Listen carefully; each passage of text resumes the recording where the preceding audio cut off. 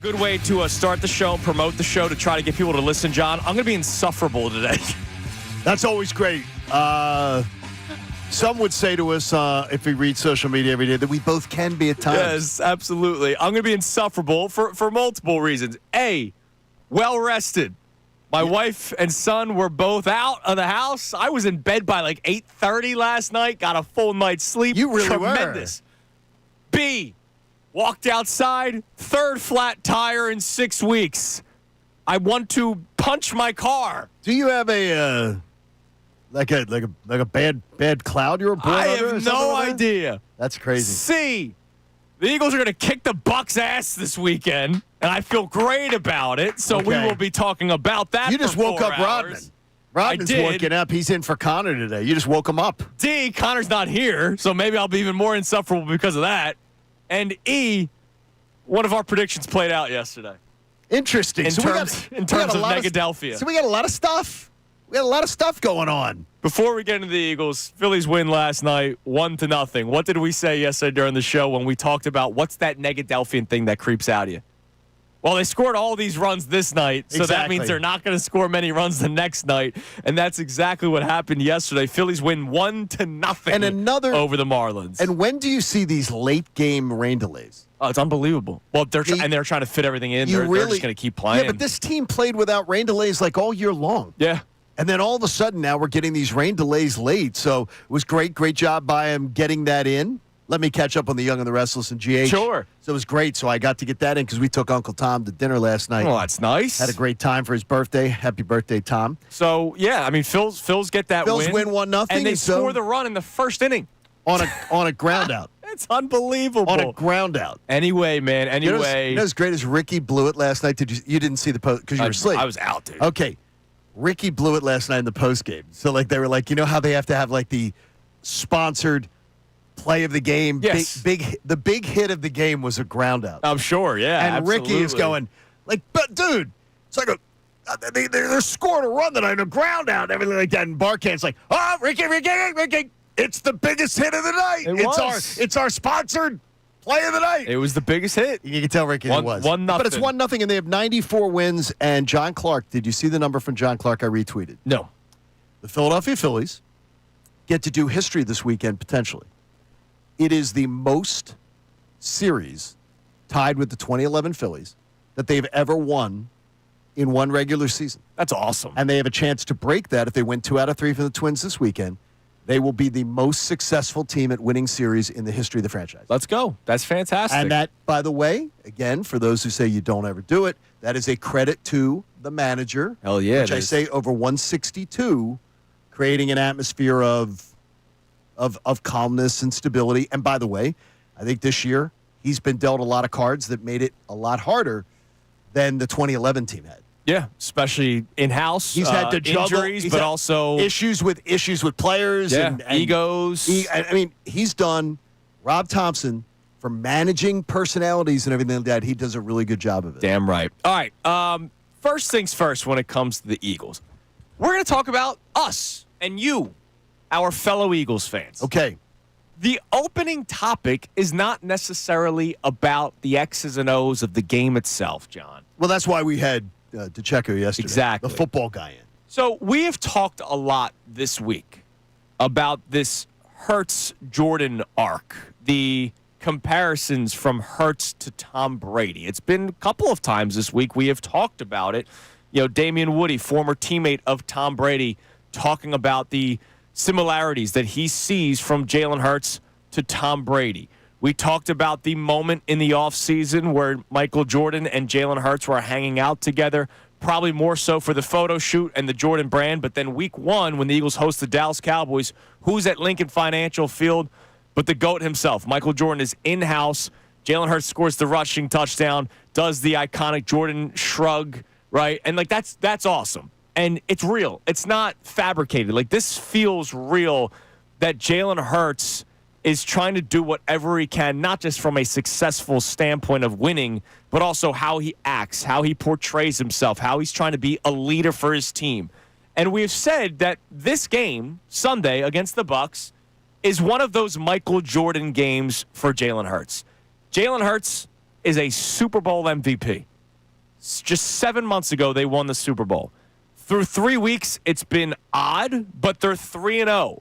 And right now, they're going to continue to try to find any way to motivate themselves to try to get back to another Super Bowl. And I know Nick Sirianni tried doing the whole baloney, oh, this is banner night? We had no idea. We're not the defending champs. Like, they're trying to ignore it, and I think that's very fabricated. This Sunday is not a fabricated storyline. Jalen Hurts and the Philadelphia Eagles, with him as the starting quarterback, are 1-4 against Todd Bowles and the Tampa Bay Buccaneers. 1-4. Those are real. Those numbers are real. That's not a fabrication. The one game that they did win, I was in attendance in Tampa, and it wasn't pretty that night either. They squeaked out a win against the Bucs that night. Now, you were going to have to Geek Boy did not get to do this yesterday. If I remember right, it's, again, a game where they sort of made the Bucs bleed out by playing defense, and it was sort of a boring game because I was in the midst of my chemo and everything. You went in my place. Yep. Thank you for that. Of course. It was a good trip. You guys had a great trip. But like they sort of put a chokehold on that offense. Yeah, it was ugly. But the Bucs like touchdown was late. Like it was a late touchdown. The game seemed closer because of the score than what it actually was. So it was a dominant win, but it wasn't a style points win. Absolutely. So it plays to the last game of no style points in September. Sure. Now, when it comes to Hurts, even though Hurts, I don't know how much more motivation he needs, right? He's the starting quarterback of the Philadelphia Eagles. That's a difficult job within itself, right? Sure. But he's also a Super Bowl MVP. Some guys get fat and happy. Clearly, Jalen Hurts does not have that in his DNA, right? He's a guy that wants to continue to win. This is one of these games where if he's looking for some sort of motivation, if he's looking for some sort of, I got to prove this guy wrong. On the overnight driving in, I heard it once again. Well, the Eagles 1-4 against Tampa. As we said last week, nobody points out the 3-0 from the Eagles to Sean McVay, Nick Sirianni versus McVay, now 4-0 after the win. Nobody points that out. What they only point out is the 1-4 against Tampa. If I'm Jalen Hurts, I'm going, all right, screw that. I'm going to go out there, make it 2-4, and it's not going to be a squeak-out win. We're going to win this game. We're going to win it handily, which is why I'm so confident going into this game. But I want to talk about the fans today, John.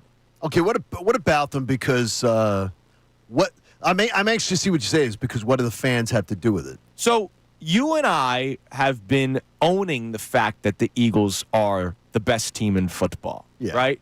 Now, you were a little bit more confident going into the season, like, no, 3-1 is the standard, not 2-2. 3 minimum. Right. Like 3 is the floor of September. But ultimately, I'm with you. Like, I was excited to start the season. Yeah. And let's go back to a conference championship. Try to get back to a Super Bowl where there's a lot of people that are like, well, I don't want to say that stuff just yet. What if injuries happen? Yeah, a lot of things can happen. We're not for predicting the Commanders. Injuries. Right. We're not predicting injuries.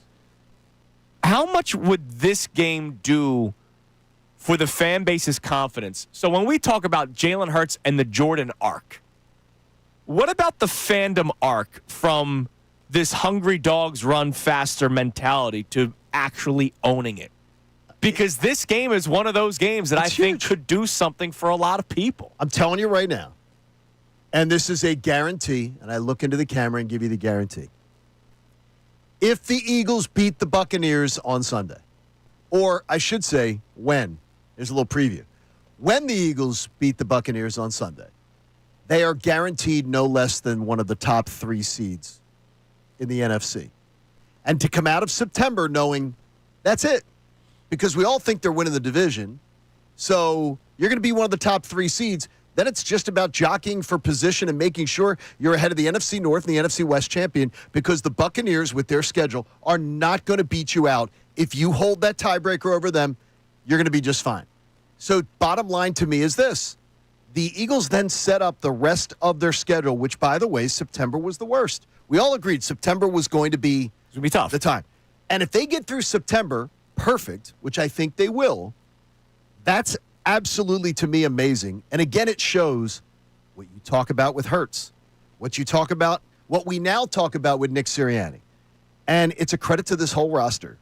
They just go about it 1 week at a time. Yeah. They do 1 week at a time. Unlike me, who looks ahead, who plans ahead, who looks at each month and starts figuring stuff out, they don't give a damn. They look at it and say, one at a time. And having that mentality is a beautiful thing for a football team. And I mean, it's going to be an amazing ride. 4-0 on Sunday would be just tremendous. So we want to talk to you, and we want to hear from you at 610-632-0975. Calls, text messages, YouTube, as always. We appreciate you. When it comes to the fandom arc, right, Hurts and Jordan, what about us? What about you? A win against the Tampa Bay Buccaneers, a 4-0 start following winning the Super Bowl. Like, this is when we start realizing, holy moly, this team is freaking good. We should have already realized that. I should say a lot of you should already have realized that. This Sunday should just add to it. So what would this game do for you? I'm not saying what would this game do for the Eagles. No. I'm asking you, what would this win, because I'm calling it for a win. You're calling it for a win.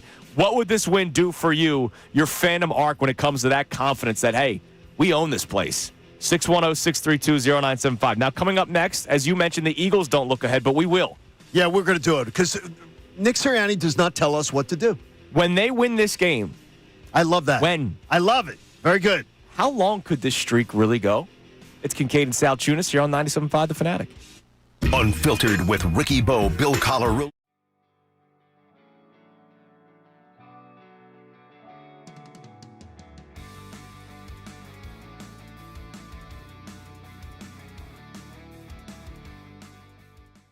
So you put out a tweet after the game that I thought perfectly sort of sums up this game.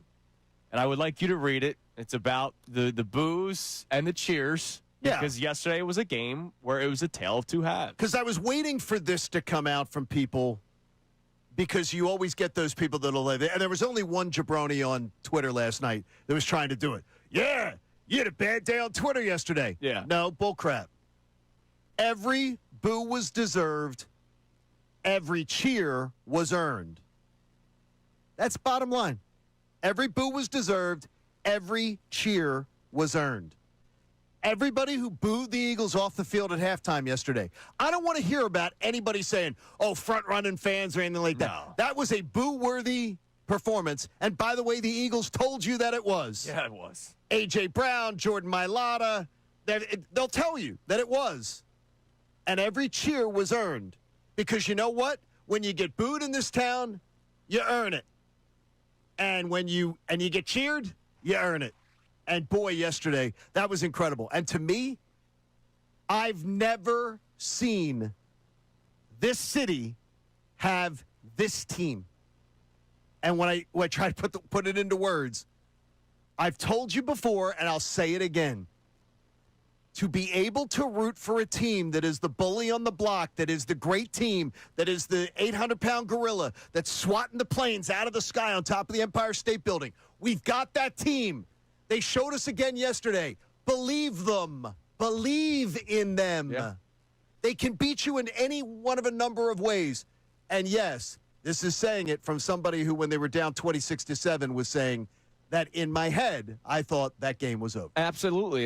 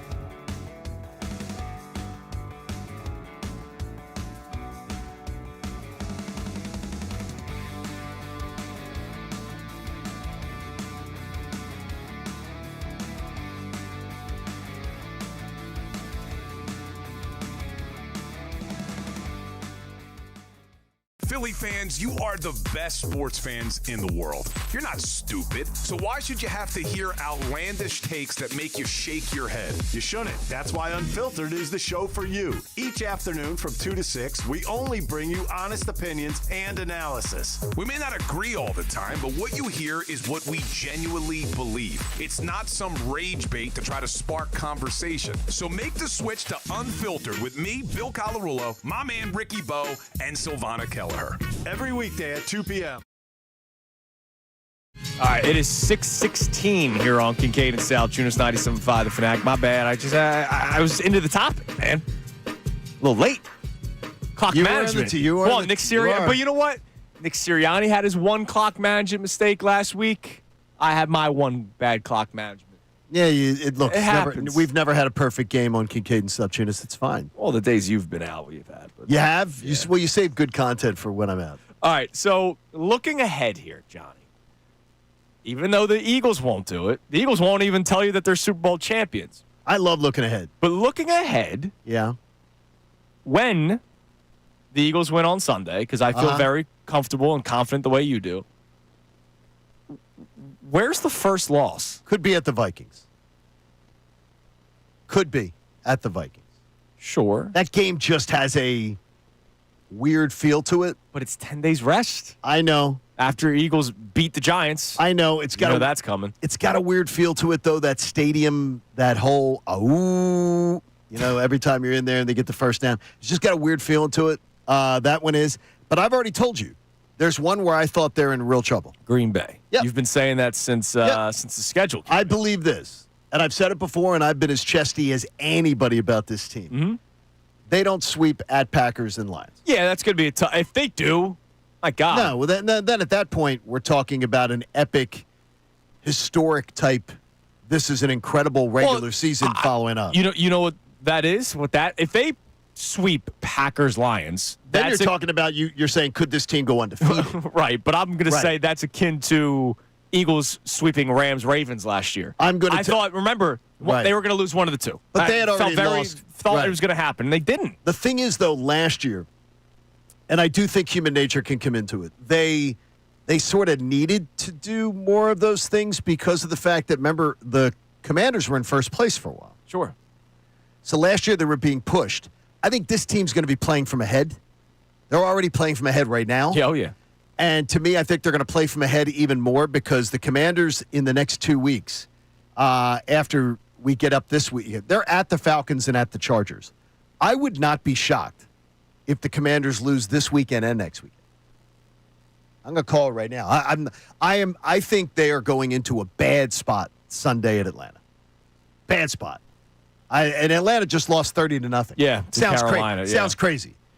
I think in my picks today I will take the Falcons. Okay, how about that? And the points. I'm not going to take them based on Right, just I merit. got you. But I wouldn't be shocked if in a few weeks we're talking about the 2-3 Commanders. All right, and in a few weeks we could be talking about 5-0 Eagles. 5-0 Eagles, And then- 6-0 Eagles against the and then- because they're going to beat the Giants. And if the Commanders somehow if the Commanders are, let's say the Commanders are 2-3. Yeah. If the Commanders are 2-3, and the Eagles are 5-0, the division's over in October. Right, because you're never going to. The Commanders aren't going to gain up that 3 many- games. Right. So the division is over at that point, and you're saying, "Oh my gosh, what are you playing for?" I never thought the division was at risk. Right. So we thought I it'd be just- comfortable, and that Yeah. the streak of no And that- back-to-back winners. I mean, we've been And that saying the- it since the schedule came out. And I said to you too, if you're in you're in one of those things where you're sharing season tickets or something.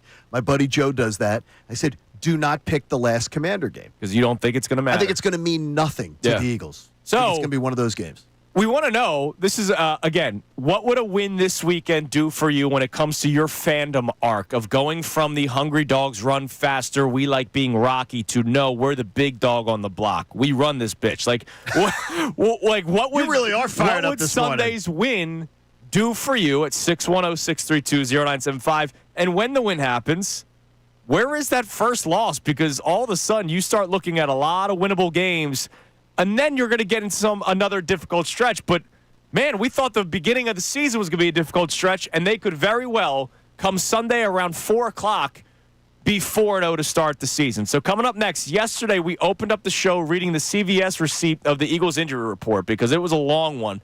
Today we get to give you good news. Did we get like $2 off our next purchase or something? No, I don't think they. 'Cause I ever- always I don't look at think they those. really ever give you discounts. No, they do. I look at them every time. Oh, no, they definitely do. Well, we'll give you the positive injury report for the Birds next. It's Kincade and Salciunas, 97.5 The Fanatic. Now on 97.5 The Fanatic Sports Update. The Phils win it after not one but two rain delays. I'm Sean Rodman, and the Phillies sit at 94 wins with 3 games to play.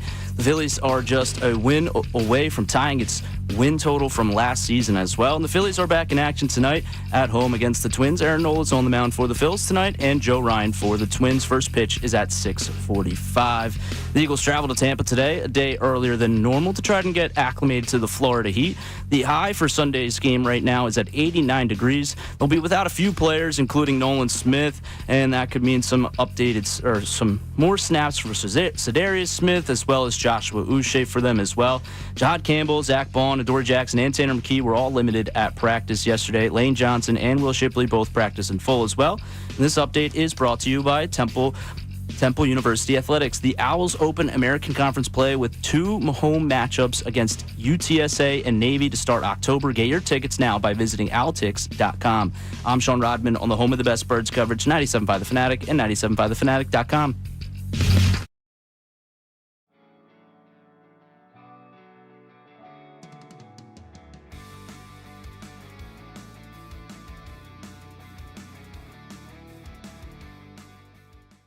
So you put out a tweet after the game that I thought perfectly sort of sums up this game. And I would like you to read it. It's about the boos and the cheers. Yeah. Because yesterday was a game where it was a tale of two halves. Because I was waiting for this to come out from people, because you always get those people that'll live. And there was only one jabroni on Twitter last night that was trying to do it. Yeah, you had a bad day on Twitter yesterday. Yeah. No, bullcrap. Every boo was deserved. Every cheer was earned. That's bottom line. Every boo was deserved. Every cheer was earned. Everybody who booed the Eagles off the field at halftime yesterday, I don't want to hear about anybody saying, oh, front-running fans or anything like that. No. That was a boo-worthy performance. And by the way, the Eagles told you that it was. Yeah, it was. A.J. Brown, Jordan Mailata, they'll tell you that it was. And every cheer was earned. Because you know what? When you get booed in this town, you earn it. And when you get cheered, you earn it. And boy, yesterday, that was incredible. And to me, I've never seen this city have this team. And when I try to put it into words, I've told you before, and I'll say it again. To be able to root for a team that is the bully on the block, that is the great team, that is the 800-pound gorilla that's swatting the planes out of the sky on top of the Empire State Building. We've got that team. They showed us again yesterday. Believe them. Believe in them. Yeah. They can beat you in any one of a number of ways. And yes, this is saying it from somebody who, when they were down 26-7, was saying that in my head, I thought that game was over. Absolutely.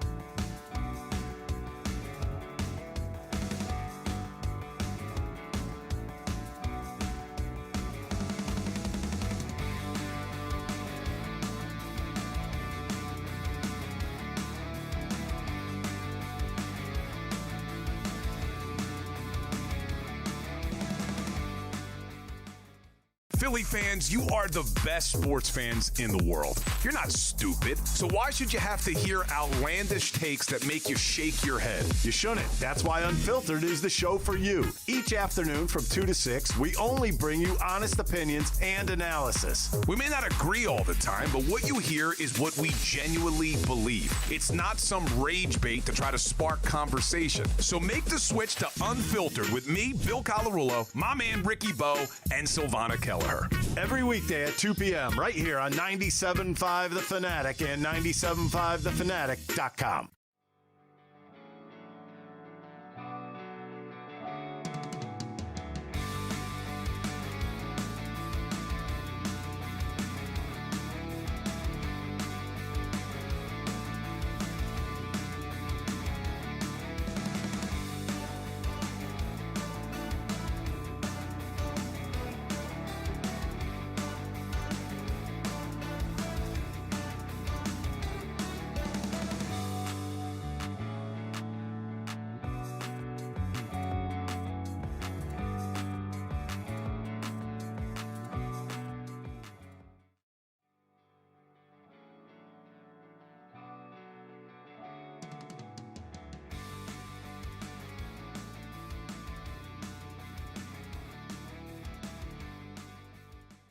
So you put out a tweet after the game that I thought perfectly sort of sums up this game.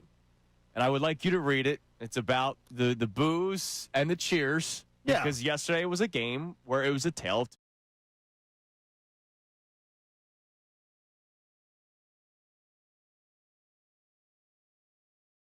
Salciunas 97.5, the Fanatic on a football championship. Undefeated Friday. Also an NL East championship Friday, as we will get into the Phillies more later on in the show, because there is plenty to get into for the Phillies as we are entering the final week of regular season play. Sorry, the final series of regular season play all across Major League Baseball.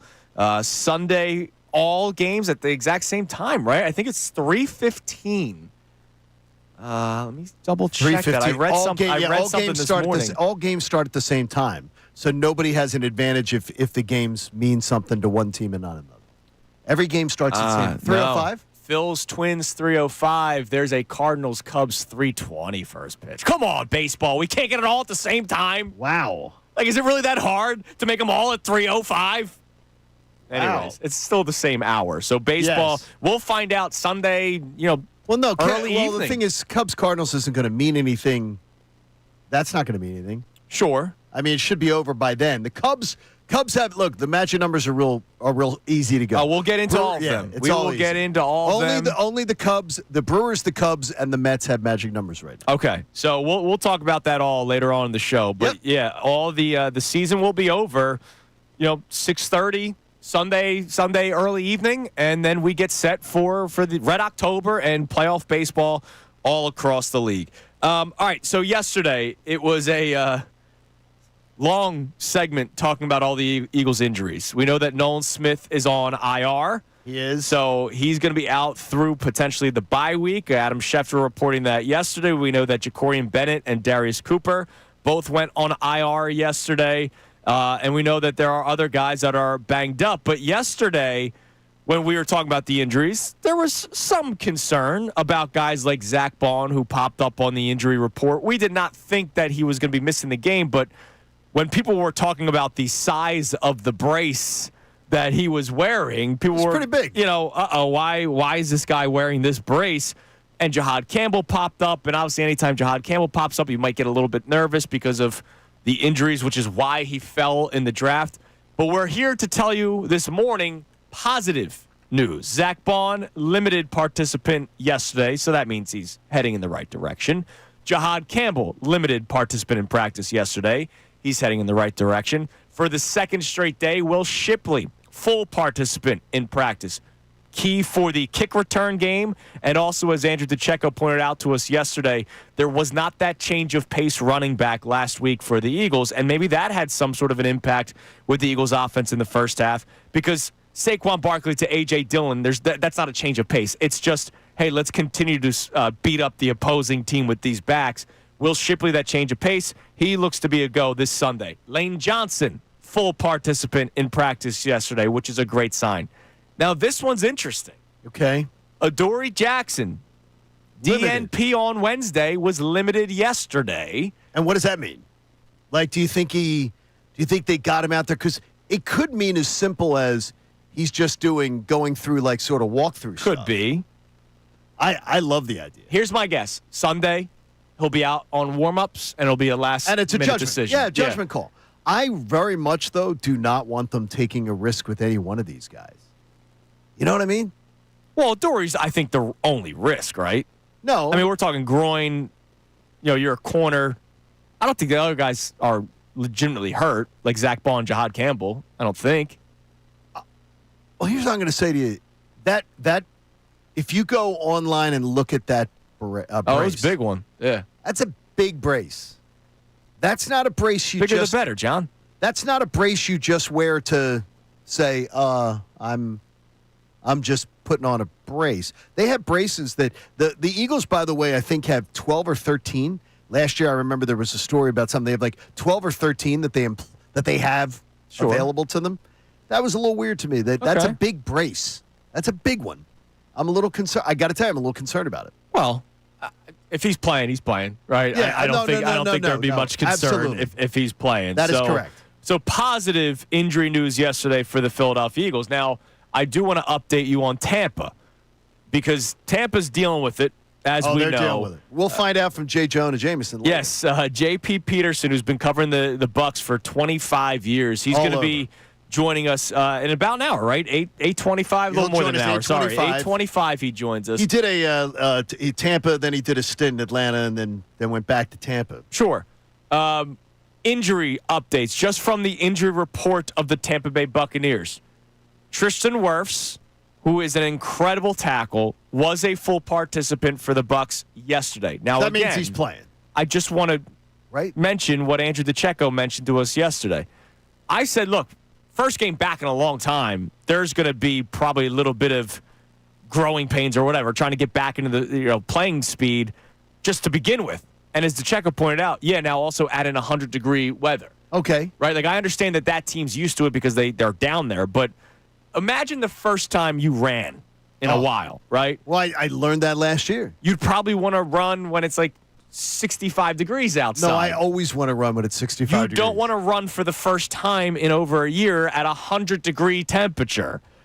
Chris Godwin, DNP at practice yesterday. That one is the one that really caught my eye. Full participant on Wednesday, did not participate yesterday. Was that a rest after the previous day, or did he feel something after Wednesday's practice? My guess, we'll get it from JP today, but my guess is that it was a very much sort of like when you saw Jalen Carter have a day off. That's my guess. Okay. Is that it's a day off. That's my guess, but I have no clue. We'll find out. But those are the two big ones. JP will know more today. We know that Mike Evans is out. We know that a lot of players are out that have been hurt. But those are the two guys, the talented players, that could be returning for the Bucs. And it'll be interesting to hear from JP later on what the status is for Chris Godwin after he was a full participant on Wednesday and did not participate yesterday. And look, maybe he did just tweak something. If you guys didn't see yesterday, Brandon Ayuk, week 6 was when they were projecting for him to come back. He had a setback. Little setback. Who knows when he comes back for the San Francisco 49ers? And look, you want these guys playing at their best and at their healthiest, as healthy as you can be in the NFL. So it's going to be interesting to see with Godwin. But ultimately, good reports yesterday for the Philadelphia Eagles where guys are coming back healthy. Our topics today that we want you to climb in on, because our next segment is when we check the text line for the first time. The number to climb in, 610-632-0975. We've been talking all week about Hurts and the comparisons to Brady, the comparisons to Michael Jordan, the Jordan arc. He's not there yet, but the arc toward Jordan. What about your Fandom arc?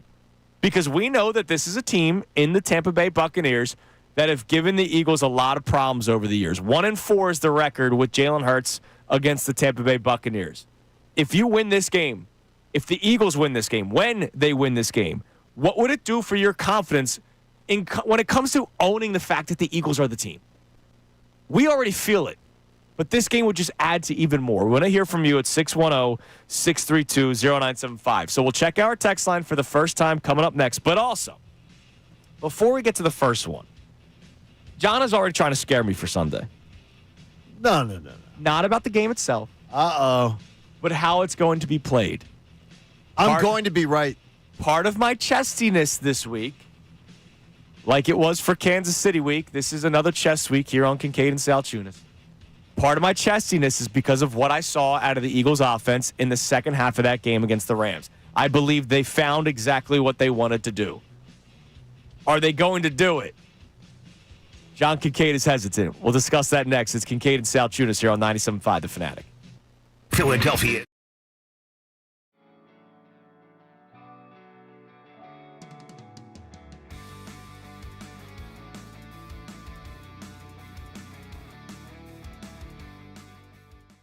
So you put out a tweet after the game that I thought perfectly sort of sums up this game.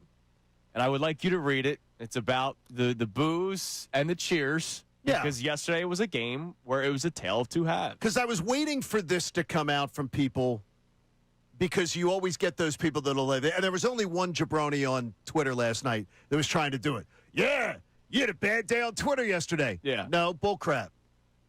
Every boo was deserved. Every cheer was earned. That's bottom line. Every boo was deserved. Every cheer was earned. Everybody who booed the Eagles off the field at halftime yesterday, I don't want to hear about anybody saying, oh, front-running fans or anything like that. No. That was a boo-worthy performance. And by the way, the Eagles told you that it was. Yeah, it was. A.J. Brown, Jordan Mailata, they'll tell you that it was. And every cheer was earned. Because you know what? When you get booed in this town, you earn it. And when you get cheered, you earn it. And boy, yesterday, that was incredible. And to me, I've never seen this city have this team. And when I try to put it into words, I've told you before, and I'll say it again. To be able to root for a team that is the bully on the block, that is the great team, that is the 800-pound gorilla that's swatting the planes out of the sky on top of the Empire State Building. We've got that team. They showed us again yesterday. Believe them. Believe in them. Yeah. They can beat you in any one of a number of ways. And yes, this is saying it from somebody who, when they were down 26-7, was saying that in my head, I thought that game was over. Absolutely.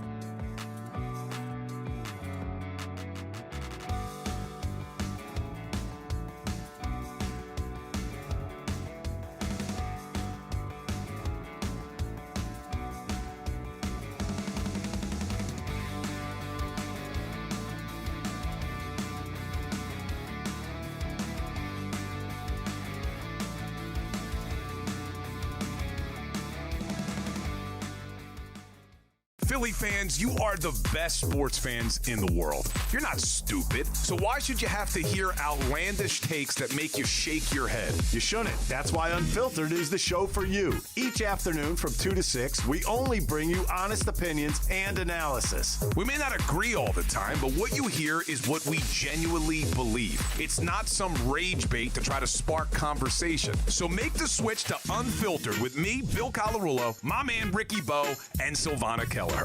Every weekday at 2 p.m. right here on 97.5 The Fanatic and 90. All right, real quick, John, before you try to scare me about how the Eagles offense will look on Sunday. Not going to scare you. Before we get to our text line at 610-632-0975, what would this win against the Bucs do for your fandom arc? Not just the Hurts Jordan arc, but your Sure. fandom arc to owning the fact that the Eagles are the best team in the NFL. I got a tweet from our man Tommy Reardon, who checks in often. Yeah, Tommy never skips chest day. You, John, you're the best guy for this to answer this question. You would know it even better than I do. I know there's reasons behind it, which is why I don't spend so much time thinking about it. But you're weird and you know these things. Yeah, no, I'm definitely weird. Tommy chimes in. There needs to be a study conducted as to why the Birds are always in Tampa. He says Philly Sports Trips, who we'll be traveling with today, is establishing a second residency. Knowing Vince, I think he is, because that's also where spring training is. It's in Clearwater. Yeah, I think Vince, look, Rizzuto, could he have connections? Maybe. Who knows? Could they strong-arm the NFL? Look, I'm not trying to draw, you know. You never know, man. But it's all. Explain it. It is the schedules are made out 8 years in advance. So 8 years in advance, you already know. You can already Google Eagles 20. Go look at Eagles 20. What is it? I'm trying to do the math right now. 2033. 2033 opponents. Man, I'm the math guy on this show. I'm actually like spacing right there in the year. Look and see. You can already see there's an opponent formula. And so you can look ahead and say, here is how it works out. It is completely random. It's not the teams itself. It's what divisions you're facing. Yes, and all so that let me kind of just stuff. give it to you here. Like, I'm going to look ahead. Let's just keep it to next year. The Eagles' schedule for next year is already set. The Eagles are going to go to Arizona. They're going to play their divisional opponents, which we already know about. They're going to go to Jacksonville next year. Every 4 years, you go to Jacksonville. Then the next 4 years later, Jacksonville will come to Philadelphia. Right. It's already set in stone. The schedule's already there. If you go to advanced schedules, you can look at it. Next year, the Rams will come to Philadelphia. Seattle will come to Philadelphia next year. Houston will come to Philadelphia. Indianapolis will come to Philadelphia. The Eagles will travel to an NFC South opponent will come to Philadelphia. And it's a first-place schedule. Whoever matches the Eagles in the NFC South. So if Tampa wins the NFC South, they're going to come here next year. Right. It's all a formula. And look, part of the reason, don't forget, Right. 2 playoff games have been in this mix of years. Right, so it where just the seems Eagles it. faced the Bucs in Tampa both times, right? The one against Brady, hurts Right. his first year, Brady. and then 2023 when the collapse happened. So whoever wins the NFC South, whatever you finish in your division, the NFC South person will come here. The Eagles will travel to the NFC North Right. champion. So there's a formula. Probably Detroit, it's already there as a formula, and you're going to see that one. And then one team in the NFC North will come here, too. But it is just weird that they play the Bucs in Tampa all the time, and they play the Chiefs every year, obviously because of Super Bowls. That's part of it. And by the way, next year, the Eagles already 2 great trips. When you're thinking about Philly Sports Trips, who we'll travel with this weekend. Sure. At Arizona is a great trip. They've got that on lockdown. It's spectacular. And at Nashville. Yeah, that's going to be cool against the Titans. Next year. That's a win. If you've never been to Nashville, it is absolutely a must. You will love Nashville. All right. Why do you believe the Eagles' offense will be conservative again this Sunday? Because I believe it's going to be all over again. Why? And it's just a hunch. Because here's what I think. On one hand, this pisses me off. But on the other hand, I respect it because it's how much I respect what the Eagles have accomplished. But I thoroughly expect that in the first half of that game on Sunday, we are going to see the Eagles out there banging their heads against the wall, trying to establish the run, just like they have in the other 3 games of this season so far. I am so convinced of it, and we will all be there together. And I know it's going to happen. I do not believe that they are going to go, wow, light bulb moment. We looked so prolific in the second half. Why? Because it's not how they want to play. And it's not how they want to play. And here's why I respect it. They're the ones that know how to win all these games. They're the ones that know how to sustain this winning. Whatever they know about this team that's more than we know, they feel this is the best way for them to win. And they also probably feel it's the best way for a young defense to maybe be at its best with its young legs in the second half by not burning them out early. So again, on one hand, it pisses me off. On another hand, I respect it. I truly believe that Sunday afternoon we are going to see them attempt to attack the Buccaneers with a game plan that is extremely similar to the first 3 weeks. Extremely similar. Well, I hope that's not the case. Now, look, the thing is, though, here's what I'm going to tell you. I think it's got a really good chance to work. No, I understand. I think it's got a but chance to work. I want them to build off of what we saw in the second half of week 3. Well, I want to see them starting to build off it. I maybe understand not they every will. week dictates that, but Well, maybe if, like Jordan Mailata saying the other day, we're one block away. And when you hear that, it's like we're one block away. We're just missing clicking. We're almost there. That tells me they know we'll get this thing worked out. But And I heard that in 2023, man. Like I heard AJ. I still remember AJ Brown saying we were one block away from a 3rd and 10 wide receiver bubble screen to get a first down. Like I don't care about one block away. Like when the calls are the calls, I don't have to like it. Right? I get you. Right? We all have preferences. I'm not saying I need chunk play after chunk play after chunk play. And you know me, I'm pro game manager. I'm pro boring offense, but it can't be. The entire game can't be the first half of the Rams game every single week. It's got to be more of what you saw in the second half, which will then open up the ground game more. The reason why they can't run the football is because they're just loading the box. Or they have tried to. They haven't done. I think the short passing game can also loosen things up for the run game too. I'm going to tell you right now, Sunday. I believe Saquon Barkley's going to have his best game of the year. Over-under's only 81.5 for his rushing yards. Best game of the year. I don't think it's been 81.5 since he's been with the Giants, honestly. All right, Sean Rodman producing the show today. Connor's going to be doing the midday show with Ray Dunn today, as they will be doing the show from Sixers Media Day. Sean, what do we got on the text line about any of our topics this morning at 610-632-0975? Some of the confidence texts are kind of going back and forth on some of these. Interesting. But David checking in says, if the Eagles win Sunday, they're going undefeated. If they lose, they're losing every game here on out. That's how much my confidence fluctuates every Eagles game. And so now this That's is interesting. incredible. But this is interesting. This is why I thought I was like just a little too in the clouds yesterday thinking about this topic. But I'm glad that that's our first text. The Hurts-Jordan arc, I'm talking about us. I'm not talking about the team anymore. I'm talking about you, the Eagles fan, our fellow Birds fan. If they win on Sunday, I love that he has that confidence of they're going to win every single game. Thank you. But if they lose on Sunday, which I highly doubt, I'm not going to all of a sudden say, I'm not either. Man, this is going to be really bad the rest of the way just because it's not looked pretty the first 3 weeks. Like, I don't believe this is the 2023 Eagles. Despite a lot of the mentioning of it so far through the first 3 weeks of the season, I don't think it's going to be that bad. This team's battle-tested. They've won. They're champions. I don't believe it's going to have that downward spiral. But it's crazy that he has that opinion. I just don't want to give up the conference loss. So that's why I just don't – I don't see it happening. And I think when you talk about the revenge tour that the Chiefs tried to pull off, that the Rams tried to pull off, this is it for the Eagles. This is what we talked about a little bit. I think this is the revenge game for the Eagles. All right, give us another one, Sean. All right. Troy from Lancaster checking in says, if we can win this game and start this season 4-0 with this tough schedule, we are definitely a Super Bowl contender. Praying the Bucs don't dog walk us like usual. Did he say contender? Yeah, they're Super Bowl contenders right now. Wait. They were Super Bowl contenders in May, in June, July, August, September 1st, September 20th, September 25th. Like, who are the Super Bowl contender?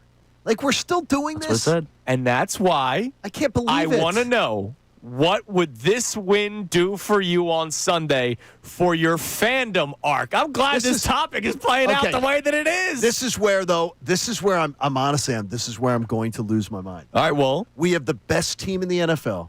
We are the Super Bowl champions. And people are going, if we win this game, and you know what they do? They keep just doing this and this, and every week they just keep moving the goalpost. And they're the same people that on Twitter, it's like, well, I 2-2 would be fine in September. All right. And maybe they could go 3-1. They're so scared to be great. Don't be scared to be great. Well, that's Don't why be we're having this scared. topic, John. That's why we're discussing it. So coming up next, we'll check more on the text line, 610-632-0975. I know What how would Dr. this Phil had a win- show for so long. What would this win do for your fandom arc? My God. From Hungry Dogs Run Faster Oh, no. to Here we I'm go. the big dog and I'm going to eat your little wimpy dog. You know, I blame that. I do blame that. I Might blame be. it completely. Now, you mentioned the conservative offense. Tim McManus was on Unfiltered yesterday. I gave him a hug the other day. And talked about how the Eagles offense matches up with Todd Bowles and the Buccaneers defense. You'll hear from T-Mac coming up next. It's Kincade and Salciunas, 97.5 The Fanatic. Now on 97.5 The Fanatic Sports Update. The Phils win it after not one but two rain delays. I'm Sean Rodman, and the Phillies sit at 94 wins with 3 games to play. The Phillies are just a win away from tying its win total from last season. They are back in action tonight at home against the Twins. Aaron Nola is on the mound for the Phils tonight, and Joe Ryan for the Twins. First pitch is at 6:45. Eagles traveled to Tampa today, a day earlier than normal. They usually travel on Saturdays, and they're trying to get acclimated to that Florida heat. The high for Sunday's game right now is sitting at 89 degrees.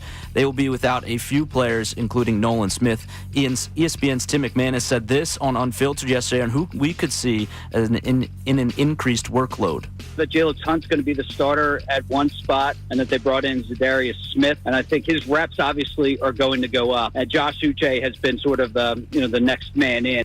Smith will be out at least 4 weeks as he's on the IR. Jahad Campbell, Zach Bond, Adoree Jackson, and Tanner McKee were all limited at practice yesterday. Leighton Johnson and Will Shipley both practiced in full.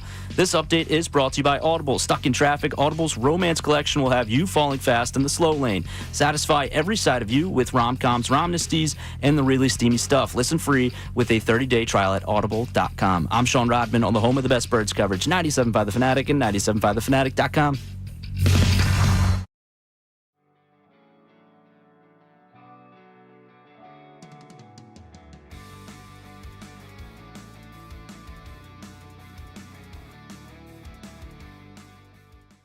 So you put out a tweet after the game that I thought perfectly sort of sums up this game.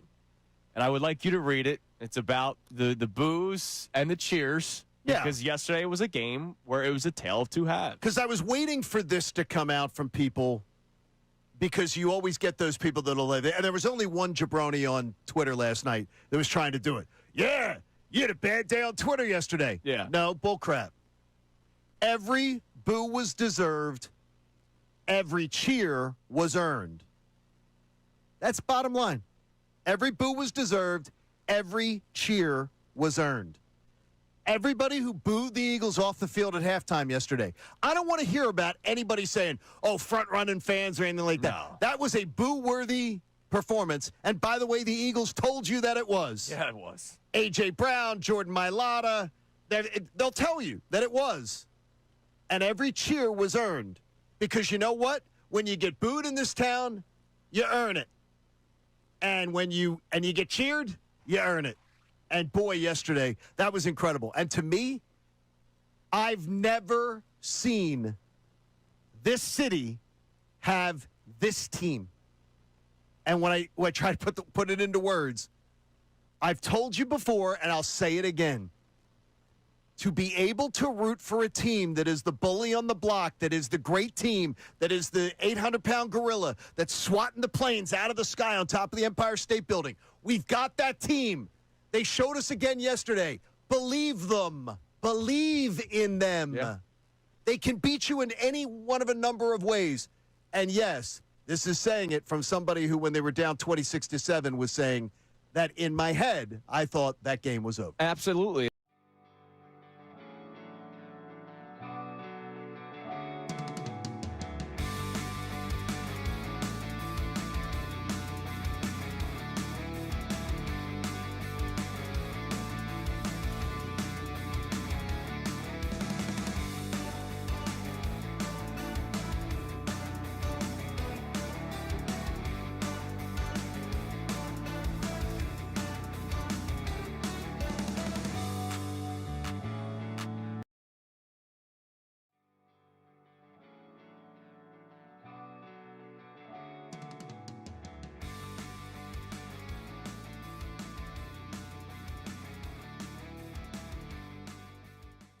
I think it was the craziest Eagles game I've ever seen. And I am a lot older than you, in case you haven't figured that one out. That is the craziest Eagles game I've ever seen. In the fact that I think that was the worst first half I arguably have ever seen the Eagles play offensively as long as I've watched them. And that was the most amazing second half turnaround that I potentially have ever seen. The one game I'll rival is Eagles-Giants miracle at the Meadowlands, the multiple touchdowns Which in was the third, the fourth Michael quarter. Vick fourth yeah, quarter. Deshaun Jackson punt Which was return. crazy. Yeah. That was the problem is that the Eagles were in that other game didn't look as inept. The Giants defense had actually held them down in that Giant game. And in this first half yesterday, they looked inept. No, they looked inept and until Jalen Hurts just had to take charge. And nothing makes me happier.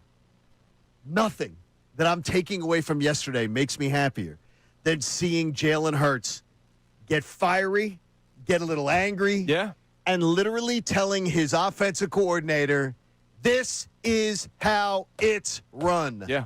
Period. No spin job, no nothing. This is how it's run. You don't have to be a lip reader to be able to see what he said. Yeah, it was pretty clear. And Kevin Patullo was the student, and the quarterback was the teacher. And everything changed. And you know what? During your 50 days of therapy, because 50 days before kickoff, John Kincade had a random word. Back to our text line momentarily. It's been a very interesting start to the show, talking about what this game would do for you, the fandom arc from not just wanting to be Rocky, but wanting to be Apollo before Rocky, right? Like wanting to be the best, wanting to not always be the underdog. And so far, our first couple text messages, people aren't ready for it yet, but we'll get back to our text line at 610-632-0975. But I want to play something for you. Tim McManus was on Unfiltered yesterday, and obviously one of the big talking points going into this Sunday's game is about how Jalen Hurts has not looked great against Todd Bowles and the Tampa Bay Buccaneers, or as I should say, maybe the entire Eagles team has not looked good against Todd Bowles and the Tampa Bay Buccaneers. 1-4 with Jalen Hurts as the quarterback against Tampa, and the one win was the Monday night game there at Raymond James Stadium. Here was T-Mac yesterday talking about how this Eagles offense matches up with Todd Bowles. I mean, it's been tough for Hurts. You don't look up very often and see a 1-4 record next to his name, and it's just been tough sledding against the Bucs and Todd Bowles. And a lot of it has to do with the blitz rate that he faces. And 46% of his dropbacks, Bill, he's facing a blitz. That is 10% points higher than the average that Hurts faces throughout the course of the season. So we know that what they like to do is heat him up, and we've actually seen somewhat of a blueprint of that really through the early portion of this year where teams are throwing a lot of blitzes at him. One thing that the Eagles have going for them this time around is, there's been a couple matchups when they faced the Bucs where they haven't had A.J. Brown. And Brown had that breakout second half against the Rams. Feels like he's starting to heat up, and that's obviously such a huge problem solver for an offense, as you saw in that second half where just if you can get him on one-on-one situations, get him isolated to one side of the field, and just let him work, that good things tend to happen. And so this is a defense that, it has really good players on all three levels. Even the presence of Vita Vea makes it a little bit more difficult for the Eagles to execute their QB sneak play, puts another wrinkle in there. They present a really big challenge, but I think because the Eagles are getting closer to full bore there on offense, that they have a good chance to help problem solve what's been a huge issue for this team. I think one thing that's important to point out is you're listening to 97.5, The Fanatic, WPEN, HD1, Burlington, Philadelphia, AP's and Music Station, broadcasting live from the Comcast Business Studio, powering possibilities. What T-Mac said earlier in that clip about how what Todd Bowles and the Buccaneers have done against the Eagles, you're starting to see a lot of teams seem to replicate that through the first 3 weeks, sending a lot of pressure. Sure. And I know the first half was bad against the Rams, but it's not like they eased up on the pressure in the second half. I know that the game wasn't great against the Chiefs, but Hurts was efficient. I understand that the second half against the Cowboys was horrible, but the first half, when the Cowboys were sending pressure, the Eagles' offense was good. So maybe through 3 weeks, and especially that second half performance against the Rams, maybe they found something to go up against the blitz, against the pressure. You only get better at seeing things, right? Absolutely. And if you're seeing the same thing, and I get it's not copy paste like the way the Rams blitz is the way the Chiefs blitz is the way the Cowboys blitz and is the way the Bucks blitz, right? Like they all have different ways they disguise blitz packages and they all send guys at different times. I understand it, but once you start seeing more and more and more of it, maybe Jalen Hurts gets more and more comfortable and more aware of it, which then maybe just even adds to my confidence going into Sunday as long as he's seeing it well early on. Well, the one thing is I don't think Jalen has looked uncomfortable against the blitz. I don't think so either. Like, I think it's just the play calls to go up against it have necessarily been – they haven't been great. And that's where I get it. Yeah, so look, I feel very confident that Jalen and them are going to be able to come up with something, and you better come up with something again, or we're going to have problems with the offensive coordinator not being able to deliver on what he's supposed to be doing. All right. First and foremost, before we get back to our text line, I wanted to do this right at 7 o'clock. I mentioned how Connor is doing middays today with Ray Dunn. You know, did I hear something about like there's somebody moving in? Yes. Very excited. Very excited. It was announced yesterday on Unfiltered, starting Monday morning at 10 o'clock. How'd they keep this under wraps? With Marks. Well, not as many people are leaking out information. Yeah, it's amazing. Middays with Marks. John Marks making his return to 97.5 The Fanatic. I've heard about this kid. I'm very excited. John was a mentor of mine when I was an intern here at the Fanatic 11 years ago. I can't believe it's been, he said yesterday, I was listening to the announcement, it's been 8 or 9 years since his time here at the Fanatic. I can't believe that. It's been 8 or 9 years since he's been here? Yeah, I can't believe how much time has gone by since he's last been here at the Fanatic. So I'm really excited. It was cool to hear it when I was listening in my car yesterday. It's going to be cool to see him in this building again. I know the talent that he is. He's very talented. I'm excited, and he's meant a lot to me in my career. What are people going to expect? With John coming in here, man. And I'm hearing things. I'm hearing like there's going to be like Amy's not going anywhere, so Amy's going to be jumping in and out. But I'm hearing like it's going to be like the Tonight Show. Well, it's not going to be like the Tonight Show necessarily, but it's going to be like guests, like coming in and out. Yep.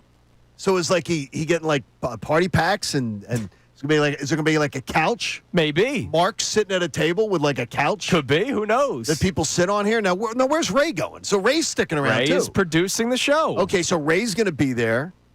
It'll be like Andy Richter. We'll be sitting there with Conan. Sure. All right, good. So that's in the mix there. He's gonna be able to handle Ray. Yes, he'll be able to handle Ray. The question is, can Ray handle John? We'll find. Is that gonna be a little interesting? No. I love it. I love it. Good. It's gonna be great. So we're really excited. Did you produce John? I definitely filled in. Okay, you did like fill in producing ages ago. John. Yeah, he used to do weekends too. The John and Sean show used to be Saturday mornings as well. And you know, when you're first coming into the business, you're doing weekends. I saw Sean out in the golf course. So yeah, I produced John probably a decade ago. So really excited. Great news for the station. I think people and that were starts Monday morning. Very positive last night on social media. Yes. And you know, social media is a very, very positive place. Oh, yeah, it's a great place for positivity. So it's very, very nice to see the reaction. If you ever need a boost of happiness, go to social media. That's great, and John will be here Monday. Yep, looking forward to it. We won't see him, though. We'll be in Tampa doing the show live from a Beasley station in Tampa. So Monday morning, just to let you guys know, when we do the show, we will be on YouTube. It's going to be a different setup. We're going to be zooming in through our laptops or your iPad. Right. But we'll be doing the show just from Tampa after we are in attendance for the game on Sunday. So Monday's going to be fun for us, and then we'll see Johnny on Tuesday. All right, Sean, what do we got on the text line this morning at 610-632-0975? All right, there's a little bit more confidence with some people. Colby from Central PA checking in. He says, in order to answer this question, I have to think about what the loss would mean for me versus the Bucs. Nothing. I know what this team can do, and one loss to any team across the NFL doesn't affect my confidence. When they win, I will move on to the next opponent with a snarl of intimidation. So that guy's already That's Colby, there, right? Yes. Colby's already there. Colby doesn't need the arc. He's already there, man. Yeah, I don't have to check if Colby's testosterone level does not have to be checked by Dr. Avidan Appel. That's a man. That's a man who knows how to text in. I'm just so scared. Wait, that's not a man thing. Yeah, that is a manly tweet. Here. That Come tweet, on, man. That tweet has chest hair coming through Rodman's phone. Come on, man. That is it. I'm not scared. I'm so scared. If they lose this game, it could be a problem. They might be able to beat the Bucs. I'm so tired of the low testosterone tweets and texts. I got to tell you. It's Dr. Avi Donapel. No wonder he has such a successful business. Damn right. Seriously. But I love that. Like, I love that Colby. job. Colby doesn't need more. Colby, Again, my our man. topic today at My man. 610-632-0975. What would a win this Sunday do for your fandom arc? Going away from the hungry dogs run faster, Yeah. but I'm the full dog that's always looking for more. I'm the big dog on this campus. Get What me else we my got, underdog Sean? mask. What else we got? All right, no name on this one, but along the lines with Colby saying someone going, somebody is going to go undefeated someday. It's inevitable. Why not us? Yeah, like, I'm not going to go that far. Yeah, but I'm not going there. I don't have the guts to do that. Then I'm you not- need wait a then you minute, need a wait testosterone Hey, boost. Dr. Appel, we can talk. Yeah, I need something. I need one of those shots. Yeah, look, I'm not ready to go undefeated. No. I'm not there yet. Let's not be that. Look, you said chest day all the time. Yes. I'm not that chesty. We'll get there when we get there. Let's now, not do that. Now, speaking of undefeated, just something real quick. You emailed me that you believe the Eagles' defense is undefeated so far this year. Yeah, I think the Eagles' defense has won every game for this team. I mean, if you think about it, I think it's the Eagles' defense that has won every game. The Cowboys game with 2 minutes to go. Is there any doubt that if CeeDee Lamb catches that ball, that they either bleed out the clock or the Cowboys could have won that game? Yeah, the Cowboys very well could have won that game. And we're not getting the ball back in that game. The Eagles' defense making plays when it needed to be made. But they didn't make plays. CeeDee Lamb dropped the wait a minute. Whoa, that was great coverage. There was one that one was terrible. Literally, one was in his hands. It would have, and it would have been a touchdown. It was within the 10-yard line. He would have scored. The Eagles have played incredible second half defense. Like incredible. They are the second best points allowed defense in the second half of the NFL. To me, we've been calling on the defense to win you every game. And honestly, even though it was a quote unquote special teams, we counted on Carter and Davis last week to make 2 plays that they needed to make to win that game because they had dug themselves such a big hole. Yeah, but I think it's honestly, I think week 2, I could say that was the defense's win against the Chiefs. But I think collaborative effort, man. I'm serious because, like, you think that was an offensive win week 1? I mean, week 2 at Kansas City? No, defense was the week 2 winner. Okay. The other weeks, collaborative. Like, the defense was getting gashed early on against the Cowboys, and the Eagles had to keep up, right? And then this past Sunday, like, I understand how bad the first half was, but you don't win that game until the offense wakes up, and they woke up and they were dominant. Like 3 touchdowns for Jalen Hurts in the second half, man. Okay, what the defense did was hold the Rams, even though the 6 possessions they scored in, they kept getting great field position. Rams, by the way, last Sunday, they started with the best average field position in the NFL. That's on Clay and the special teams unit, and that's on the Eagles offense being so crappy that the Rams started with the best field position of any team of all the games in the NFL last week. And the Eagles defense held up enough, kept holding them to field goals or stopping them, that allowed the offense to have a chance. And they still needed Carter and Davis to make 2 amazing blocks to be able to win that game. I think the defense has won them every game. I think the defense gets the number 1 nod. And I want to see the offense win this team a game. And I do believe you're going to see the offense win them a game. Well, coming up next, can the Eagles even rely on the defense to win them a game on Sunday? What will the team do without Nolan Smith? Tasty. We'll have some insight on that for you coming up next. It's Kincade and Salciunas, 97.5, The Fanatic. The Fanatic's Andrew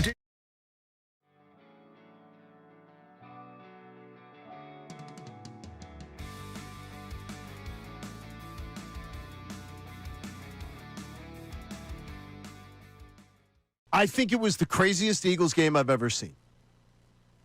And I am a lot older than you, in case you haven't figured that one out. That is the craziest Eagles game I've ever seen. In the fact that I think that was the worst first half I arguably have ever seen the Eagles play offensively as long as I've watched them. And that was the most amazing second half turnaround that I potentially have ever seen. The one game I'll rival is Eagles-Giants, miracle at the Meadowlands, the multiple touchdowns which in was the Michael quarter. Vick fourth quarter. Deshaun Jackson punt which was return. crazy. Yeah. That was the problem is that the Eagles were in that other game didn't look as inept. The Giants defense had actually held them down in that Giant game. And in this first half yesterday, they looked inept. No, they looked inept and until Jalen Hurts just had to take charge. And nothing makes me happier. Nothing that I'm taking away from yesterday makes me happier than seeing Jalen Hurts get fiery, get a little angry, Yeah. and literally telling his offensive coordinator, this is how it's run. Yeah. Period. No spin job, no nothing. This is how it's run. You don't have to be a lip reader to be able to see what he said. Yeah, it was pretty clear.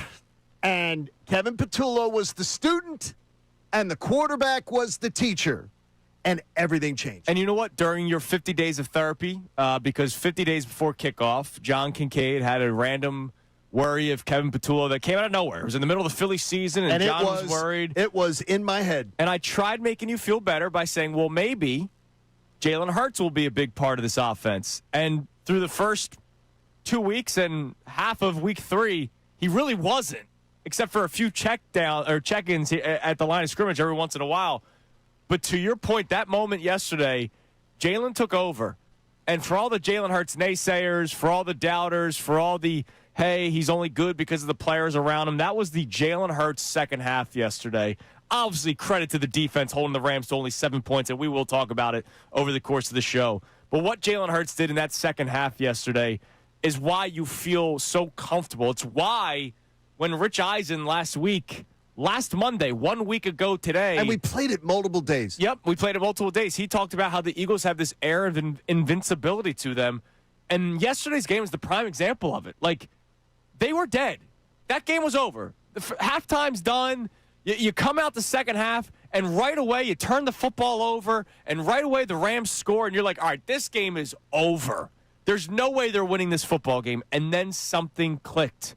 Something clicked defensively. Something clicked offensively.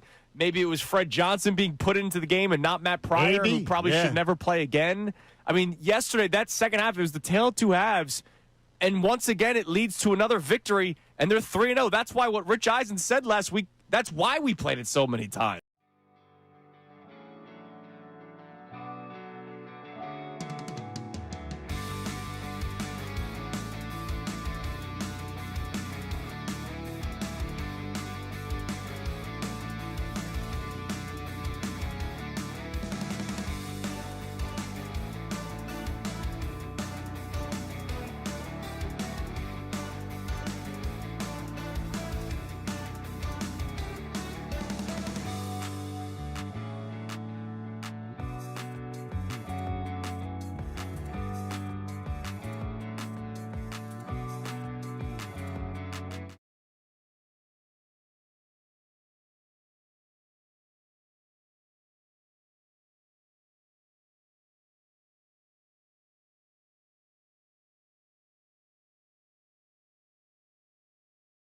On Kincade and Salciunas, 97.5, the Fanatic on this undefeated championship football Friday. Love it. By the way, I Love just saw Marx's couch being brought in. Oh, He really did. He's got like a couch coming in Well, as he should, man. and a desk. I mean, seriously, it's like, We got a new show starting Monday morning. We got to do it up. God, I'm telling you. All right, we'll get back to our text messages about the Fandom arc. The Fandom arc to being the confident fan, to owning the fact that your team is great. We'll do that come up in a little bit. But can the Eagles rely on the defense to win them another game? You believe it's 3-0.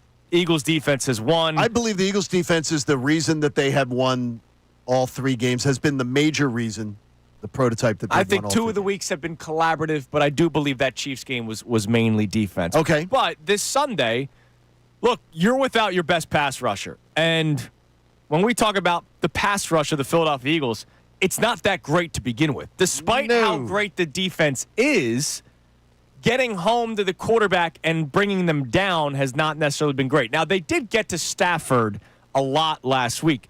Sack total wasn't up, but quarterback hurries, quarterback hits, like they did make Matthew Stafford uncomfortable, especially in the second half of that game. By the way, he talked about it. Yeah, he was uncomfortable. And he said that it wasn't not necessarily getting hit against that team.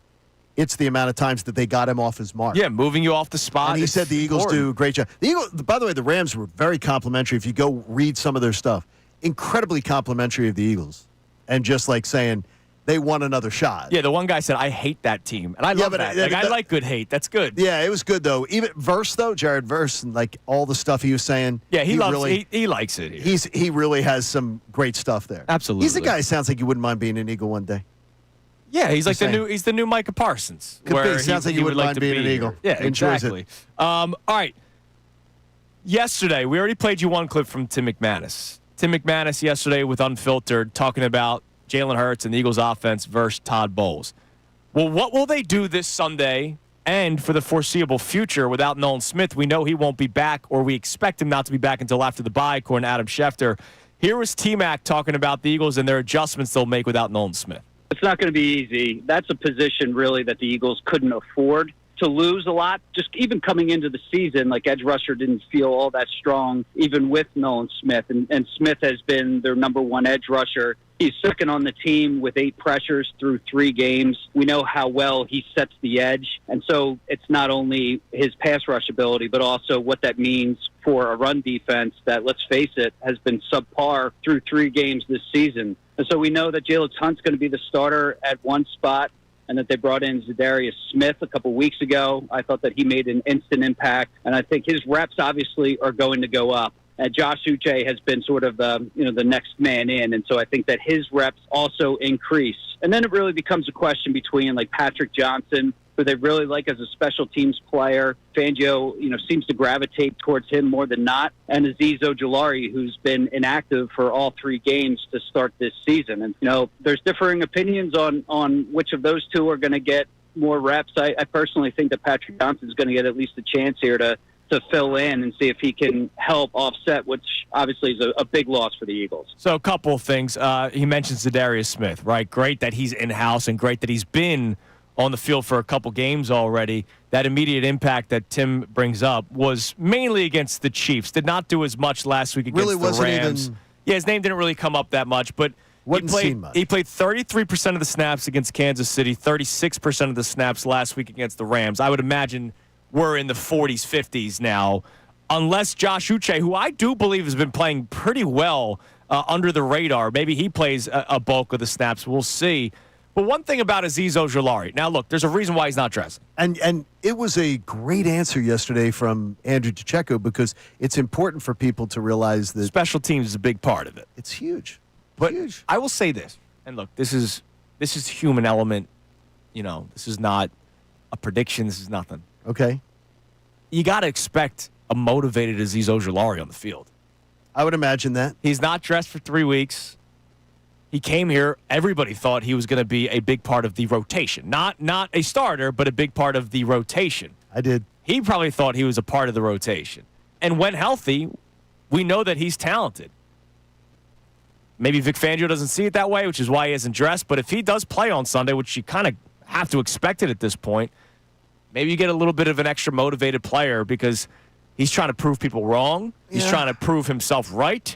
And he's trying to make himself active moving forward. Well, you can't. You have to, without the special teams angle being there, as Andrew DiCecco pointed out to us yesterday. Then he has to win one of the spots that gets him where he can just be. He hasn't done that yet. Right.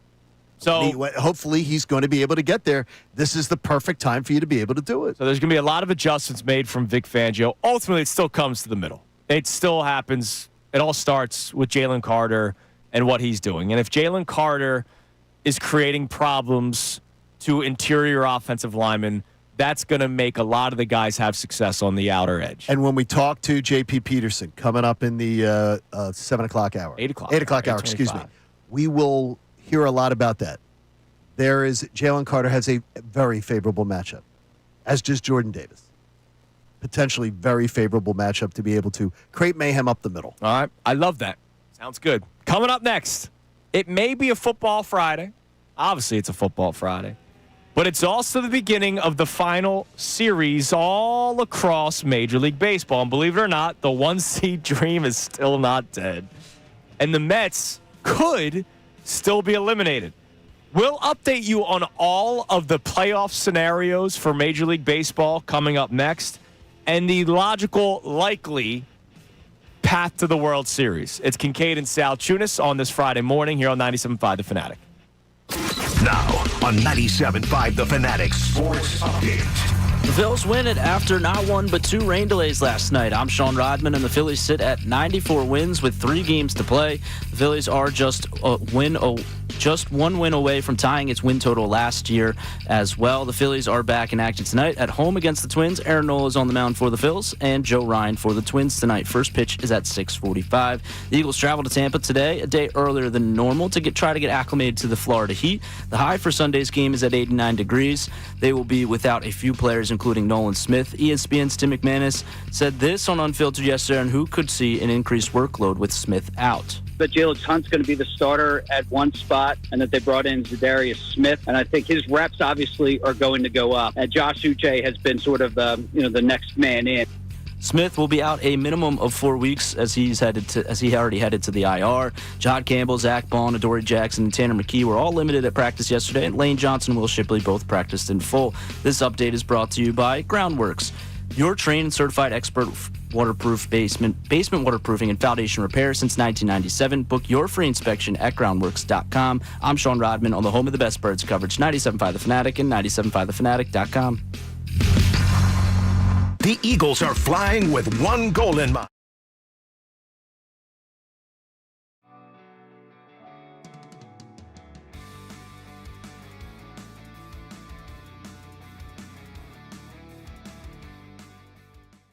I think it was the craziest Eagles game I've ever seen. And I am a lot older than you, in case you haven't figured that one out. That is the craziest Eagles game I've ever seen, in the fact that I think that was the worst first half I arguably have ever seen the Eagles play offensively as long as I've watched them. And that was the most amazing second half turnaround that I potentially have ever seen. The one game I'll rival is Eagles-Giants miracle at the Meadowlands, the multiple touchdowns, which was the Michael quarter. Vick fourth yeah, quarter, Deshaun Jackson punt which was return. crazy. Yeah, that was the problem is that the Eagles were in that other game didn't look as inept. The Giants' defense had actually held them down in that Giant game. And in this first half yesterday, they looked inept. No, they looked inept, and until Jalen Hurts just had to take charge. And nothing makes me happier. Nothing that I'm taking away from yesterday makes me happier than seeing Jalen Hurts get fiery, get a little angry, and literally telling his offensive coordinator, this is how it's run. Yeah. Period. No spin job, no nothing. This is how it's run. You don't have to be a lip reader to be able to see what he said. Yeah, it was pretty clear. And Kevin Patullo was the student, and the quarterback was the teacher, and everything changed. And you know what? During your 50 days of therapy, because 50 days before kickoff, John Kincade had a random worry of Kevin Patullo that came out of nowhere. It was in the middle of the Phillies season, and John was worried. It was in my head. And I tried making you feel better by saying, well, maybe Jalen Hurts will be a big part of this offense. And through the first 2 weeks and half of week 3, he really wasn't, except for a few check-ins at the line of scrimmage every once in a while. But to your point, that moment yesterday, Jalen took over. And for all the Jalen Hurts naysayers, for all the doubters, for all the, hey, he's only good because of the players around him, that was the Jalen Hurts second half yesterday. Obviously, credit to the defense holding the Rams to only 7 points, and we will talk about it over the course of the show. But what Jalen Hurts did in that second half yesterday is why you feel so comfortable. It's why when Rich Eisen last Monday, 1 week ago today. And we played it multiple days. Yep, we played it multiple days. He talked about how the Eagles have this air of invincibility to them. And yesterday's game was the prime example of it. Like, they were dead. That game was over. The halftime's done. You come out the second half, and right away you turn the football over, and right away the Rams score, and you're like, all right, this game is over. There's no way they're winning this football game. And then something clicked. Something clicked defensively. Something clicked offensively. Maybe it was Fred Johnson being put into the game and not Matt Pryor, who probably should never play again. I mean, yesterday, that second half, it was the tale of two halves. And once again, it leads to another victory, and they're 3-0. That's why what Rich Eisen said last week, that's why we played it so many times.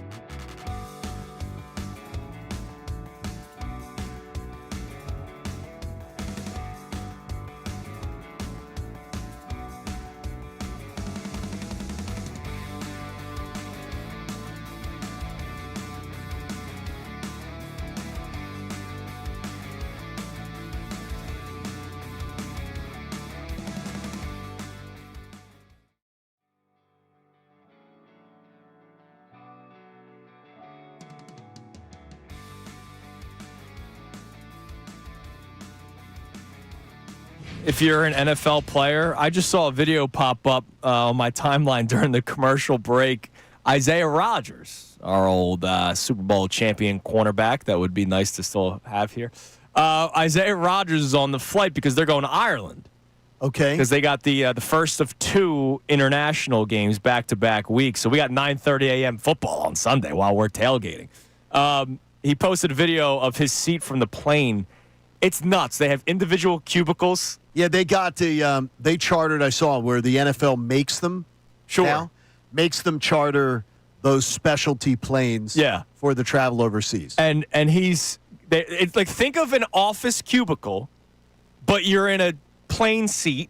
That can recline. Airplane seat that can recline. That can lay down, right? He's got a TV for his Xbox. There are built-in Xboxes. That's nice. So he's playing Madden with a custom Vikings controller to watch, to play, and he's, that's killing lots of time, man. How long is the flight? Like 6 hours, right? Yeah, it's not that bad. Ireland's not too bad. Minnesota, and you're up. You're up high, Minnesota. so, but you're up high. Oh yeah, you're right, because you have to do that arc. So not too bad. Must be I don't nice. think it's too bad. Must I mean, be nice. I'm telling you this: you're not getting me on one of those international flights unless I will save the money or save my credit card points as I always do. Go follow the points guy, learn all the tricks. There's no way I'm sitting in a seat for that long. I got to sit in one of those. I'm not getting one of those Mac Daddy. Yeah, I know what you're talking about. Yeah, but I'm sitting in one of those ones that you can recline in and everything like that. I've done it. It's not that bad. Can't do it. All right. MLB playoffs. There are still a ton of possibilities. Some much more slim than others, but the dream of the 1 seed is still alive. By the skin of your teeth. It's on life support. Yeah, the Phillies have to sweep the Twins, which is possible. But again, are you playing your guys every single day? I know Rob Thompson is saying they want to go for it.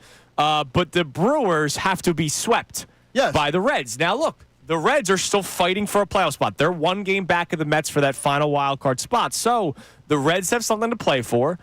The Brewers just need 1 more win or a Phillies loss. The Phillies need to sweep the Twins, which is possible. The Twins stink. So it's still there, but very slim chance. Brewers at home.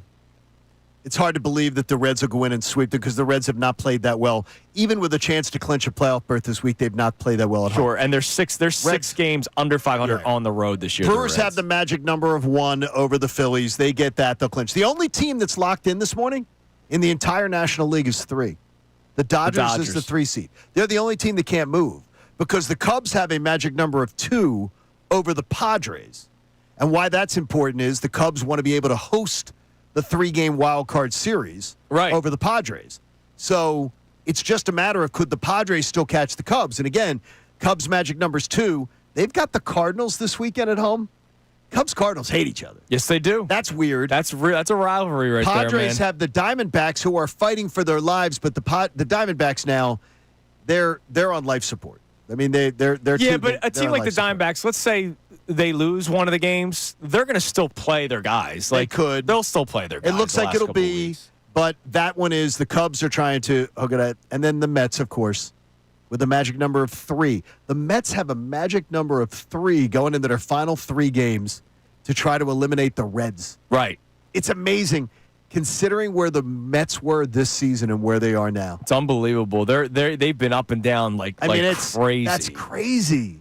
So hit me with the little, I love it, MLB on Fox music, please, Mr. Rodman. I got it up on the board for you during the commercial break. You got that there? Let me hear it. Let me hear it. It just makes you feel like it's Red October coming. I put the mouse right on there. I just moved the mouse. Probably couldn't have made it easier for you than I did during the commercial break. Even told Shukri to show it to you. It is on that Kincade Salciunas tab. Yeah, I know. I'm looking. MLB on Fox, right in the middle. This is live radio, baby. We'll get to it eventually. There it is. Thank you. Well-oiled machine. You like that? All right. Let's look at the most likely path to the World Series because we probably shouldn't waste our time with the 1 seed, even though there's still a chance. Yeah. Now, tomorrow morning, if I see you at breakfast, all rested and relaxed, and it's still alive, the dream's still alive. Oh, I'll be chesty. And only 4 things have to happen? Yeah. Then you're like, okay, 6 things haven't happened. No. 4 things? I'll at least think about it. Yeah, of course, man. You know me. I've been telling you to put your X-Lax away. I don't want you to poop on my dream. I don't have to take laxatives. I poop confident. The Phillies, as of right now, and most likely will be the 2 seed. That means they have the first round bye, and they would play the winner of the Dodgers, who, as you have pointed out, locked in. They are the 3 seed. That's not changing. They will host. The Dodgers are going to host on Saturday and Monday also. And the teams that they could potentially host against, the Mets right now are the team that sits in that 6th spot. The Reds are 1 game back. The Diamondbacks, you mentioned life support, they're 2 games back. I'm not even going to waste my time with the D-backs. I'm going to go Mets or Reds when it comes to the second round or the first round matchup with the Dodgers. Look, it's going to be interesting, and that's good enough for me, Sean. I appreciate any trepidation?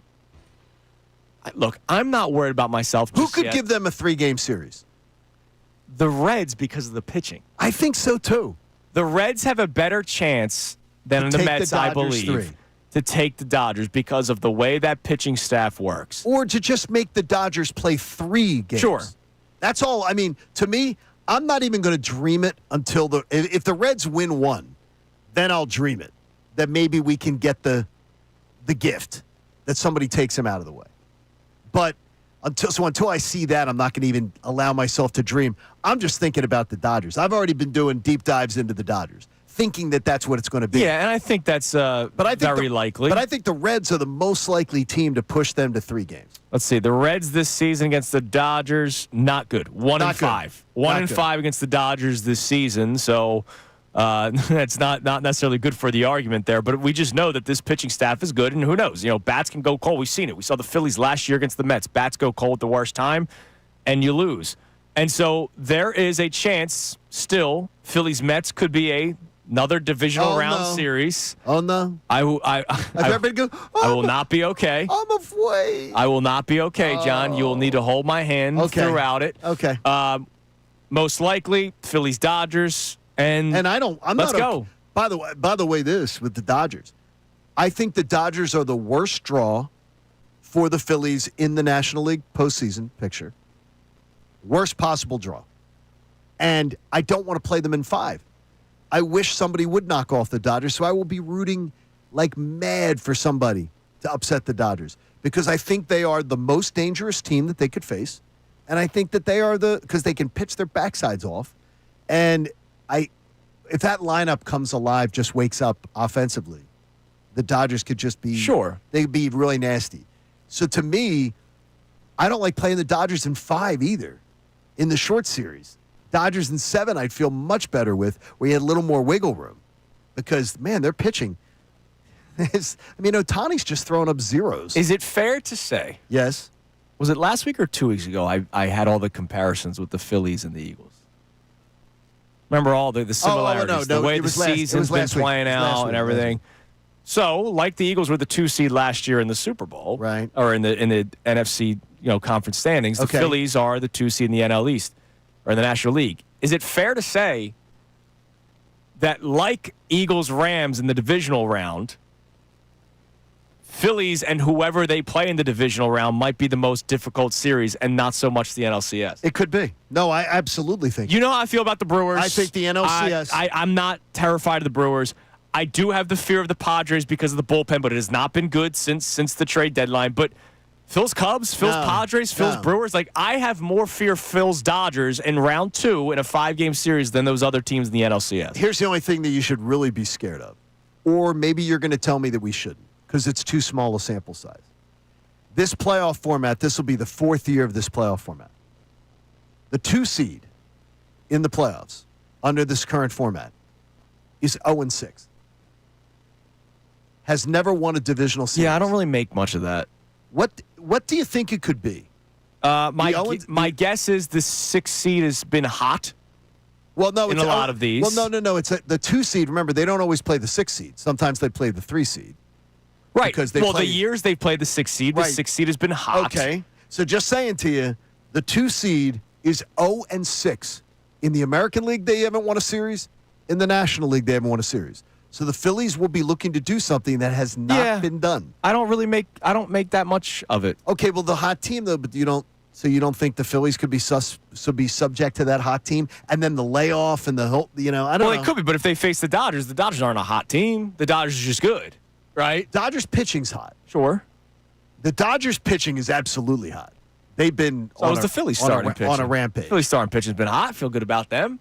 Look, it's going to be interesting. It's going to be a wild ride. It's going to be a wild ride. It's going to be hopefully a long Red October, but I would imagine a stressful Red October, regardless of how far they go, man. It's going to be a lot of fun. All right, coming up next, speaking of the Phillies, we'll get back to our text messages about our topic about the Fandom arc. Trying to put aside the Hungry Dogs Run Faster and trying to own it. What would this Sunday's win do for you when it comes to that? Because this is the one team, literally the one team they have trouble with in Tampa Bay. But coming up next, speaking of the Phillies, what if I told you they may have found their 2025 J.C. Romero? Okay, I got to hear this one. It's Kincade and Salciunas, 97.5 The Fanatic. Philly, People keep asking if I'm back. are you ready?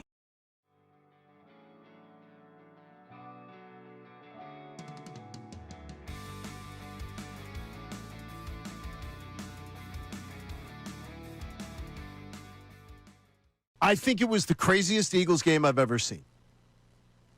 And I am a lot older than you, in case you haven't figured that one out. That is the craziest Eagles game I've ever seen. In the fact that I think that was the worst first half I arguably have ever seen the Eagles play offensively as long as I've watched them. And that was the most amazing second half turnaround that I potentially have ever seen. The one game I'll rival is Eagles-Giants miracle at the Meadowlands, the multiple touchdowns Which in was third, the Michael quarter. Vick fourth quarter. Yeah, Deshaun Jackson punt Which was return. crazy. Yeah. That was the problem is that the Eagles were in that other game didn't look as inept. The Giants defense had actually held them down in that Giant game. And in this first half yesterday, they looked inept. No, they looked inept and until Jalen Hurts just had to take charge. And nothing makes me happier. Nothing that I'm taking away from yesterday makes me happier than seeing Jalen Hurts get fiery, get a little angry, and literally telling his offensive coordinator, this is how it's run. Yeah. Period. No spin job, no nothing. This is how it's run. You don't have to be a lip reader to be able to see what he said. Yeah, it was pretty clear.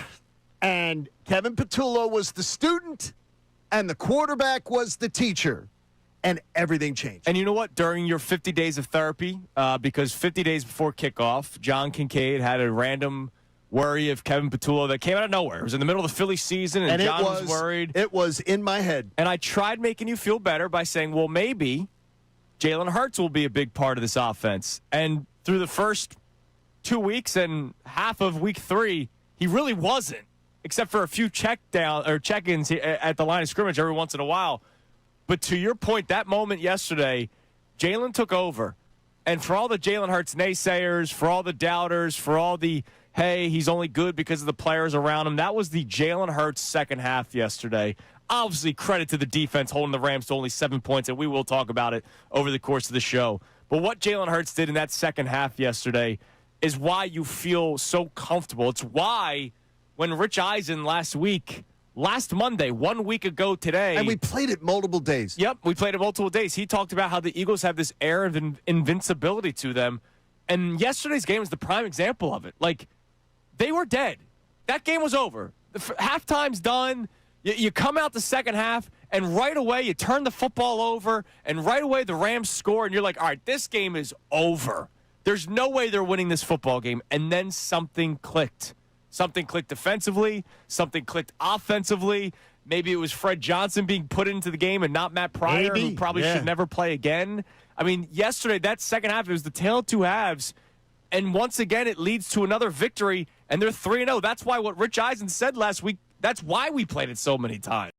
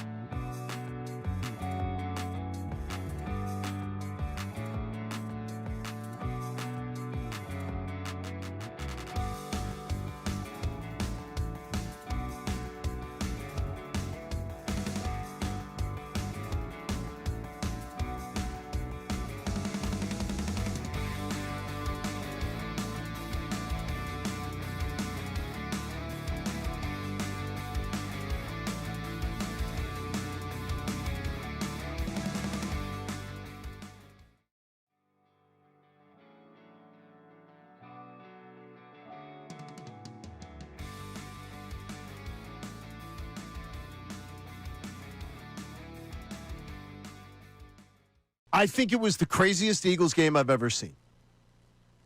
And I am a lot older than you, in case you haven't figured. Misinformation. I should wear a skirt. Thank you for correcting me.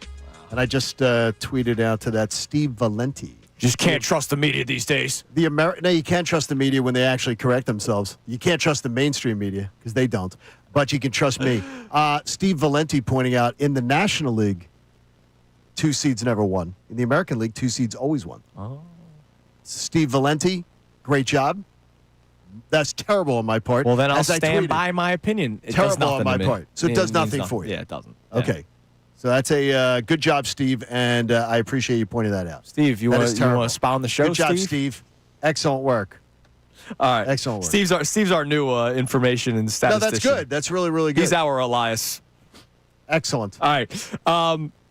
We'll get back to our text messages here in a minute, but I just want to it's so funny how sports can be so weird in terms of things just repeating themselves sometimes. What's that? Remember earlier this year, you were out, but earlier this year, the Phillies and Padres had a rain delay the exact same day. The Phillies Padres. Oh yeah, the one that you were at 4:11 in the morning, exact same day. Like it's uncanny how uncanny, yes. Phillies Padres rain delay same exact date. Something happened in the Eagles game this weekend, and it was the 61. Yeah, the 61-yard block. The two Super Bowl years. So the 61-yard field goal happened in Week 3. Mm-hmm. And to give proper credit, this is Elliot Shore-Parks, reporter on the Philadelphia Eagles. 61-yard field goal, Week 3 of the Super Bowl season. Then it was 61 yards in Week 3 was I forget what it was, 61. I'm trying to remember what it was for the second Super Bowl. The Dallas Goedert catch against the Saints was 61 yards that saved the season last year potentially, because that was looking like a loss, and that 61-yard play. And then this past weekend, the 61 yards. And this is why sports is weird, because that's not even an example I was giving. And all Week 3. Yeah, which is amazing. And by the way, the last 2 times, Week 3 had the 61 yards. Super Bowl. But what's weird is that's not the example I was giving. It's wild. Do you know what the Eagles did on Sunday? They played like crap on offense. The Eagles blocked 2 field goal attempts, right? Right. Do you know 50 years to that day, the Eagles blocked 2 field goals against the New York Giants at Veterans Stadium? I wouldn't have remembered that. 1975, September 21st, 1975. Okay, the Eagles blocked 2 kicks against the Giants. 50 years later, September 21st, 2025, the Eagles blocked 2 kicks. And the Eagles were terrible. Both in Philadelphia, by the way. Like, it's amazing how sports can do that. So, during the break, or going into the break, I teased that, what if I told you we have found this year's J.C. Romero? Yeah, I want to hear about this. In 2008, all right, for really no reason at all, the Boston Red Sox said, we don't want this guy anymore, and just released J.C. Romero. They did. The Phillies scooped him up, and he became one of your go-to guys, your go-to lefty out of the pen, situational, Charlie Manuel, 6th inning, 7th inning, depending on who was coming up. Oh, he loved him. This was also back in the day where you were allowed to pitch to 1 batter. You didn't have to do the 3-batter rule. But J.C. Romero was your lefty specialist coming out of the pen. Awesome. 2025, the Boston Red Sox, for whatever reason, say, we don't want Walker Buehler anymore. Buehler, anyone? And Walker Buehler will now play a role for the 2025 Philadelphia Phillies. The Phillies said, sure, we'll take him. And what's amazing is when they first acquired him, or when he was first released, we said, hey, you should take a flyer on this guy. We looked at his numbers. I know Walker Buehler's ERA for the Red Sox this season was, I think, upper 4s, low 5s. But in his previous, 6 starts, Walker Buehler was pitching like the Walker Buehler we used to know with the Dodgers. I don't understand still what they were doing, and I was reading to you this morning the angry ramblings of a beat writer for the Red Sox. So not a blogger, no, a beat writer. Not a this fan. Is not, it's not a fan site. Just saying, in a year where this team is fighting for the playoffs and everything like that, They gave away a guy with playoff pedigree, and they gave up on him. And now the champions, a team that is fighting for a championship, said, "Oh no, I'll take him." Yeah. And the fact is, Dombrowski with the ties to Boston, Sure, big part also of it. pisses off the Boston people because they're like, "This guy knows." They know him, and so they're a little bit annoyed. That, But it's amazing because it's the same team. They just get rid of him. And I looked up Romero's numbers. His numbers weren't bad with Boston. Like I pointed out to you, the WHIP was almost a 2, which is really, really bad. But his ERA was low. He was getting out of jams. And last night but it's was just not, amazing. Like it's 17 years later, the same team released a player that didn't necessarily need to be released. And it was like last night. Now, I caught up through key plays and then watched the shortened version of the game because we were out to dinner. It didn't look like it looked like a bit of a struggle bus at times, but the zeros is all that matters to me. Right, he was getting out of jams. And they're not asking him to go 8 innings. No. And he gave him 5, and then Taijuan Walker came in and did what they asked of him. By the way, I love what Walker Buehler did after he was done. What did he do? I may have missed this. Oh, you didn't see this? No. Walker Buehler, so he pitches 5 innings yesterday, right? Okay. Do you know what he did? No. He went to the bullpen and kept throwing because he wants to still be stretched out in case he ever has to pitch longer. Okay, that's excellent. Because Walker Buehler, since he's been here, he's pitched, 5 innings against the Royals, 3 2/3 in the piggyback role after Taijuan Walker pitched against the D-backs, and then 5 innings yesterday. He just wanted to keep throwing. He's feeling good right now. His ERA with the Phillies is below 1. Very early. I really like that. I respect the hell out of that. Like, instead of just going, let me go, hit the showers and my day's done, he went to the bullpen and kept throwing a little bit. Okay, I don't think I've ever seen that. I love that. That's really, really good. I love that. And that's a mentality. Look, that is a good mentality to have. You need guys like that. Well, then does it say to you now, from what you've seen out of Walker Buehler, does it say to you he should start and Nola should not start? So far, yeah. I mean, I've been saying this for a while. That there was a chance. But I was told by a really well-placed Philly source that was not going to happen.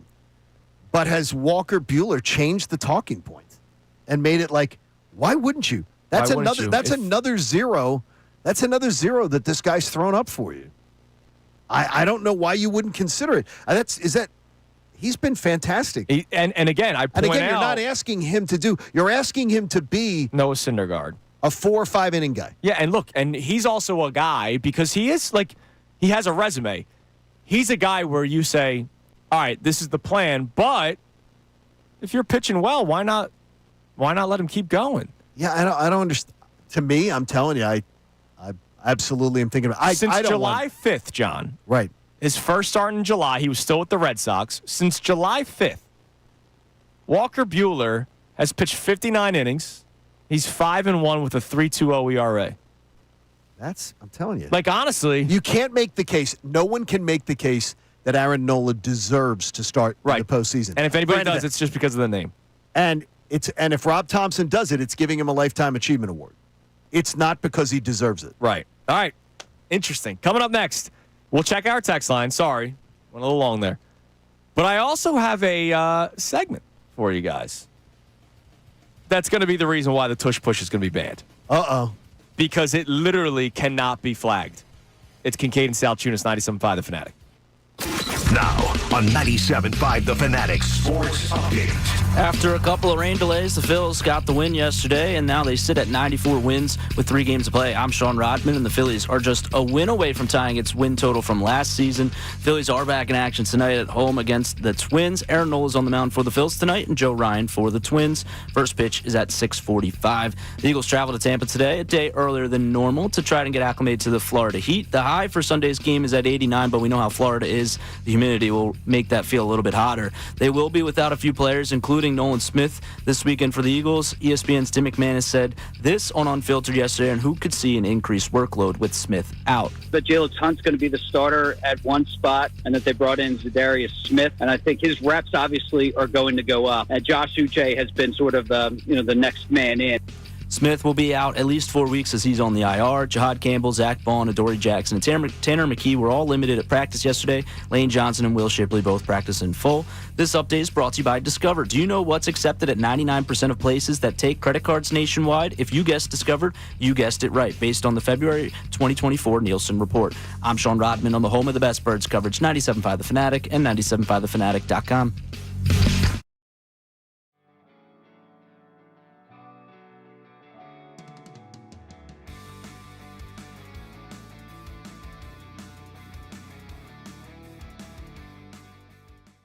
I think it was the craziest Eagles game I've ever seen.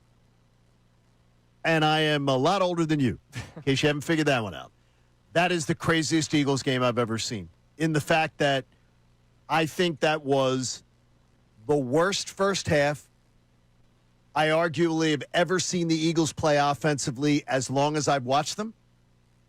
And that was the most amazing second half turnaround that I potentially have ever seen. The one game I'll rival is Eagles-Giants miracle at the Meadowlands, the multiple touchdowns, which was the Michael quarter. Vick fourth quarter, Deshaun Jackson punt which return. was crazy. Yeah, that was the problem is that the Eagles were in that other game didn't look as inept. The Giants defense had actually held them down in that Giant game. And in this first half yesterday, they looked inept. No, they looked inept, and until Jalen Hurts just had to take charge.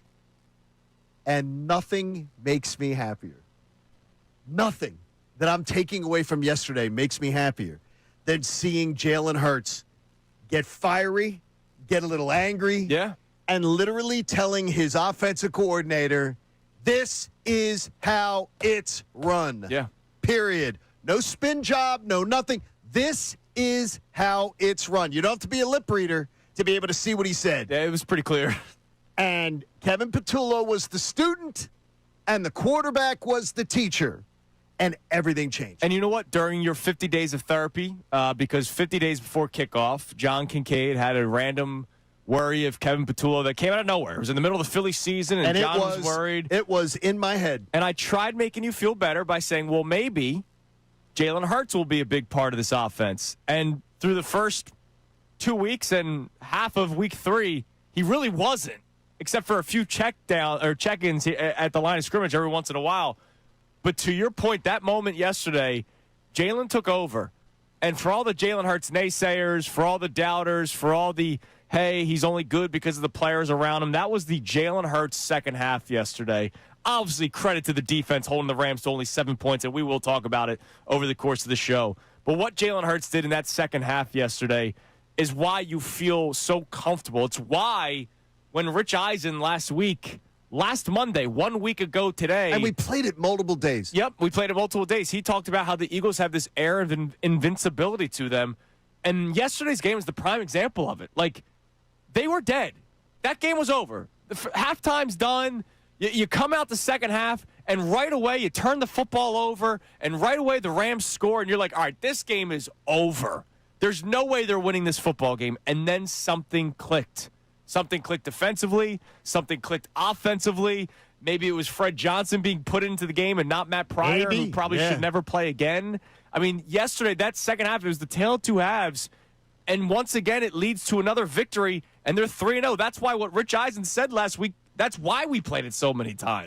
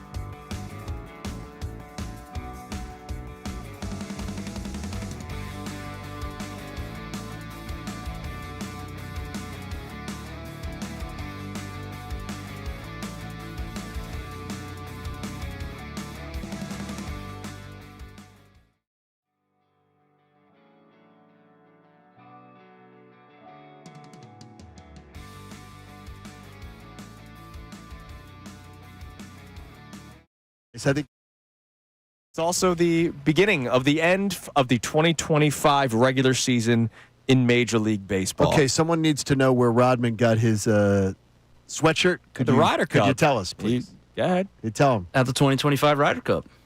How did you get it? So people want to know. They would because I got two people asking today. Did you get that at Rally House? No. Where did you get it? No, I got it at the Ryder Cup at the merch tent.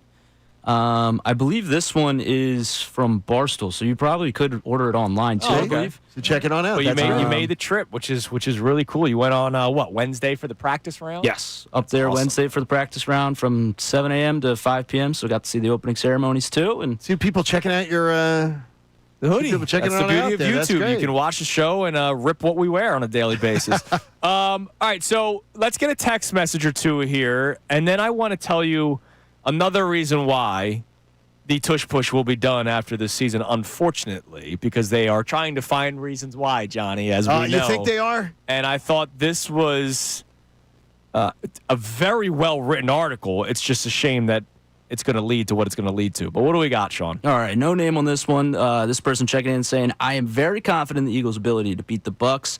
The offense turned a corner on Sunday in a very positive way. All right, look, the arc of the fandom maybe doesn't even have to be this Sunday. We've had a couple texters saying they need to see them win Sunday to be that top dog fan, but we have already gotten a couple before this game even kicks off that they've already reached that point. I swear Johnny. to you, though, it's the moving the goalpost fans that I can't deal with. Yeah, but that wasn't a moving the goalpost Yes, fan. it is. If they beat this one, No, he's already confident. I understand though, but still though, if they win this one, I'll be real. Look, I'm already confident in this team. I know you are. I don't need to see them win one more game to be. I'm going to be super confident. Then I'm already confident in this team. All right, Everybody what else? should. What be. else we got, Sean? All right. Matt from Destin, Florida, checking in saying, my expectation as a fan is no more of the underdog mentality. This team won a Super Bowl for a reason. A win this week to me would be like, yup, this is what they are supposed to be doing. Yeah, I love that. See, our last three texts. Destin, Florida. Yep. Yes. Good. Enjoy yourself. Go to have a great day today. Our Go to last Fun Puckers. three texts have been very confident Eagles fans. Our first two were still a little wishy-washy, needing to see them win on Sunday. If I see them win, I might feel good about it. So you're probably keeping people from texting because they don't want to hear their name associated with that because voice. I mean, seriously, I want to see people. I want to see people just like, come on now. Well- what more do you need to see from this team? For God's sakes, John, everybody gets to a point eventually, and they're getting there. I love it. No, Don't worry. Don't worry. I promise I'll be you. here for you. I I'll promise. hold your hand. I promise you. John's going to kick you while you're down. I'll hold your Kick hand. you when you're down. Why would anyone in this fan base be down? Why would you be? Why would you be? You're the Super Bowl champs. You saw a parade. They're 3-0. Why would you be down? I don't Why know. would you be? Why would you want to wake up in the morning and be like, you know what? I doubt this team. I got doubts about this team. Like, why? What is it about you that you just doubt them? And who's the team that you're scared of? Yeah, there's nobody in the NFC that you should be. So I'm like, what do you like? What? So that's what I don't get either. You got to give me logic with what you're scared of. I don't get it. All right, you're listening to 97.5 The Fanatic, WPEN HD1 Burlington, Philadelphia, 8 Beasley, Media Group Station, broadcasting live from the Comcast Tell me Business Marks Studio, isn't gonna powering be this way. possibilities. No, he won't. He won't be scared. John Marks starts Monday. Looking Yeah, forward to Marks it. won't be- Monday. Marks won't put up with scared Middays stuff with either. Marks. Ray Dunn producing the show. Looking forward to it. That starts Monday at 10 o'clock. All right, real quick, and we'll get back to our calls and text messages. I read an article on ESPN this morning. It actually came out 2 days ago, but I'm just seeing it now. Really? From Kaler or Collar of ESPN. Inside the tactic NFL teams are using to combat the tush push. Okay, what do we got here? It's a very well-written article. It's a long read, so if you have some time, check it out. Now, first and foremost, one of the reasons why they are going to probably try to get rid of the tush push is because of the difficulties of officiating it, right? That's been the new buzz term. Yeah, that seems to be the for new the buzz Dean term. Blandinos, Mike Pereira also this past weekend on Fox, so he's not absolved of it either. Talking about how they're done with it because it's so hard to officiate. So one of the things that they pointed out, or that she pointed out, in this article, Kaylin, she said that you can't really call a false start after a play. Like, No. if you don't call it, No, you have to call it when it happens. you can't be like, all right, let's all come together and decide whether or not there was a false start. And even though you slow it down to millisecond by millisecond, yeah, the Eagles are jumping a little bit. I will also tell you that every great left tackle or right tackle in football fires before the snap. Just saying. When you do Zapruder film on it, yeah, everybody is going to do something that's going to be. He's ours, but Lane Johnson jumps 9 times out of 10 on passing plays. I'd say he does. All right? Yeah, a lot of times. Because he knows the quarterback's cadence, and it's like split second. Like he's moving as the ball is literally about to snap. Okay. Right? Right. But they're basically saying you can't call a false start after the fact. And there are false starts on the play, so that's one of the reasons. But the big one. All right. There is a penalty by rule, a 15-yard penalty that has not been called in the league since 2017. It wasn't kicked out of the league. It just has not been called in 8 years. Okay, I have no idea what this rule is. Disconcerting signals. That's when a defense tries to yell hike to try to get an offensive player to jump. Right? They've been using that against the Eagles. I did not realize this. I missed this. They talked about that on the broadcast. They have, on-field mics. It's under Rule 12, Section 3, Sean, in case you didn't know that. Letter I See, Sean, you didn't know that. AV of the letter I of the AV list, okay? Prohibited acts. Using acts or words by the defensive team that are designed to disconcert an offensive team at the snap, an official must blow this whistle immediately to stop the play. Now, this is another one. Has to happen before the play happens. So the false start, you can't call a false start after the fact, and you can't penalize somebody for the disconcerting signal after the fact. Okay. So this will be their new thing. Hey, we can't call these penalties in real time. So it's unfair. It's going to be that disadvantage thing. I don't think that's going to happen. I personally am going to tell you right now, I don't believe they're going to vote on it. I'll call it right now. I don't think they're going to vote on it 2 years in a row. I think this is going to be a bunch of talk about nothing. I don't think they're going to do it because the amount of times it's rare that they ever vote on a rule 2 years in a row. This one's like hated. Yeah, it's not as. It really the amount of people that voted they didn't get enough votes last year. I don't think they're going to be going at it again. Not this upcoming year. But I get you. I don't think that rule is going to push it over. Well, remember the one. But I got to go read that. Oh, it's a great art. There's a lot of numbers. That's there's excellent. A lot of statistics. She did a great job writing this, and there's a lot of sources, and it's great. But Connor knew the rule, by the way. Connor did text in. He knew that. He knew the rule. He knew that rule, Rodman. So you're a little behind. I just didn't know where it was. In the rule book. So you knew the rule. Yeah, you just didn't know. Connor knew. Yeah, Rule exactly. 12. It's Rule 12, Section 3, letter I of the A-A. I-A is what got me. Yeah, you got to know that kind of stuff when you're producing. And he the went show. to Division III school. Yeah, so exactly. That's Come on, surprising. Robin. Yeah, fellow Owl. I know. I can't. We need more out out of you. I'm let down the Let's go to Sean in West Philly. Sean, you're on 97.5 The Fanatic. What up, Sean? All right, Sean's not there. All right, what do we got on the text line for our Sean Robin? What do we got?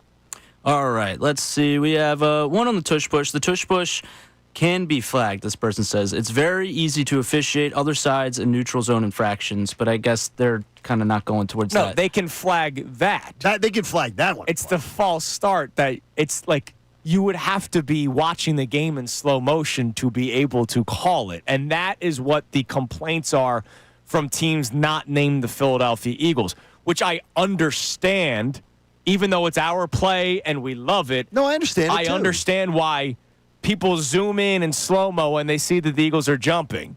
Like, that is a legitimate issue. If it wasn't the Eagles' play and, let's say, the New Orleans Saints were jumping every time before running the play, we go, oh, that's baloney. And you keep seeing it, but the bottom line is they're not. It's too hard in real time to call it. Whereas neutral zone, you can call that, and they will continue to call. And honestly, if you saw how many times they showed for the overhead camera, how many times neutral zone, it can be the helmet of the opposing team too. The opposing team's helmet's up and over. Yeah. Like it's way over. They're lined up poorly. One more nugget, by the way, in this story.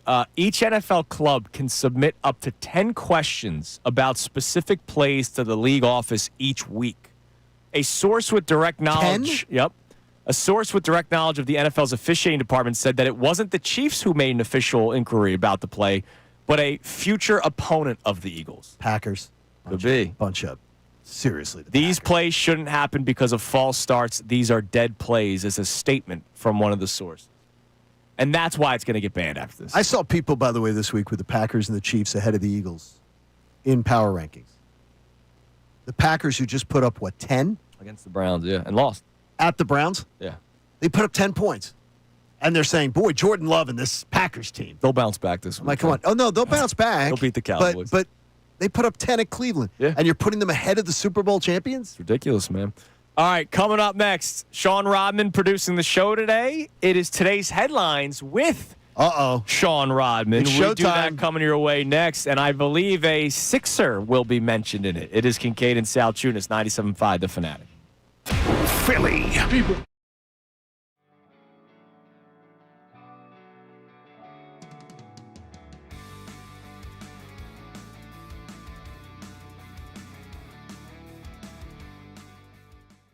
I think it was the craziest Eagles game I've ever seen.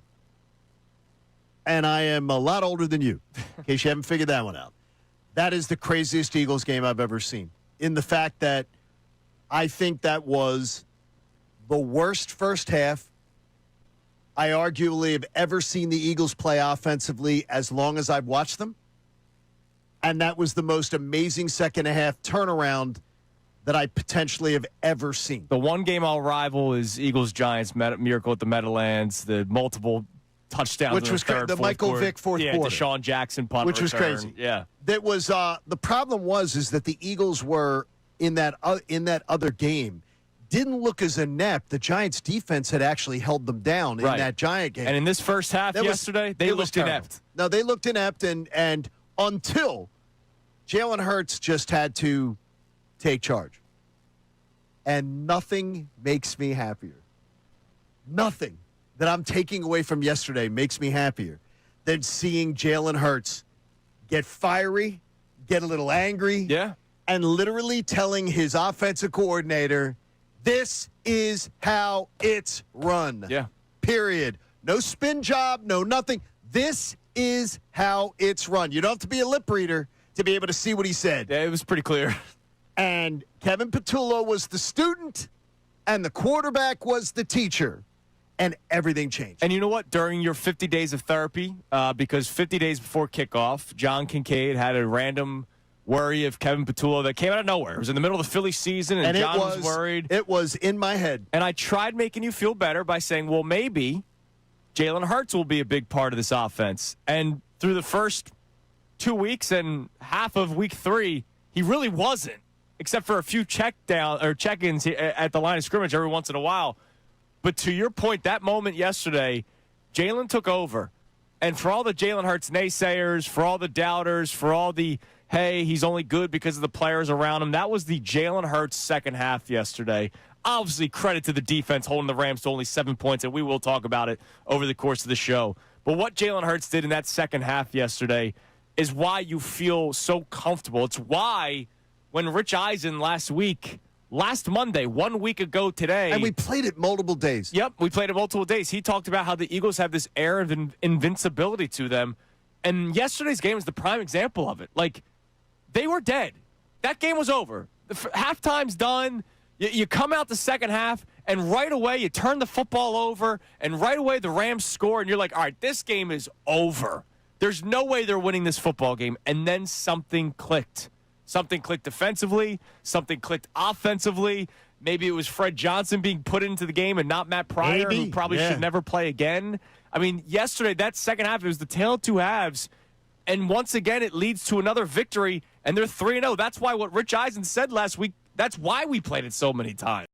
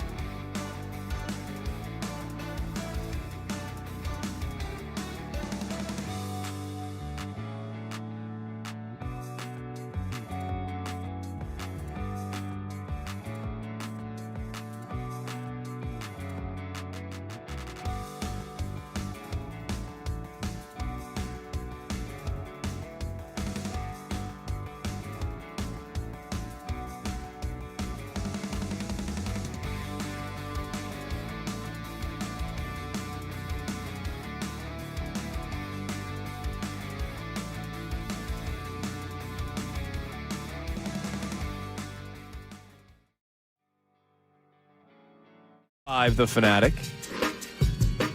On a football Friday, championship Friday, getting you set for Eagles, Bucks, but we're also trying to talk to you, the fan. What would a win this Sunday do for your fandom arc as we are trying to put behind us the hungry dogs run faster mentality, but the fact that you are the top dog, and as I said earlier today, John, and I quote, we run this bitch, all right? Like, I want to be that fan base where the Eagles fans realize that this team's good. Now, look, we can complain. We can point out flaws. We can point out things that need to get better, like the Eagles' offense. You don't have to be a pom-pom shaker. No. But not always worrying about, oh, what if they lose? No, how about what if they win? We did this last year a lot.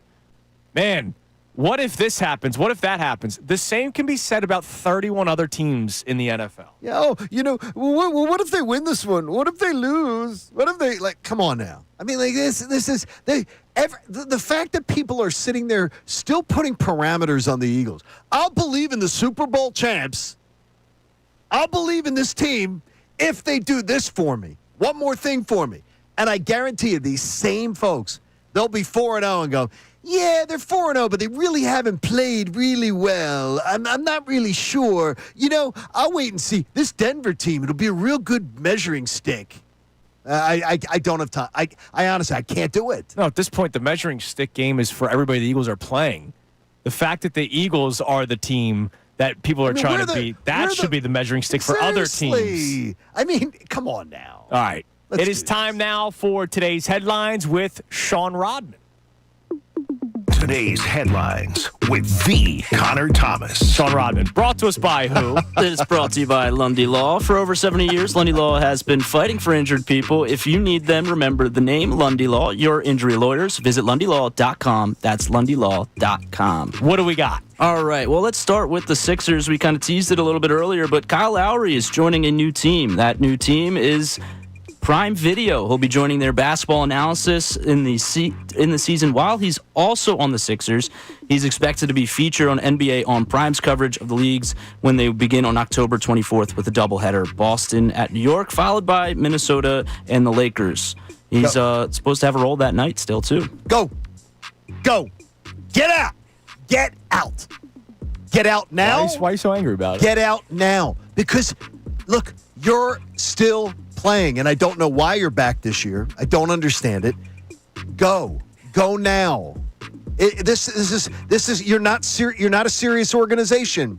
What do you think about Draymond Green? Go now. Draymond Green's doing his own thing. This is not taking him. He's not in the middle of he has his business on the side. This is not going and doing, hey, Draymond, going doing NBA on TNT 10 Doesn't nights. Doesn't he do it during the season? He does some things with them, but he's not doing it. He has done his own business through his podcast. Through his podcast, he's done that. I do not want it. Go. We don't, first of all, he doesn't need to be here. It's a player. Are you comparing Draymond Green to him? No, but I'm just saying. He wouldn't be the first player. He's not the first player to have done this. Let's compare the player. Brandon Graham did it last year for the Eagles. Let's compare the player. It's not the same. Oh, Lowry's a champion. It's not. Okay, I can't. With Toronto. I can't do it. No, I just don't know why you're bothered. I can't do it. I can't do it because of the fact is the player doesn't belong here. The player, they're not acting like a serious organization with this. And this is less serious. This is absolutely less serious. And so that's it. That's just it. I'll leave it at that. All right. Leave it at that. I just don't know why you're so angry. Because it just doesn't make sense. It's not I get it. You don't have to like it, but you're saying go. And no, it's not any comparison to Draymond Green. There's no comparison to this. This is a guy that is just hauling down another roster spot and another big payday. Bottom line. All right. What's next, Sean? All right. Up next, the Ryder Cup has officially kicked off today. And in the wee hours of the morning, around 6 a.m. when we started, Keegan Bradley, Captain Keegan of the Team USA, went out to go greet the fans in the dark with microphones to kind of pump them up a little bit. We're going to need everybody to be on their feet and ready to go. You guys ready? Let's go.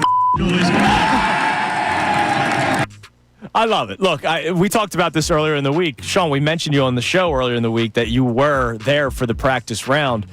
And the Ryder Cup is one of those few events where like I would go to. Like I'm not a big golf fan, right? Like I watch the Masters when it's on Sunday. I don't watch Thursday, Friday, Saturday.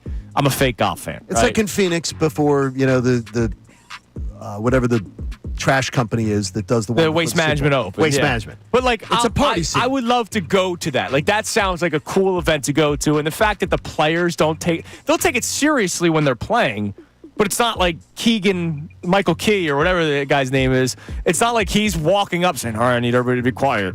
Yeah, they're having fun. I'm doing my practice round here. It's raucous. You got guys that chug beers on the 16th in Phoenix. These kind of things they're playing. They're booing each other. They're booing. It's the crowd goes and boos. Then Rory wants to be an American. What else we got? All right. Today, we'll go back to our headlines from earlier today. Replay. When it comes to the Fandom arc, right? Hurts and Jordan, what about us? What about you? A win against the Tampa Bay Buccaneers. Sean, what would it mean for you? It doesn't mean much to me. It's another win in the win column or another game on a Sunday for the Birds. I'm not scared of the Bucs. This Bucs team kind of showed me that they're barely beating the Falcons this year. They're skating by wins right now, and credit to them, they're 3-0. But I don't think that they have the necessary willpower, especially now that Mike Evans is out on offense. I mean, Egbuka is a good piece so far. He's a stud. I like him a lot, but defensively, I don't think they're the same Bucs team that we've seen over the years. Yeah, look, they're banged up, and they will be good. Like I do think the Bucs are a good football team, so I look at it a little bit differently than you, Sean. But right now, it's who they are right now, and right now they are banged up. And to your point, credit for them being 3-0. It's like the 49ers. Credit the 49ers for being 3-0, playing through all the injuries that they're playing through, or with all the players that they're missing. But you're getting them at a good time right now, which is why I feel so confident going into this game. By the way, you mentioned the Commanders, how you wouldn't be surprised, John, if they lose the next two. Yeah. Terry McLaurin did not practice yesterday. And Bill Krosky-Merritt did not practice yesterday either. That does not mean that they're out for Sunday. Correct. But Could as be like of the right Eagles. now, they did not practice for the second straight day, which is always That's a little big sign. crazy. Second straight day where those guys did not participate in practice. All right, coming up next, we'll get some more insight on the Bucs and who will actually be playing for them on Sunday. Man, it's been covering the Bucs for a long time. J.P. Peterson will be joining the show. He joins us next year on Kincade Salciunas, 97.5 The Fanatic. Now on 97.5 The Fanatic Sports Update. The Phils win after the rain delay. Not one, but two rain delays, actually. I'm Sean Rodman, and the Phillies sit at 94 wins with 3 games to play. The Phillies are just a win away from tying its win total from last season. The Phillies are back in action tonight at home against the Twins. Aaron Nola is on the mound for the Phils, and Joe Ryan for the Twins tonight. First pitch is at 6:45. The Eagles travel to Tampa today, a day earlier than normal. Try to get acclimated to that Florida heat. The high for Sunday's game is at 89, but we know how that Florida humidity is. They will be without a few players, including Nolan Smith. ESPN's Tim McManus said this on Unfiltered yesterday on who could see an increased workload with Smith out. That Jalen Hunt's going to be the starter at one spot, and that they brought in Zadarius Smith, and I think his reps obviously are going to go up. And Josh Uche has been sort of the next man in. With Smith out at least 4 weeks, he'll be headed to the IR. That means that those guys could step up for them. Jahad Campbell, Zach Vaughn, Adoree Jackson, and Tanner McKee were all limited at practice yesterday. Lane Johnson and Will Shipley both practice in full. This update is brought to you by the BetParx online casino and sportsbook. Live bet sports on the BetParx app and play all your favorite casino games. There's always another way to win on the BetParx online casino and sportsbook app. I'm Sean Rodman on the home of the best Birds coverage, 97.5 The Fanatic and 97.5thefanatic.com. Every game day right before the Birds take the field. Check out the Birds Inside.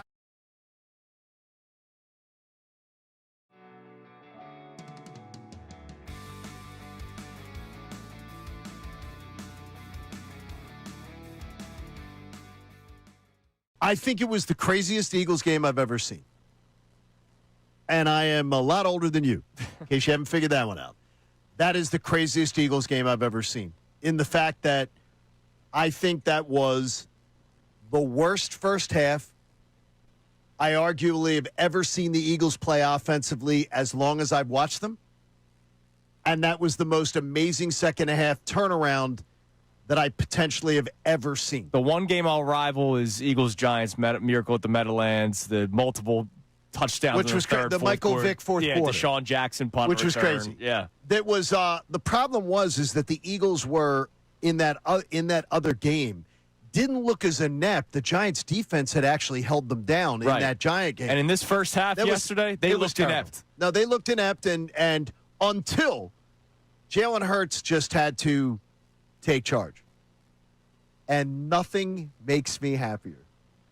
Nothing that I'm taking away from yesterday makes me happier than seeing Jalen Hurts get fiery, get a little angry, Yeah. and literally telling his offensive coordinator, this is how it's run. Yeah. Period. No spin job, no nothing. This is how it's run. You don't have to be a lip reader to be able to see what he said. Yeah, it was pretty clear.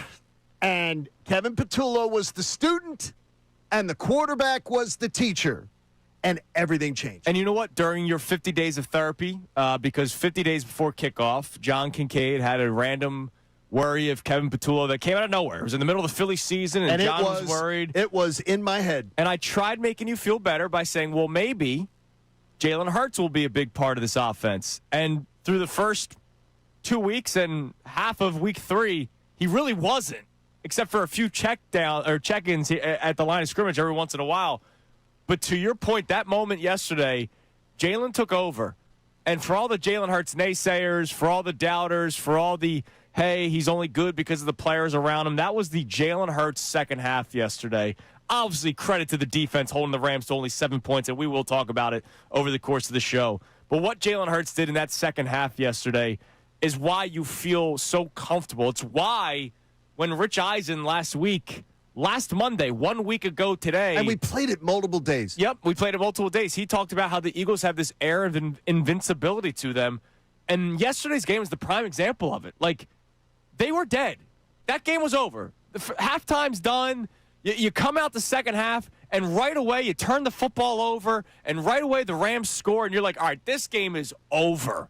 There's no way they're winning this football game. And then something clicked. Something clicked defensively. Something clicked offensively. Maybe it was Fred Johnson being put into the game and not Matt Pryor, who probably should never play again. I mean, yesterday, that second half, it was the tale of two halves. And once again, it leads to another victory, and they're 3-0. That's why what Rich Eisen said last week, that's why we played it so many times.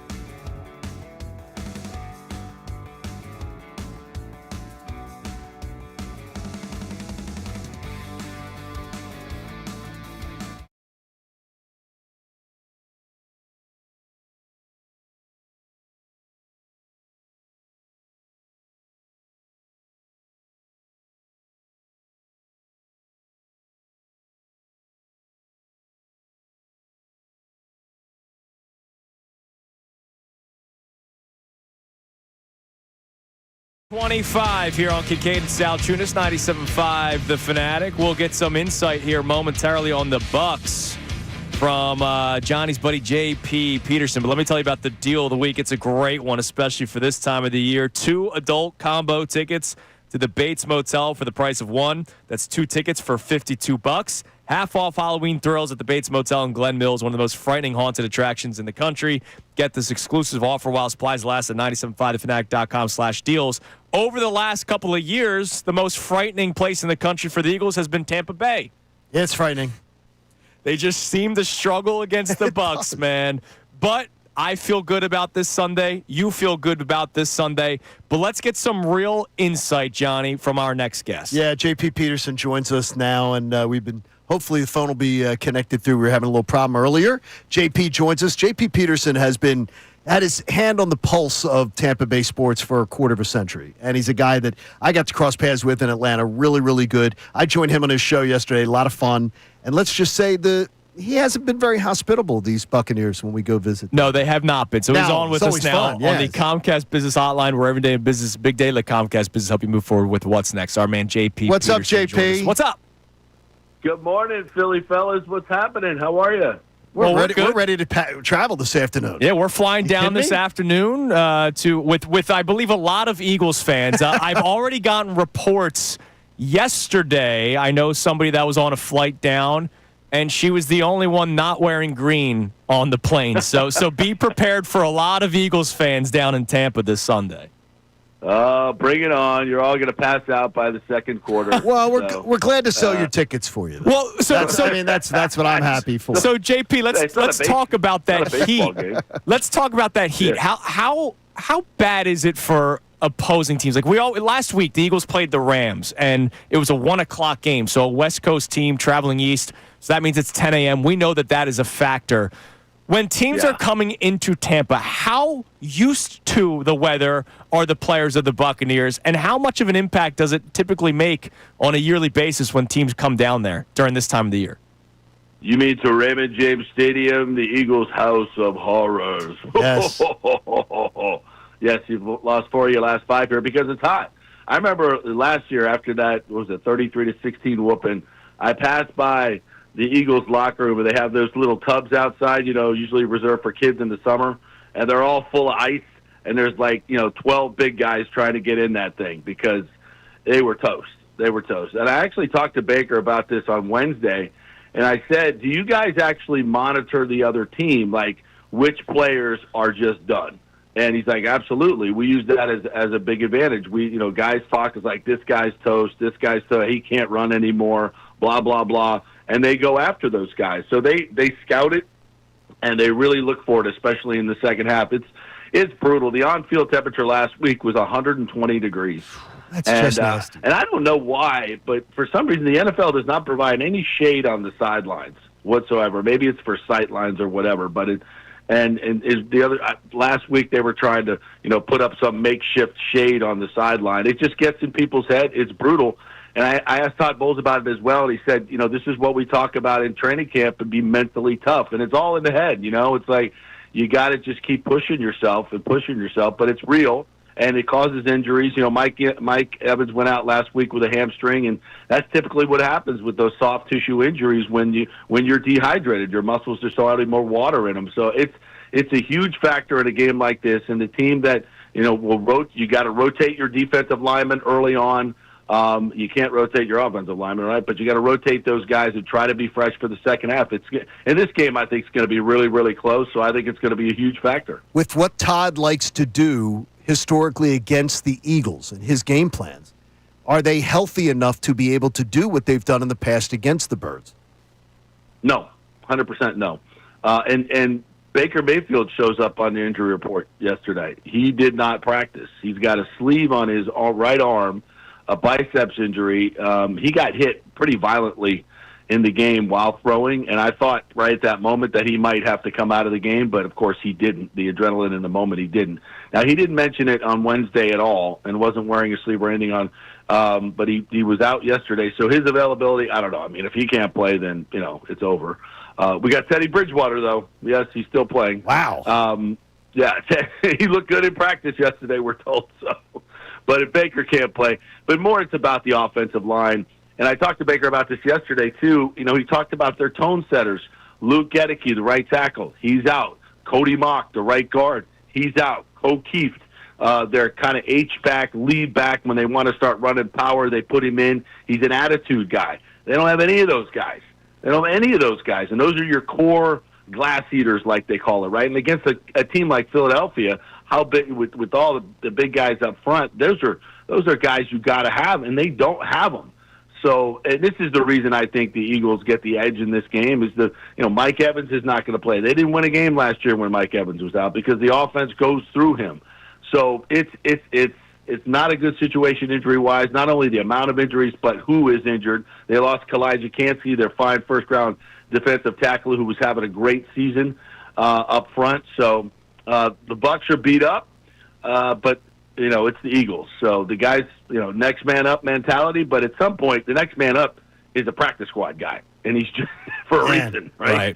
So yeah, it's not good. It's not good. JP, over the years, obviously Jalen Hurts has had his struggles against Todd Bowles and that defense. What is it that you've seen over the years that they have done so well to limit what Jalen Hurts can do? And no, I'm not trying to do the whole, where do you believe Jalen Hurts ranks among quarterbacks? But seriously, there is a reason why Todd Bowles has so much success against Jalen Hurts. What has it been in your eyes? Well, first and foremost, stopping the run. They've done a great job of stopping the run. Vita Vea, who is healthy, is just such an equalizer in that regard. He's so good. And Hassan Reddick has really been good against the run as well, the guy we picked up in the offseason for the Jets who wants to play now because he's getting paid. It's nice. He quit on us here, so that's good. We're glad. Well, evidently he's looking for a paycheck, so he's highly motivated. He's been great, though. Honestly, since the day he got here, he's been a great leader. He's had a great attitude. He's fit right in this culture. So he's been fantastic, and he's played really well. Doesn't have a whole lot of sacks, but you turn on the tape, he's everywhere, especially in the run game. He's setting the edge really, really well. When you stop the run, okay, now you force Jalen Hurts to pass. And I think he's a really good thrower of the football. I'm not one of these guys that thinks, he can't throw. No, he can throw the damn football. And A.J. Brown is healthy this time. He wasn't healthy last year, nor was Devontae Smith.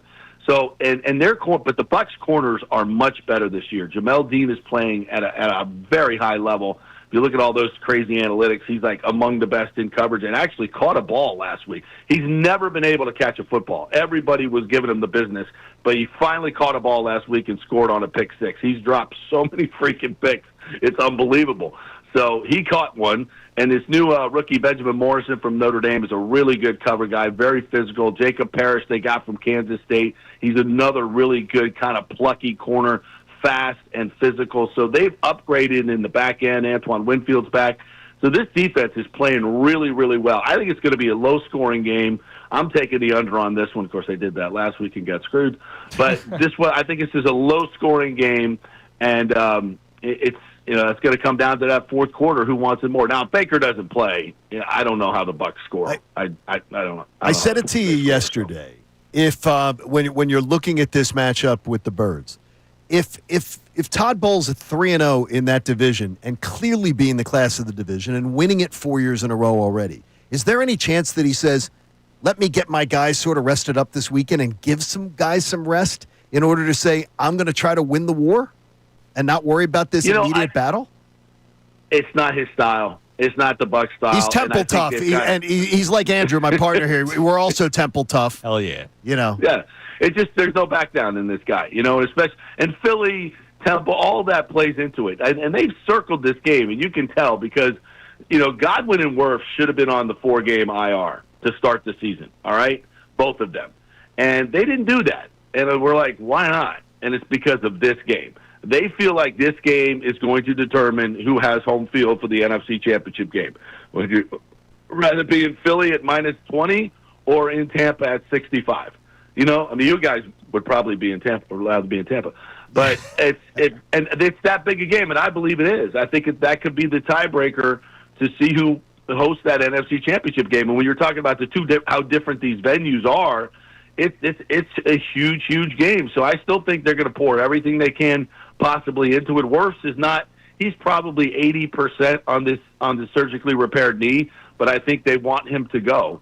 So and Godwin, I think he's going to play for the first time. I think they're both going to play, but now it's kind of about Baker. Can he get ready to go? So I'll just offer that one more for you, JP. Like, what is the likelihood that Baker Mayfield may not play on Sunday?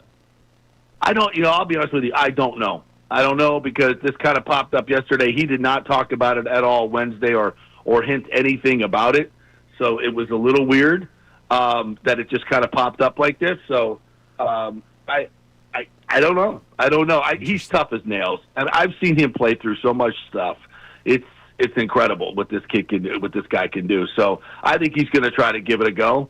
But how effective will he be? The velocity and accuracy and the power of his arm is one of his super traits, right? And if he doesn't have that, I don't know. If he's not 100% in that realm, that's going to be tough for the Bucs. He's super tough, too. He is. JP's All right, JP, tough. listen, Thanks, man, buddy. thank you so much for coming on today. And knowing the way this thing works out, we'll probably talk to you again like 3 more times in the next year and a half. Hook up those IVs on the planes, boys. Yeah, get it going. Get that stuff. Yeah, I'll be doing the opposite when I get down there. There he is. Not vodka. The other stuff that's supposed to help you. Yeah. All right, brother. Thanks. Thanks, JP. Love there you, buddy. Is, JP Peterson. He's so much it'll fun. be the opposite. No, I'll be enjoying. Well, he'll have a lot of transfusions. All right, coming up next. I can't wait to get into this because this is the only show in the world that has spent time talking about the importance of special teams for the Eagles this year. Seriously, I think we're the only show in the world. Okay. What if I told you the way we are talking about special teams could change completely league-wide? Really? Because apparently we're not the only people thinking about it, Johnny. Somebody wrote an article on it. I can't wait to get into this coming up next. It's Kincade and Salciunas, 97.5 The Fanatic. Now, a Birds Insider Update on 97.5 The Fanatic and 97.5thefanatic.com. The Birds head to Tampa. I'm Sean Rodman, and the Eagles are traveling today to Tampa to face off the Buccaneers this Sunday. It is a day earlier than normal to try to get acclimated to the Florida heat. Eagles will be without Nolan Smith and Jacorian Bennett, who both went to the IR earlier this week. Zach Bond, Jahad Campbell, Dory Jackson, and Tanner McKee were all limited at practice yesterday. Lane Johnson and Will Shipley both practiced in full yesterday. Mike Evans will be out for the Bucs per reports of a hamstring injury that he had last week. Chris Godwin practiced Wednesday but did not practice yesterday as he tries to return from a dislocated ankle last season. And one to watch, Baker Mayfield was limited at practice yesterday with a right bicep issue. Actually, really the last 2 days, according to the injury report. We'll keep an eye out for the injury report today on the Bucs and the Eagles and see who does and who will and won't play. I'm Sean Rodman on the home of the best Birds coverage, 97.5 The Fanatic and 97.5thefanatic.com. Attention, Delaware Valley, 97.5.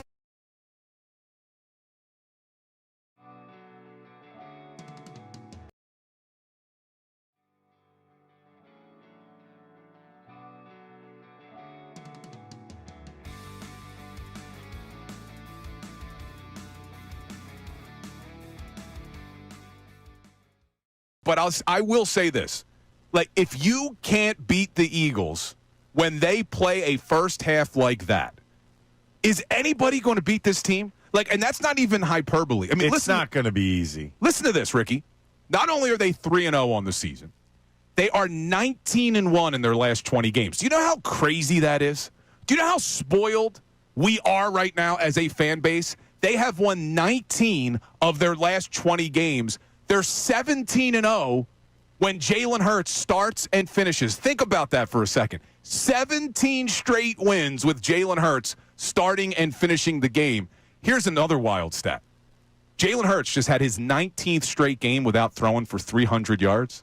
That's unbelievable. They're 18-1. Yeah, but you don't need 18-1. You don't need it. I mean, this you can't beat this team. I mean, for the most part, let's face it, this offense is very efficient. For the most part, in his time period here. I'm not saying the first 2 games of the season were real efficient, but you look at that second half in yesterday's game. That was efficiency. That was, you know what it was? It was almost like everybody got on the same tempo.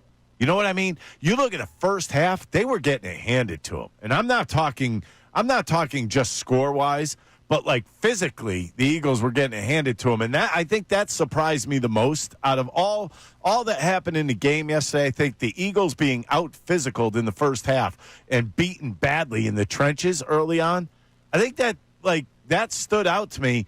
And then they said, no, we're not going to take it anymore. And they turn this thing around. They end up coming back. They end up winning on the scoreboard. And if you're taking it like last week, you have to take this win as a win. No matter what happened in the first half, you just got to take it. It's a win.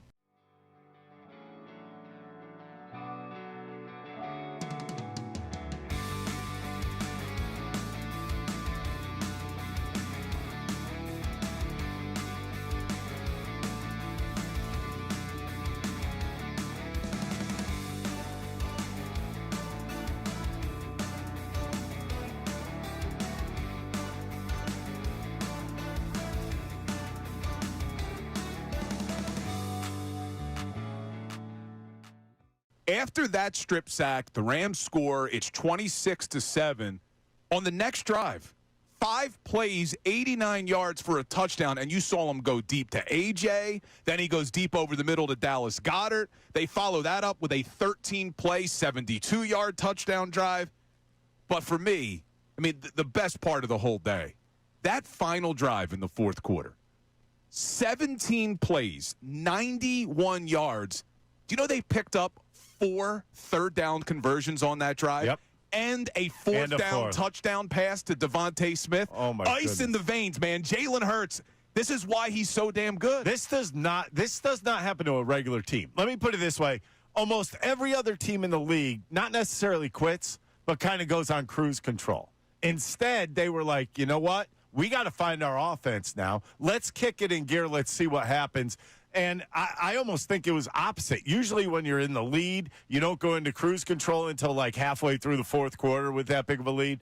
Instead, it was kind of like they played the Rams played a little complacent, and you know what the Eagles did? They smacked them right in the mouth.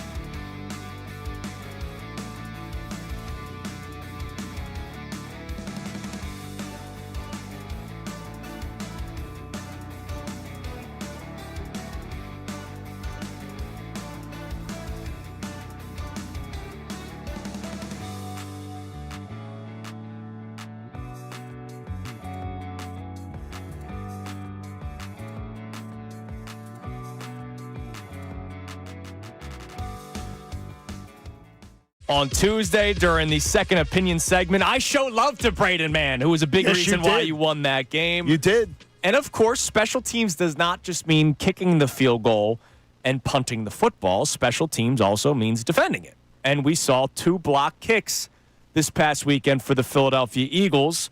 The Jalen Carter one and then the Jordan Davis scoop and score, which led to the victory and the cover. I read an article on Fox this morning from Henry McKenna and Eric Williams. They actually took time speaking to people within the league about how all of a sudden special teams might be looked at a lot differently this year. In week 3, not only did the Eagles have 2 block kicks, the NFL had 5 blocked kicks in one day for the first time since 2006. Last season, the league had 18 all season. Is there any belief in the article about why this is happening? Well, that's why there's an article, baby. Because of the ability to kick longer field goals and teams not being afraid to kick longer field goals, that means more of a line drive kick. Right. Which I brought up on Monday. I don't know why Cardi didn't try to kick the ball higher, because it was just a 44-yarder. Like, that's not one of those kicks where you're trying to kick it from 60 plus. And by the way, too, I did see where some kickers on social media were saying that kick, even if not blocked, was going left. Oh, was it? They could tell right away. They were like that was going to be wide. A league source, kickers are driving the ball more instead of these rainbow kicks. That's why you're seeing, especially on these longer kicks, a lot of blocks coming from the middle of the defense. Also, teams realize we don't want to give up points. So instead of the 4th string, 5th string guys being on the field, Jordan Davis and Jalen Carter, first-round picks, they're playing special teams in the interior. It's now an effort from teams to put the better players out there. That's an interesting one, too. We notice it here, but you don't study the rest of the league and how many teams are doing that. That's really good insights there. Right. So, I mean, they spoke to it's another one of these long articles where there's a lot more to it. But the other thing that we will talk more about later on in the show is, again, the attempts to kick longer field goals, and more field goals are being used because of where field position is starting on kickoffs. The touchback being at the 35-yard line, which we saw last night, I've disliked from the beginning. I don't care that it leads to more points, which is what a lot of people care about. I think it is nonsense that a kick, especially with the new rules, you have to kick it within a 20-yard window. And I get it. These guys are the best in the business to do it. But kicking is so sporadic. We know that. A guy could go 5 for 5, landing it inside that zone, and the next one could be a yard short, like last night. And what happens in these situations is now that yard line goes from the 21-yard line to the 35-yard line just because the ball landed on the 21-yard line. It's a stupid rule. It's dumb. I don't like it. Nah, it's bad.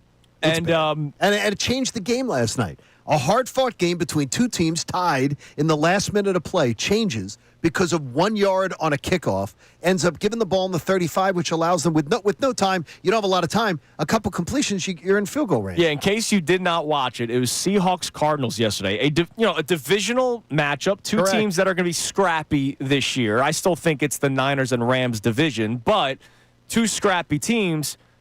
The Seahawks, it was tied 20-20.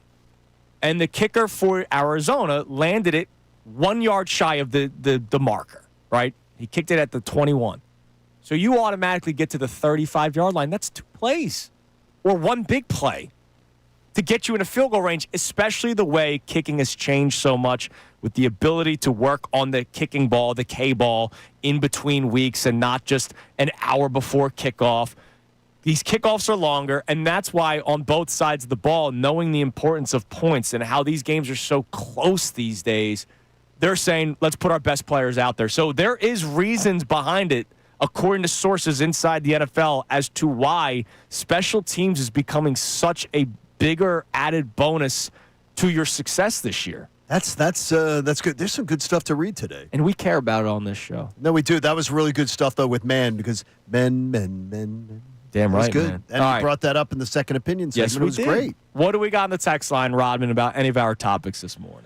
All right. And there's a number of texts coming in, especially if we head towards the comment about Baker potentially being out. How about that? One person checking in says, if Baker is out, we're done, yet quick to brag about the ass whooping last year, given that A.J., Devontae, and Lane Johnson were out. So a little hatred there for our guest, although appreciate JP coming on. We do appreciate JP coming on. He did mention it, though. He did mention it during the interview that the Eagles were banged up. No, we did. Mo from Horsham checking in says he has to add about the Eagles, saying that the Eagles are going to go in and win this one easily. Has no fear at all. All right, we got a lot of confident fans. Well, so I'm glad we to had see, the first two texts that were a little, still not there just yet. Yeah, but Dr. Avidan Appel is getting them a shot today, and they're going to be all ready to be manly men tonight. Hell yeah, man. And this entire weekend, because the Birds are going to take on the Bucs. Dude, if Baker's out, even if he's not out and he can't sling it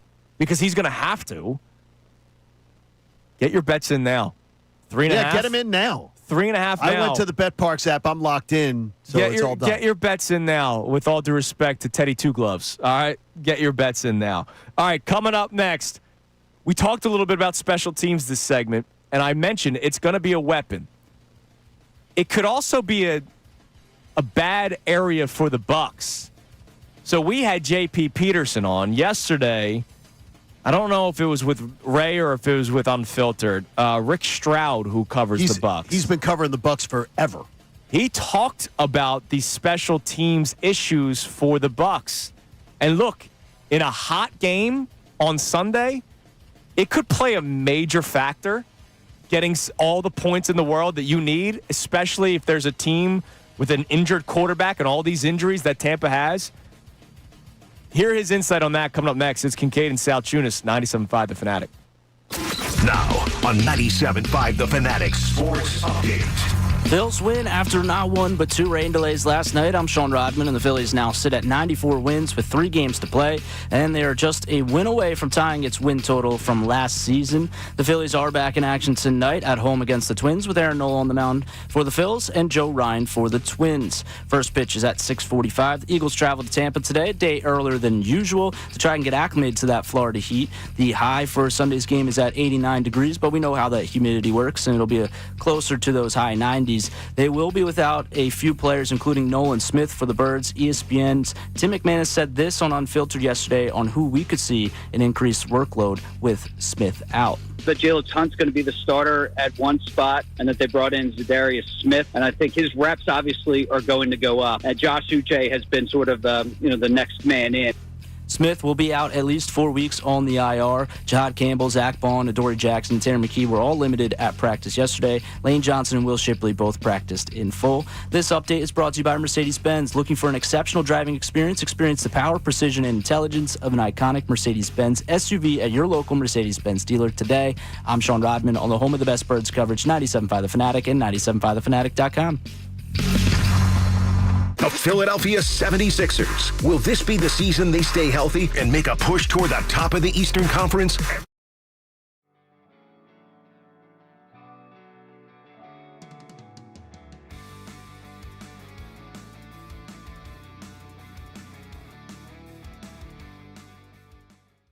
But I will say this. Like, if you can't beat the Eagles when they play a first half like that, is anybody going to beat this team? Like, and that's not even hyperbole. I mean, it's not going to be easy. Listen to this, Ricky. Not only are they 3-0 on the season, they are 19-1 in their last 20 games. Do you know how crazy that is? Do you know how spoiled we are right now as a fan base? They have won 19 of their last 20 games. They're 17-0 when Jalen Hurts starts and finishes. Think about that for a second. 17 straight wins with Jalen Hurts starting and finishing the game. Here's another wild stat. Jalen Hurts just had his 19th straight game without throwing for 300 yards. That's unbelievable. They're 18-1. Yeah, but you don't need 18-1. You don't need it. I mean, this you can't offense, beat this team. I mean, for the most part, let's face it, this offense is very efficient. For the most part, in his time period here. I'm not saying the first 2 games of the season were real efficient, but you look at that second half in yesterday's game. That was efficiency. That was, you know what it was? It was almost like everybody got on the same tempo. You know what I mean? You look at the first half, they were getting it handed to them. And I'm not talking just score-wise, but like physically, the Eagles were getting it handed to them. And I think that surprised me the most out of all that happened in the game yesterday. I think the Eagles being out-physicaled in the first half and beaten badly in the trenches early on, I think that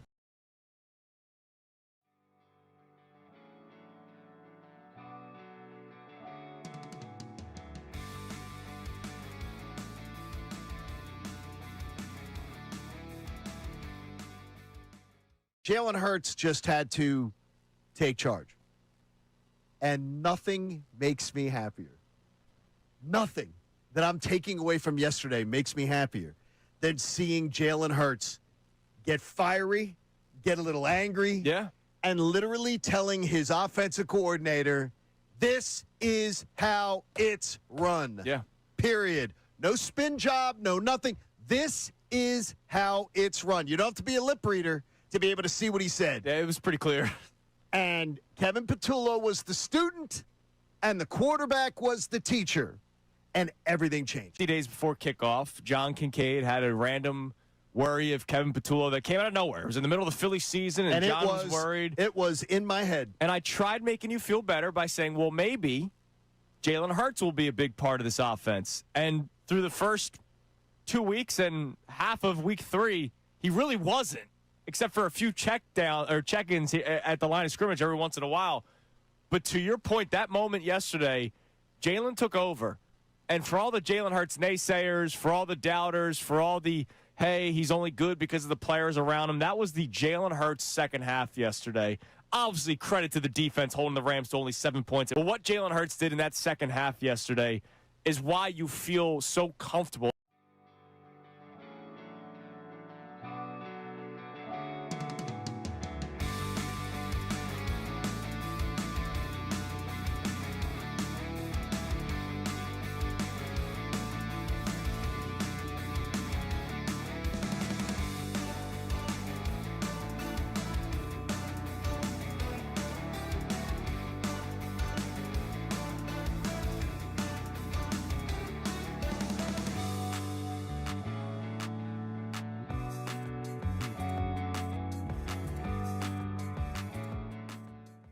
If you can't beat the Eagles when they play a first half like that, is anybody going to beat this team? Like, and that's not even hyperbole. I mean, it's not going to be easy. Listen to this, Ricky.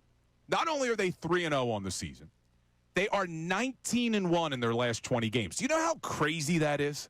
Do you know how spoiled we are right now as a fan base, they have won 19 of their last 20 games. They're 17-0 when Jalen Hurts starts and finishes. Think about that for a second. 17 straight wins with Jalen Hurts starting and finishing the game.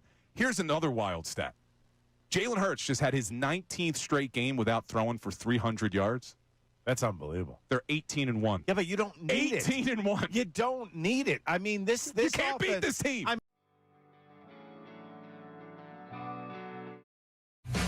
I'm checking out our YouTube chat.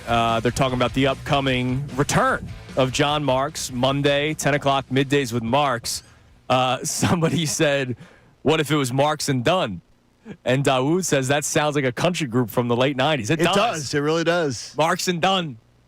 Well, it's going to be, I think it's going to be a fun little battle of wits there. Yeah. And then I'm hearing there's this whole, John's getting into the Rolodex and bringing people in. And it would be there's gonna fun, man. People stopping in, but it's like a mystery list. Yes. So we're not even going to know. It's like a Taylor daily Swift. listen. You just got to listen to it every single day. Yeah, just got to be checked in and find out what it is. Absolutely. All right, real quick, because I know not many people want to spend too much time on special teams talk, even though this show cares. All right, this is a pro game manager show.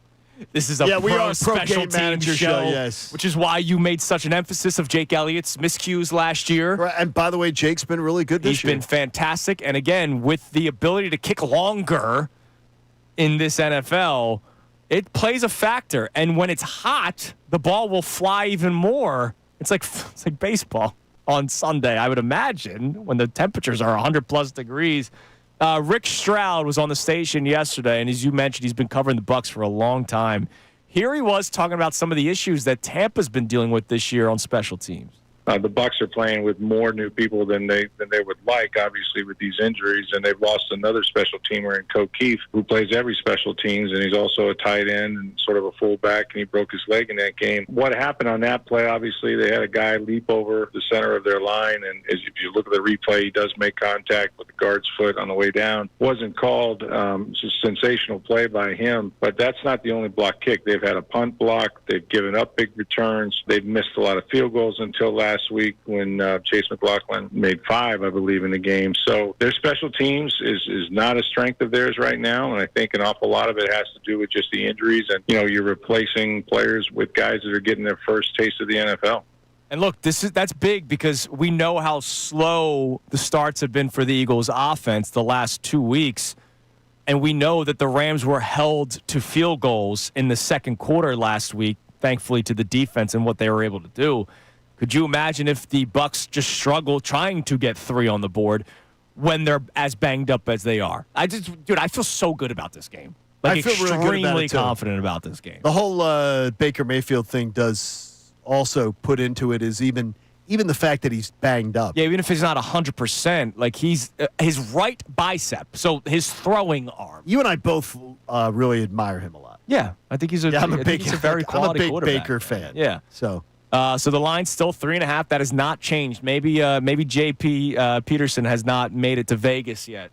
The words on the show here on Kincade and Believe Salciunas. me, he's got enough contacts. I can tell you that for Vegas. Well, tell him to hold those contacts please. for a little bit. Get after it. All right, get your 3.5 points. I already spread did in it. now. I took my BetParks app and put it on. Very smart of you. All right, you're listening to 97.5 The Fanatic, WPEN HD1 Burlington, Philadelphia, a Beasley Media Station, broadcasting live from the Comcast Business Studios, powering possibilities. Time now for the Kincade Salciunas Re-Rack. The opening topic is not necessarily about the X's. Some would say to us, if we read social media every day, that we both can be at times. Yes, absolutely. I'm going to be insufferable for multiple reasons. A, well-rested. My wife and son were both out of the house. I was in bed by like 8:30 last night, got a full night's sleep. You really Tremendous. B, walked outside, 3rd flat tire in 6 weeks.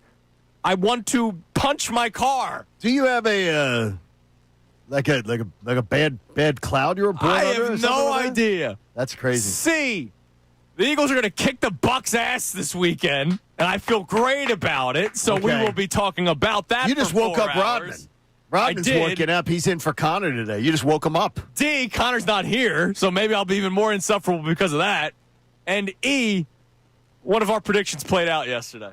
Interesting. In terms of Negadelphia. So we got a lot of stuff. We got a lot of stuff going on. Before we get into the Eagles, Phillies win last night, 1-0. What did we say yesterday during the show when we talked about what's that Negadelphian thing that creeps out of you? Well, they scored all these runs this night, so that means they're not going to score many runs the next night, and that's exactly what happened yesterday. Phillies win 1-0 over the Marlins. And when do you see these late game rain delays? Oh, it's unbelievable. Well, they're trying to fit everything in. They're just going to keep playing. Yeah, but this team played without rain delays like all year long. Yeah. And then all of a sudden now we're getting these rain delays late. So it was great job by him getting that in. Let me catch up on the Young and the Restless and GH. Sure. So it was great. So I got to get that in because we took Uncle Tom to dinner last night. Oh, that's nice. Had a great time for his birthday. Happy birthday, Tom. So, yeah, I mean, Phil's get that win. Phil's win 1-0. And they score the run in the first inning. On a ground out. It's unbelievable. On a ground out. Anyway, man, anyway. You know as great as Ricky blew it last night? You didn't see the post because you were asleep. I was out, dude. Okay. Ricky blew it last night in the post game. So they were like, you know how they have to have the sponsored play of the game? Yes. The big hit of the game was a ground out. I'm sure, yeah. And absolutely. Ricky is going, but dude, it's like they're scoring a run that I know ground out and everything like that. And Barkant's like, oh, Ricky, it's the biggest hit of the night. It's our sponsored play of the night. It was the biggest hit. You can tell Ricky it was. 1-0. But it's 1-0, and they have 94 wins. And John Clark, did you see the number from John Clark I retweeted? No. The Philadelphia Phillies get to do history this weekend, potentially.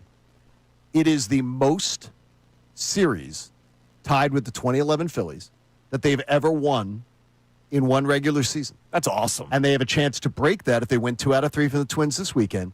They will be the most successful team at winning series in the history of the franchise. Let's go. That's fantastic. And that, by the way, again, for those who say you don't ever do it, that is a credit to the manager. Hell yeah. Which I say over 162, creating an atmosphere of calmness and stability. And by the way, I think this year he's been dealt a lot of cards that made it a lot harder than the 2011 team had.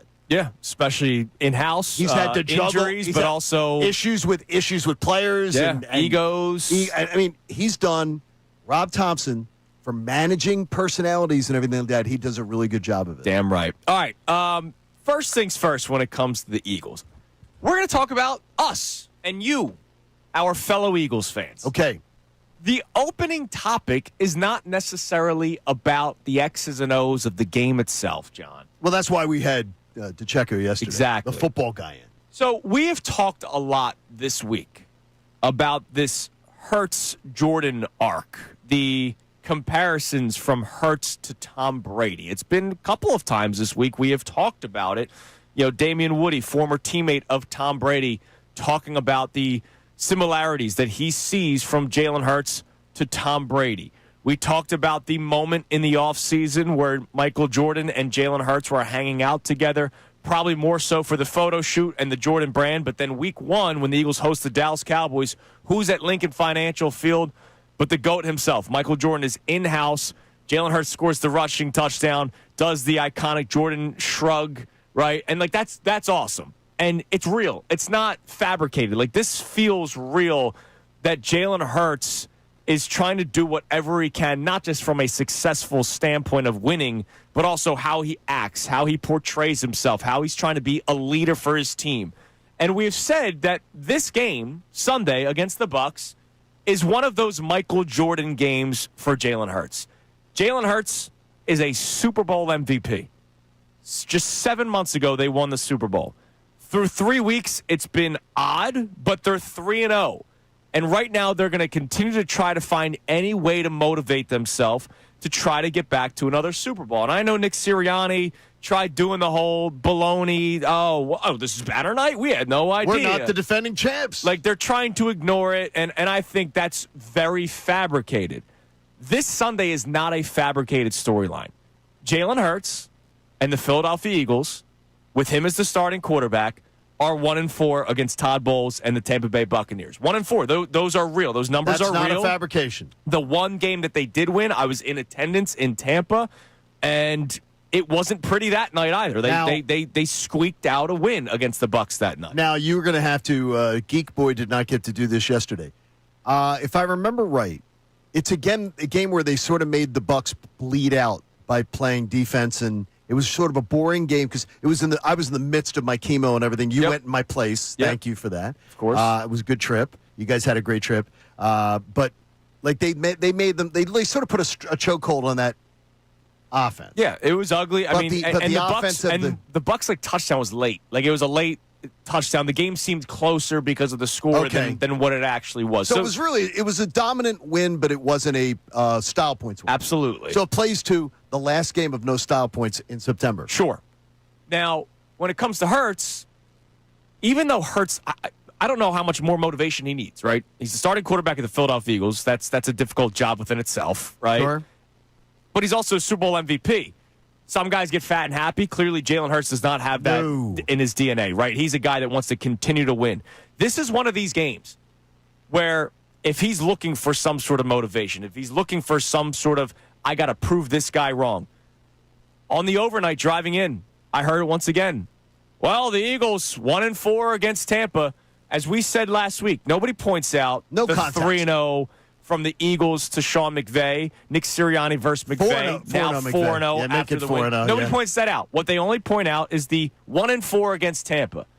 If I'm Jalen Hurts, I'm going, all right, screw that. I'm going to go out there, make it 2-4, and it's not going to be a squeak-out win. We're going to win this game. We're going to win it handily, which is why I'm so confident going into this game.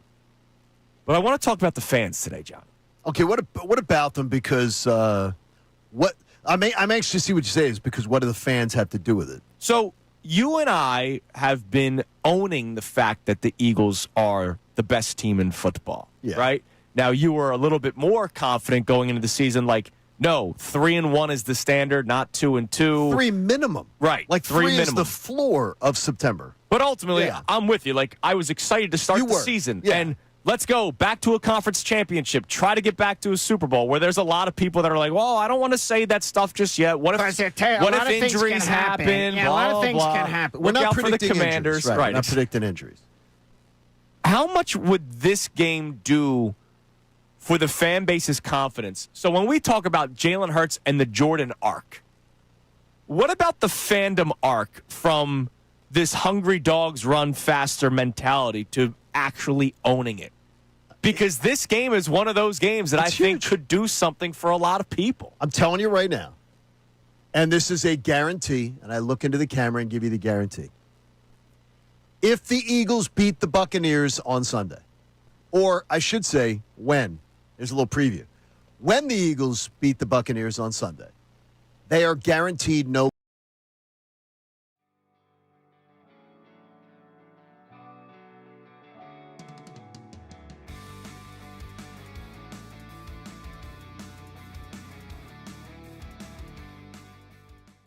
Jalen Hurts just had to take charge.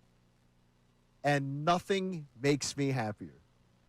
Nothing that I'm taking away from yesterday makes me happier than seeing Jalen Hurts get fiery, get a little angry, and literally telling his offensive coordinator, this is how it's run. Yeah. Period. No spin job, no nothing. This is how it's run. You don't have to be a lip reader to be able to see what he said. Yeah, it was pretty clear.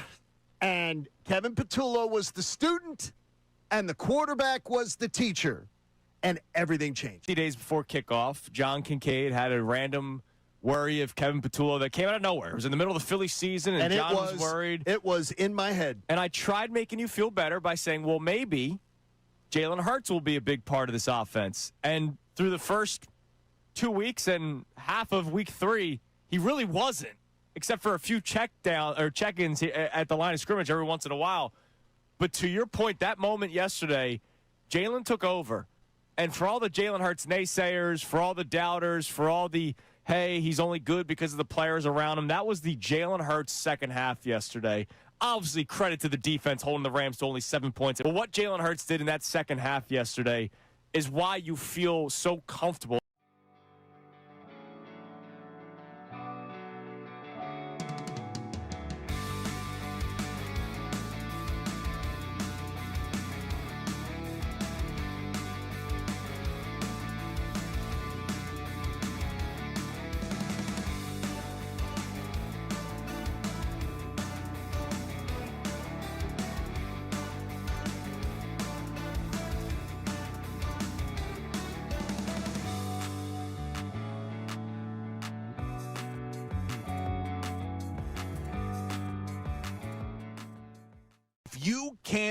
the Eagles when they play a first half like that. Is anybody going to beat this team? And that's not even hyperbole. I mean, it's not going to be easy. Listen to this, Ricky. Not only are they 3-0 on the season, they are 19-1 in their last 20 games. Do you know how crazy that is?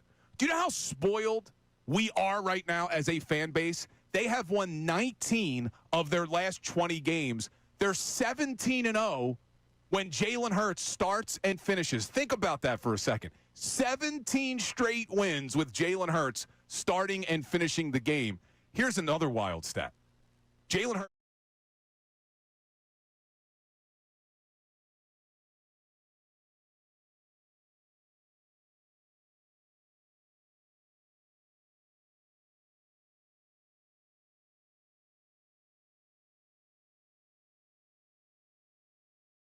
Back to our text messages here in a second.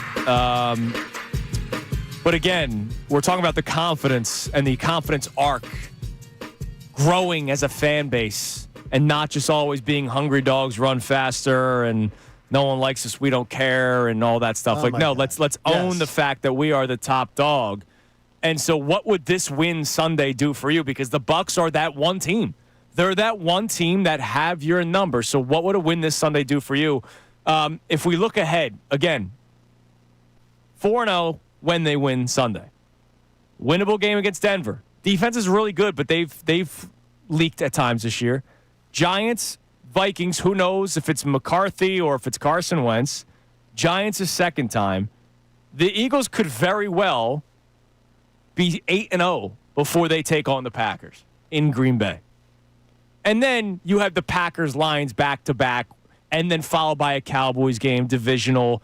So that is a rough 3-week stretch. Eagles-Packers is Monday night, so the Lions game would be on short rest. But that Vikings game that maybe a lot of people will have circled, that's on 10 days rest. So we said from the very beginning, John, that this schedule just lined up great for the Eagles. I think it was a great. I thought it was a great. This is not revisionist history. I thought it was a great schedule, and September was going to be the tumultuous month, and I thought it was going to be 3-1 or 4-0. And there's that pocket with the Packers and Lions in the divisional game with the Cowboys, and then of course the final 3 weeks, the Commanders, Bills, Commanders, which I already said I don't believe is going to be a murderer's row. On paper, it's all right, that's tough. Right. Yes. I think the Bills are going to have locked up the number 1 seed before we play the Bills that week. And I'm telling you right now, I got a strange feeling that game's going to mean nothing to Buffalo. Which, by the way, it's already kind of heading that way because they're the Bills are 3-0. The two teams that would rival the Bills with that are the Ravens and Chiefs, and they're both 1-2. They're and both one of them's going to be 1-3 this weekend. Right, because the Ravens and Chiefs play each other Monday night. To me, I think the Bills are going to have the number 1 seed wrapped up. By the way, again, is 6 of the last 11 years, the number 1 seed's been wrapped up with 2 weeks to play in the AFC. So it's not uncommon that this happens in the AFC. And the Bills have a really easy schedule. I think they're going to be rampaging. So are the Bills going to go out and risk Josh Allen and all their big stars and everything? Probably not. Or are they going to and you don't play with a sense of urgency when you've got everything locked up. You just know it doesn't happen that way. And the only thing about it is I think it is the last game in that stadium. Oh, really? Except for the last regular season game in that stadium. Sure.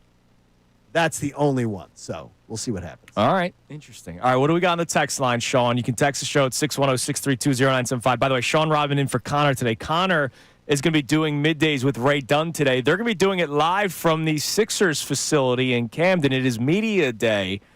So today is going to be one of those fun days where you do not want to miss a second of the show because you never know who might make it on set with Connor and Ray. I've done Sixers Media Day before in the past, and I've talked to a lot of big-name Sixers players. All right, so make sure you're listening from 10 to 2 today because you never know when they're going to come on. It could be the head coach. It could be one of the star players. Sure. It could be one of the young guys with Maxey. It could be the Rook, VJ Hedgecomb, who you and I had a lot of fun with earlier, right after the draft when they selected him. So make sure you're listening to Middays with Ray and Connor coming up at 10 o'clock. But what do we got on the text line, Sean? All right. Someone checking in, no name here, says they're not a fan of the line. Combined with the Heat and the Eagles never play well in Tampa, this will be their first loss. What don't you like about the line? Obviously, it's a text, so I can't get the immediate response. I understand that with all the injuries, the line is an Eagles line. Yeah, because Tampa has owned the Eagles. It's and in so Tampa. the line is begging you to take Tampa. So that's an Eagles line.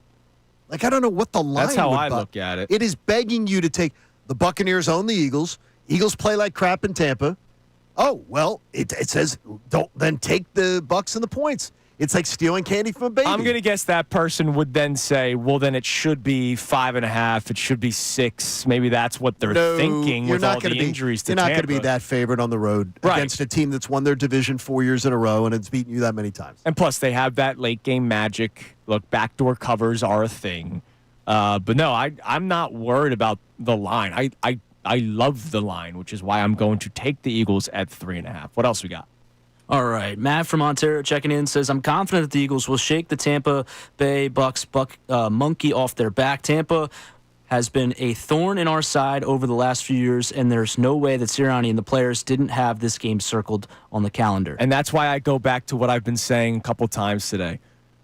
Forget us for a second, because the topic of conversation has been about the Fandom arc, but the Jalen Hurts arc to being the Bradys and the Jordans of the world, which it's being talked about nationally now, right? Like, this isn't just a here on Kincade and Salciunas where it's being discussed. Sure. Damian Woody literally saying it earlier this week on ESPN National that he sees the similarities from Hurts to Brady, the mentality, the leadership, the work ethic, you name it. If Hurts needs to find anything to motivate him, like Jordan would do, oh, you looked at me weird, I'm going to drop 40 on you. This is that team where you go, hey, it's the one team I can't beat. And even though I'm a Super Bowl MVP and we're 3-0 and if we lose, it's not the end of the world. That's not his DNA. No, it's not. He doesn't look at it that way. He looks at a loss as the end of the world. But you know what was interesting is hearing JP talk about it is that Todd Bowles, where I said to him, look, they've got that division. They've had it on lockdown for 4 years, and they're the class of that division. Sure. Do you think he might say, we got some banged up guys here. We can afford to rest some people, maybe give them an extra week? And he goes, well, that's not Todd's DNA. Right. So, Temple tough, baby. Yeah, and look, I get that. You never want to. He's like the three of us. You never want to punt away a game, but no, you don't want to do that. No, absolutely not. All right, so coming up next, Johnny, we give our picks, and I'm just saying, rough start to the season for me, but after Connor Thomas mocked me, laughed on the air, open mic, he laughed at my record. I followed up with a 3-1 weekend. Now, you were 4-0, so I don't even have honors in the pick segment. But all I'm saying is you never want to wake up a sleeping giant. We give our picks coming up next. It's Kincade and Salciunas, 97.5 The Fanatic. Now on 97.5 The Fanatic Sports Update. Phils win after a couple of rain delays. I'm Sean Rodman, and the Phillies sit at 94 wins with 3 games to play. They are just 1 win away from tying its win total from last season. The Phillies are back in action tonight at home against the Twins. Aaron Nole's going to start for the Phillies tonight, and Joe Ryan for the Twins. First pitch is at 6:45. The Eagles travel to Tampa today, a day earlier than normal, to try and get acclimated to that Florida heat. The high for Sunday's game is at 89 degrees, but we know how that Florida humidity is. They also will be out without a few players, including Nolan Smith. ESPN's Tim McManus said this on Unfiltered yesterday on who could see an increased workload with Smith out. That Jalen Hunt's going to be the starter at one spot, and that they brought in Zadarius Smith, and I think his reps obviously are going to go up. And Josh Uche has been sort of the next man in. Smith will be out at least 4 weeks as he's on the IR. Jahad Campbell, Zach Bond, Adoree Jackson, and Tanner McKee were all limited at practice yesterday. Lane Johnson and Will Shipley both practiced in full. This update is brought to you by Mercedes-Benz. Looking for an exceptional driving experience? Experience the power, precision, and intelligence of an iconic Mercedes-Benz SUV at your local Mercedes-Benz dealer today. I'm Sean Rodman on the home of the best birds coverage, 97.5 The Fanatic and 97.5thefanatic.com. The Philadelphia Flyers.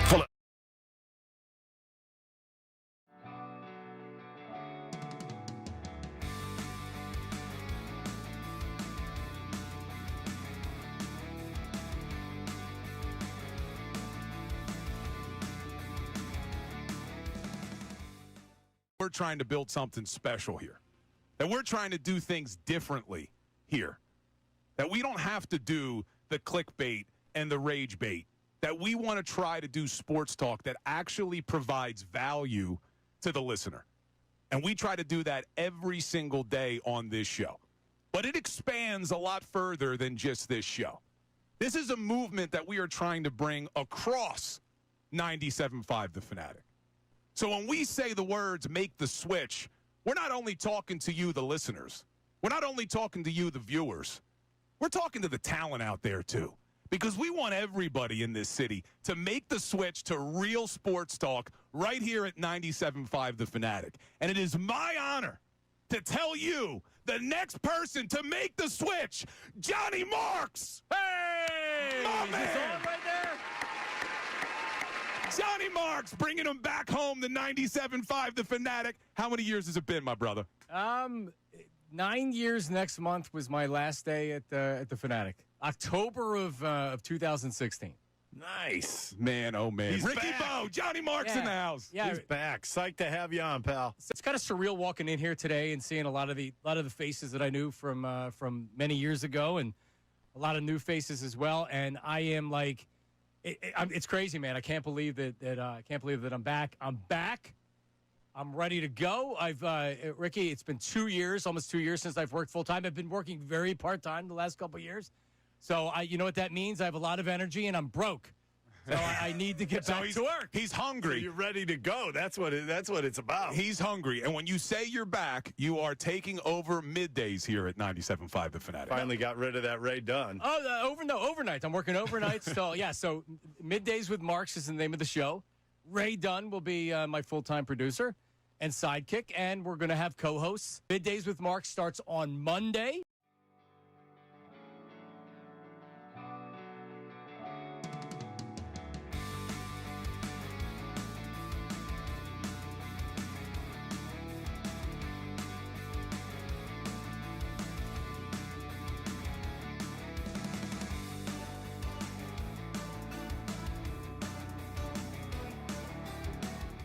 Philly fans, you are the best sports fans in the world. You're not stupid, so why should you have to hear outlandish takes that make you shake your head? You shouldn't. That's why Unfiltered is the show for you. Each afternoon from 2 to 6, we only bring you honest opinions and analysis. We may not agree all the time, but what you hear is what we genuinely believe. It's not some rage bait to try to spark conversation. So make the switch to Unfiltered with me, Bill Colarulo, my man Ricky Bo, and Silvana Kelleher. Every weekday at 2 p.m. right here on 97.5 The Fanatic and 97.5thefanatic.com.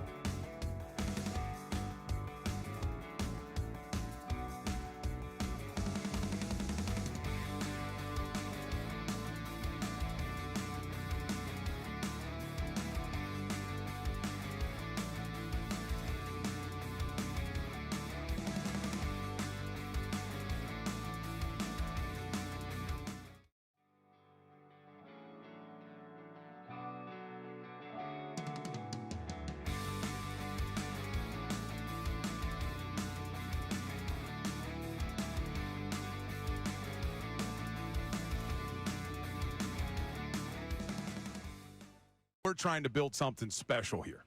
That we're trying to do things differently here. That we don't have to do the clickbait and the rage bait. That we want to try to do sports talk that actually provides.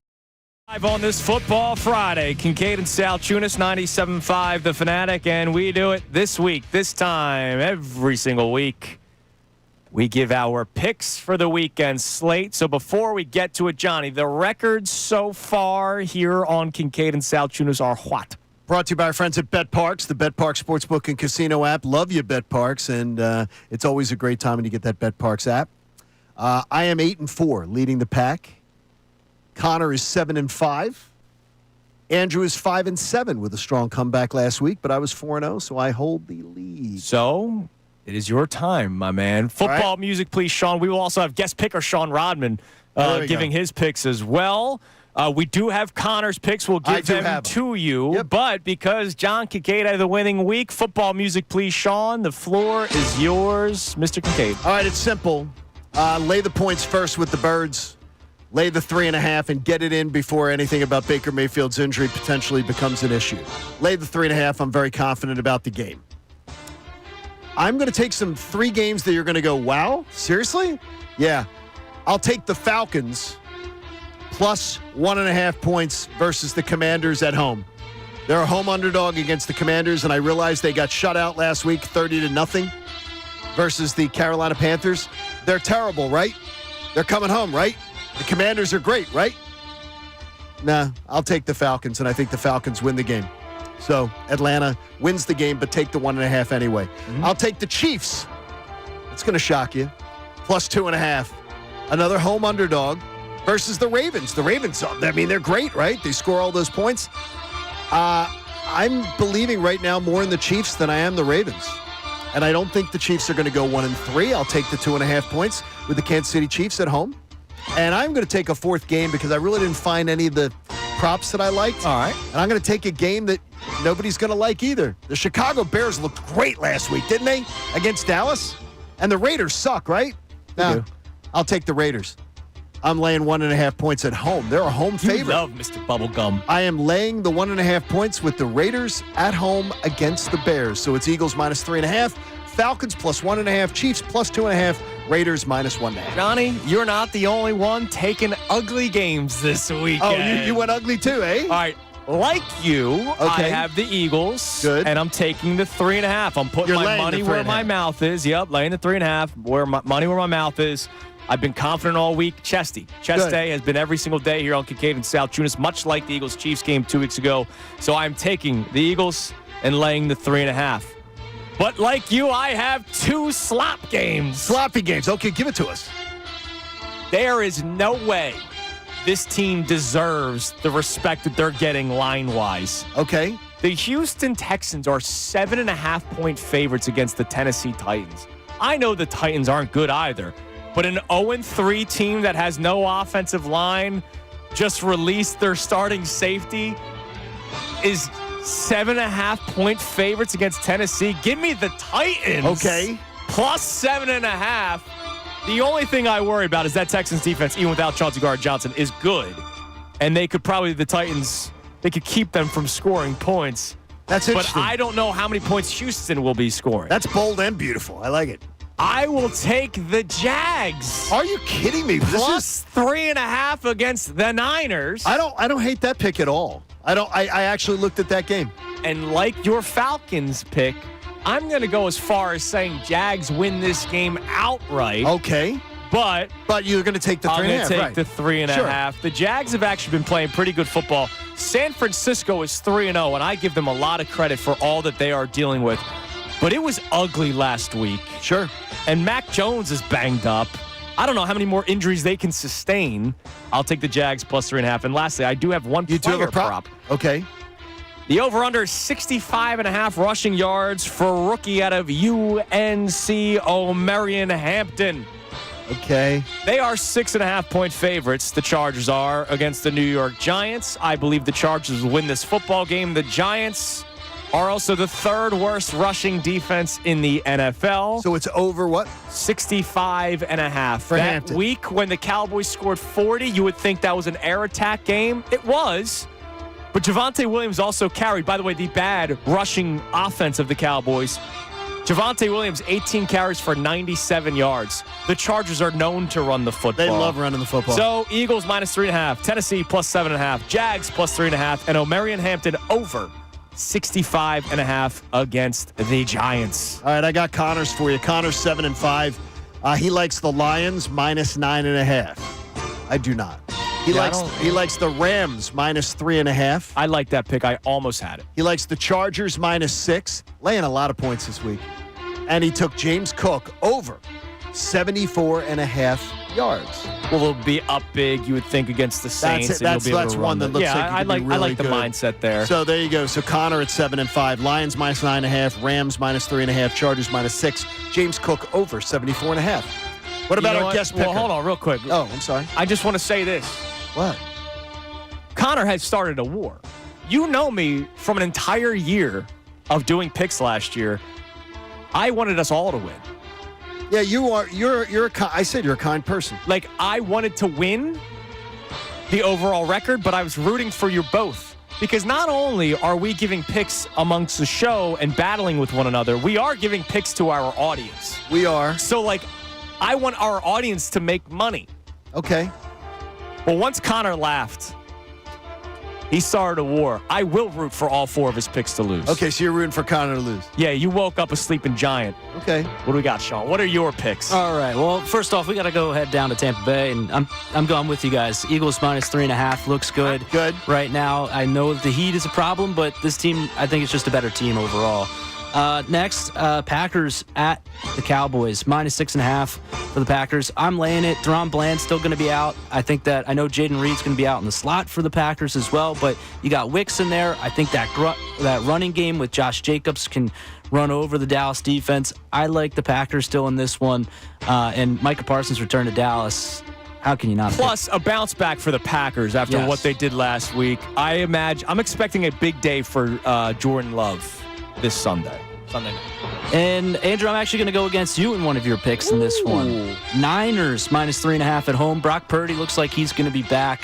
I like Brock Purdy more than Mac Jones. They're able to get the wins down there. I'm just anti-Jags. I don't know what it is. I'm not a big fan of that football team and Trevor Lawrence. Not that I hate them. I don't think that they're that great. I know that they're doing better with Liam Cohen right now, but I'm not a fan of that Jaguars team. All right. I just wonder who Brock Purdy's throwing the football to. That's okay because all he needs to throw to is CMC. Okay. I know he had Crystal McCaffrey. 9 receptions last week, yes, I think. He did. That was their entire offense. That's all they need. Plus, that pass rush, I know they lost Bosa, but that pass rush is still really good out there. All right.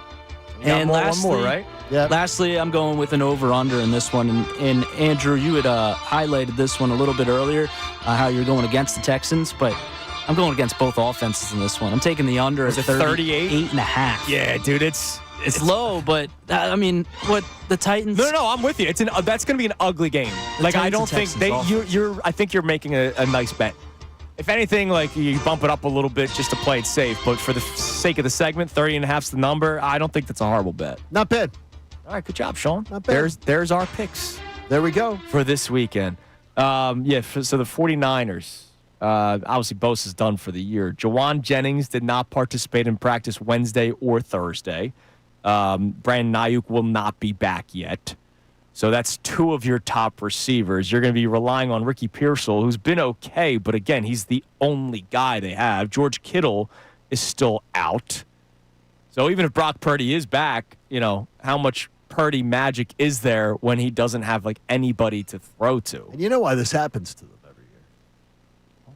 Because Shanahan saves seats at the pool. He's a rotten person. He's a rotten neighbor. He's a rotten neighbor. He's that kind of person, and sometimes karma comes back. The karma train is. It's like this week. We'll be at the beautiful Wyndham Grand. I can't wait. Are there going to be a-holes who get up at 7 a.m. I'm sure, and put out like 4 towels, and then go back to their room and just pretend? I'm sure that's going to happen. And put out their like flip flops and everything. Because you know what I'll do? I'll move them. Like I will move them. If I'm at the pool and I want a seat, and someone's just there and they've been sitting there, I'll be like, okay, well they're going to be moved. Because they're the worst people in the world. They are the worst. We'll see. Hopefully they're not with us, but they're the worst. I guess I have to have your back if they start throwing hands. No, they won't be there. They'll be back in their room because they're rotten individuals. They'll come back eventually. Yeah, eventually. All right, coming up next. There's nothing there before. We will give our official predictions. Not that you couldn't tell by our pick segment where we have the Eagles covering 3.5, but we'll give our score. We'll talk about some of the moments we think we will see on Sunday for the Eagles. I know you and I both feel comfortable about another bet for the Eagles. Very good about it. Also, what will the playoff bracket look like in Major League Baseball? Because this will be the final weekend of the regular season. We will make our official predictions for what the playoff bracket will look like. And then we get you set next week, wild card weekend, man. Unbelievable. The It's no Kincade pressure week. Salciunas. Yeah, it's wonderful here on 97.5 The Fanatic. Philly, People keep asking if I'm back. are you ready? But now, yeah, I'm thinking on.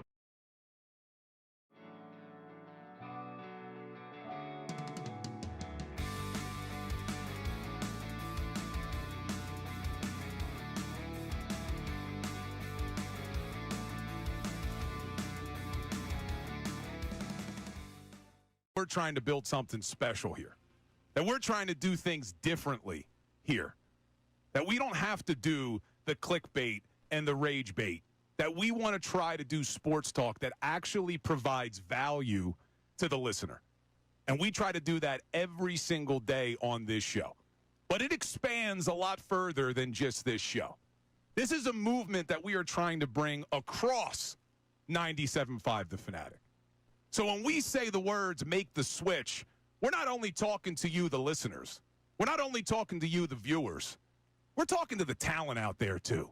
Because we want everybody in this city to make the switch to real sports talk right here at 97.5 The Fanatic. And it is my honor to tell you the next person to make the switch, Johnny Marks. Hey! My man! Right there? Johnny Marks bringing him back home to 97.5 The Fanatic. How many years has it been, my brother? 9 years next month was my last day at the Fanatic. October of 2016. Nice. Man, oh, man. He's Ricky back. Bo, Johnny Marks in the house. Yeah, He's back. Psyched to have you on, pal. it's kind of surreal walking in here today and seeing a lot of the faces that I knew from many years ago, and a lot of new faces as well. And I am like, it's crazy, man. I can't believe that I'm back. I'm back. I'm ready to go. Ricky, it's been 2 years, almost 2 years since I've worked full time. I've been working very part time the last couple of years. So you know what that means? I have a lot of energy and I'm broke. So I need to get back to work. He's hungry. You're ready to go. That's what it's about. He's hungry. And when you say you're back, you are taking over middays here at 97.5 The Fanatic. Finally got rid of that Ray Dunn. Oh, overnight. I'm working overnight still. Yeah, so Middays with Marks is the name of the show. Ray Dunn will be my full-time producer and sidekick, and we're going to have co-hosts. Middays with Marks starts on Monday.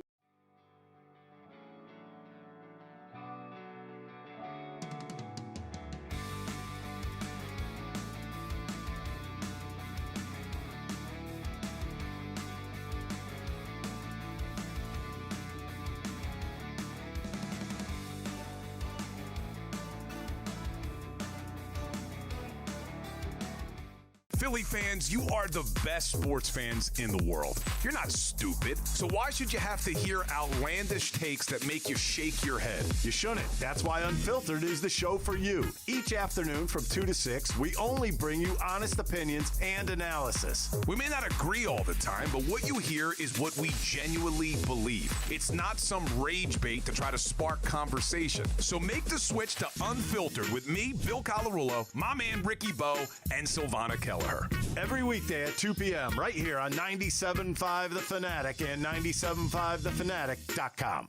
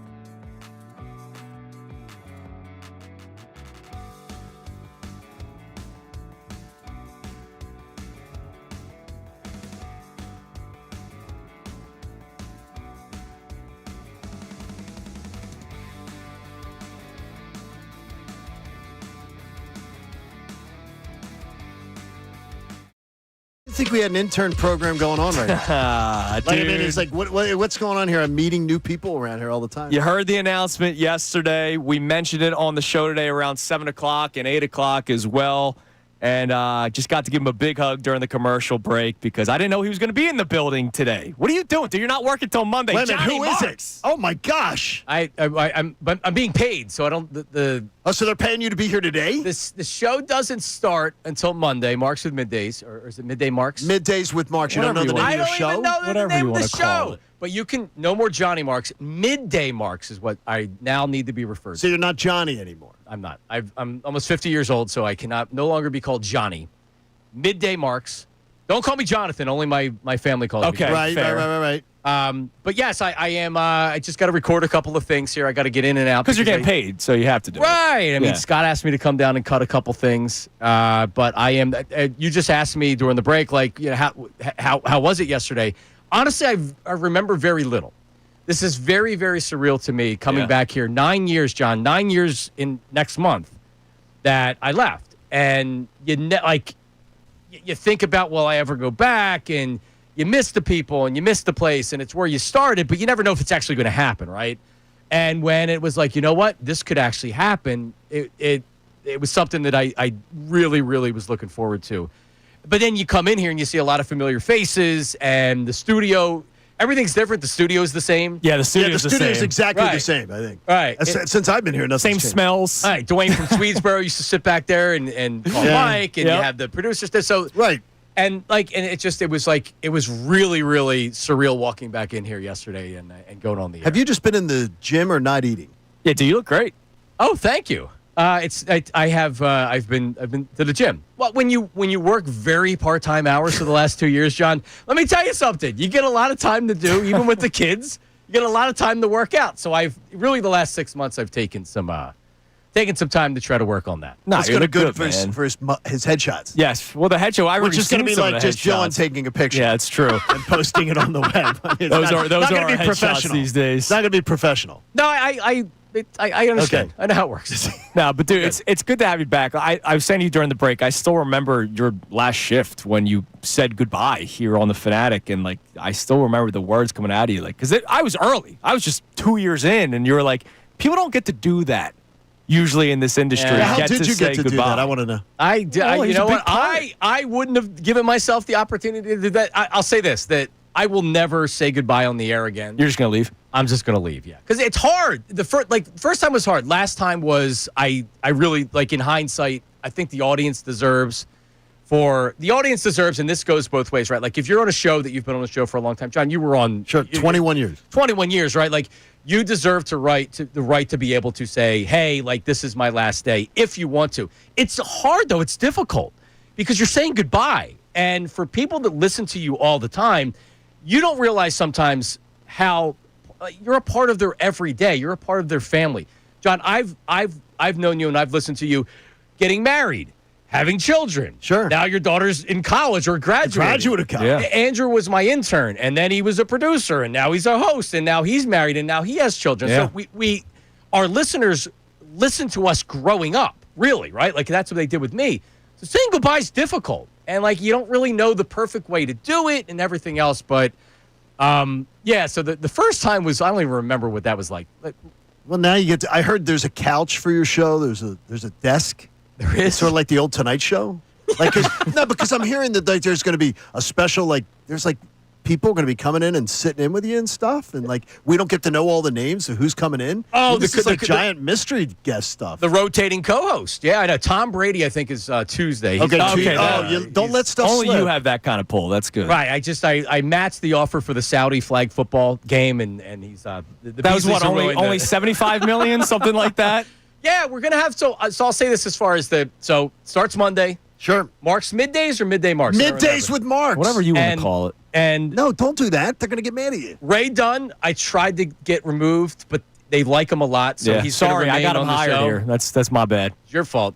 So Ray very much will be riding with me. By the way, the young 20-something women love Ray. They do. So you want that demographic to help grow? Yes. It's good for your audience. I didn't know he was. I mean, he's really young. He's 25. Yeah, and they It's like him. Yeah. So he's like the guy in every Lifetime movie. You can find Ray Dunn. You can. Is a character in every Lifetime movie. He's either the best friend. Listen, not usually the lead guy. I can tell you, Hallmark Lifetime movies. You know them all? Not only do I know them, I will sit there with my daughter, and my daughters and I will call out what's going to happen, and I will mock them as I watch it, and I'll criticize. The acting's actually very good. But anyway, So as far as Ray, me, and then we're going to have some rotating co-hosts for at least the rest of the football season. That's fun. It'll be interesting. So Bill obviously was able to be on with Mike, and they developed the chemistry or whatever. So, I'm just let's go. I know Amy's going to be involved. I can't say anybody who might be stepping off a golf course. So I sit in with you maybe 1 or 2 days. I will say this, that away from a bar. That some of my former friends here at the Fanatic will likely be a part of the show. That sounds good. That sounds good to a lot. That seemed to be on my timeline last night. The request. Yep, and I will have at least one of them come off the sectional and join us here in studio. Again, I love that. Again, all I'm good. So and then from there it's let's build a show. John, you know this. I don't know what the show's going to end up being, right? You kind of have an idea of what you are and what your audience is, and then you get to know each other, and then the show becomes the show. So I look forward to listening to you guys on the drive in. I look forward to harassing you guys. That sounds fun. And making you mad sometimes as you make me mad when I listen to you. Hell yeah, man. And let's go. That's good. One more thing, because I'm tired of giving you your flowers. We've mentioned Mike a lot on the station and how he built this station. You were a big part of it too, dude. You coming over from AM to FM, you're a big part of it. So it's really good to have you back in this building. Yeah, working with Mike and really before, when we were on AM, before Mike came to the station in April of 2008, John used to come on the station as a guest of the old morning show. Yes. Or Harry would bring you on. Yes. From time to time as a regular contributor. But my old goalie Mert was here too. So yeah, so Jason came along later, but I never thought that the station was. I thought the station was going to be Spanish sports because it was oldies 950, and then they flipped in October of actually the anniversary is coming up, the October of 2005, and then it went to all sports, and Jody Mack was here, and there was appreciating, and then Harry and some guys at night. Rob Ellis came over. No one was listening to us. No one knew about Sports Radio 950, Sports Talk 950. And then Mike came to the station, and people were like, oh, what's this? Wow, it's another sports station in Philadelphia. And that got the ball rolling. And then we got on FM, and then we're here right now, right? So we are. And we're doing a great job, and we're ready to go. So, shout out to Mike. I shouted him out yesterday. Mike. I know you did. But shout out to you, man. You're a big part of that flip and a big part of, what this station's built. So it's good to have you back. Let's go. All right, we'll see you Monday. There's Johnny No, Marks. we'll see you Tuesday because we'll be in Tampa. I know. He's over under 17.5 orange crushes for Salciunas this weekend. What's the weather on Sunday? 102. So real feel. 102. I went down the year after they won the Super Bowl. Same thing. Went down with a trip. It was the first week of the season. Deshaun Jackson went off on it, but they came back and almost won at the end. It was so freaking hot. It was literally like it's going to be on Sunday. Eagles fans, listen to me. You cannot drink like it's October in the K-Lot or Jetro. You will not be able to drink because people that did that literally were dying on inside the stadium, passed out, and they were having to almost be recessive. One of my childhood best friends lives down there full time, and he's still not used to it. And he's been down there for 4 years. He says it's bad. It's bad for what it is down there. It's bad right now in Tampa. It's one of the worst humid places you could ever be. Yeah, and it's good that they're getting down there a day early just to kind of get acclimated with it. But, there's a reason why teams struggle going down there, and the Eagles have. Just can't wait for Vic Fangio to wear a sweatshirt on Sunday. That's psycho. For every orange crush, drink a bottle of water. So if you do 17, 17.5. All right. That's not happening. And wear a diaper because that would be a lot of liquid that you drink. Well, no, all the liquid's going to be coming out sweat. I won't have to pee. Oh, he sweats. He sweats by 6:45 I'm sweating in the morning. right now. Come on, man. It's too hot in here. All right, see you, Johnny. Johnny. Beat it. There he See is, ya. Johnny Marks. Great to have him back. And that never leaked, by the way. Yeah, unbelievable, isn't it? Never leaked. Unbelievable. All right, so Sunday, 1 o'clock kickoff, Eagles and Bucks. We both have in our official picks the Eagles covering the 3.5. You and I both also have a similar feel that because of the heat, you're going to be able to wear down the defensive line of the Tampa Bay Buccaneers, and maybe the ground game gets going a little bit. And I'm not saying Saquon 200, But his over-under is just 81.5, which we have not seen since probably week 3 of last year. Over. Yeah, I like that pick, too, I love man. it. No, I like triple digits. Yeah, I could see it. How about the on-field heat will not exceed the amount of total yards that Saquon goes what's for? The on-field heat, man? Well, it could be. Remember, JP was saying could be like 120. He said 120 last. Yeah. Well, the on-field heat will not exceed the amount of total yards that Saquon accounts for between passing yards, the receiving yards, and the rushing yards. He will beat it. That is what I'm telling you right there. So if they tell you it's 122 on the field Sunday, he'll go for 123 total. His total yards. He's going to be a force on Sunday. And the Eagles are going to win this game 27-17. 27-17?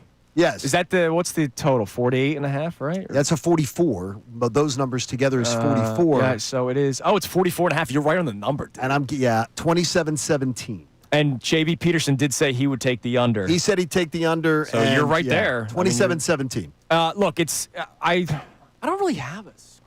Well, then just give us what your no, I think gut Eagles. feel. I think give Eagles us a gut feel for the neighborhood. I think it's a touchdown win. Okay. So you said that's a 10-point win. I'm going 10-point win. Yeah.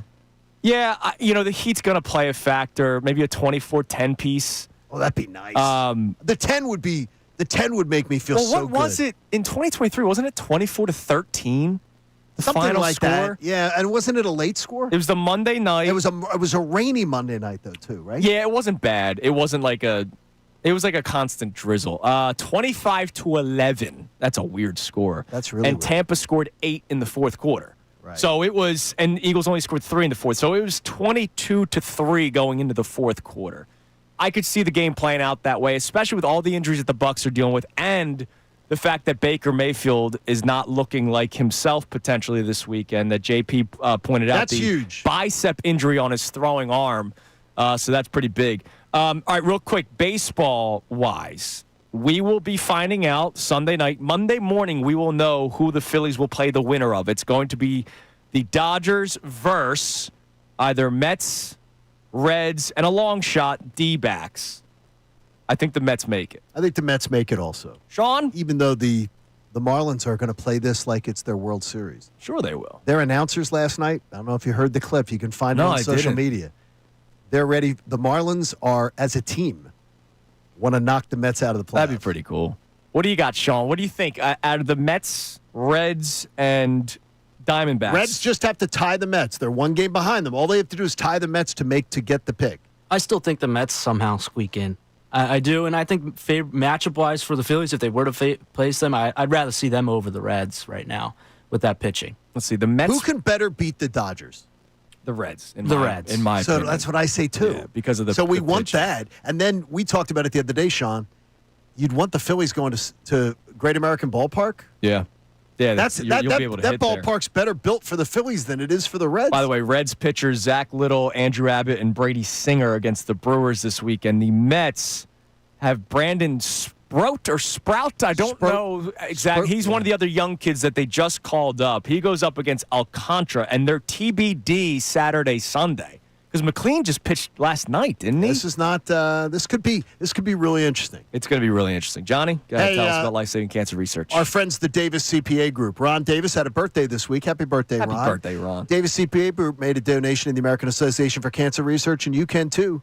Go to 975thefanatic.com/AACR because I'm living proof 3 times over. Cancer research saves lives. And last time, I did not get to go to Tampa. You went in my stead. I did. And I was doing double chemo and thinking, wow, I'm missing out going down with Philly sports trips to Tampa. And thank God for the Sprandios and for CMOH and for the cancer researchers everywhere. Yep, you get to do it this time today, around. baby. All right, so we'll be doing the show live from Tampa Monday morning. So we are in-house Can't Sunday. wait. We'll let you know exactly how bad the heat was, and we'll react to the game with all of you Monday morning back at 6 o'clock. Again, Monday at 10, the beginning of Middays with Marks or Marks with Middays, whatever. We'll get the names locked down at some point. But for now, Ray Dunn and Connor Thomas live from Sixers Media Day. They'll be talking Eagles, but don't miss a second because you never know who might be joining them at any given minute during the show. That comes right next. Everybody have a great rest.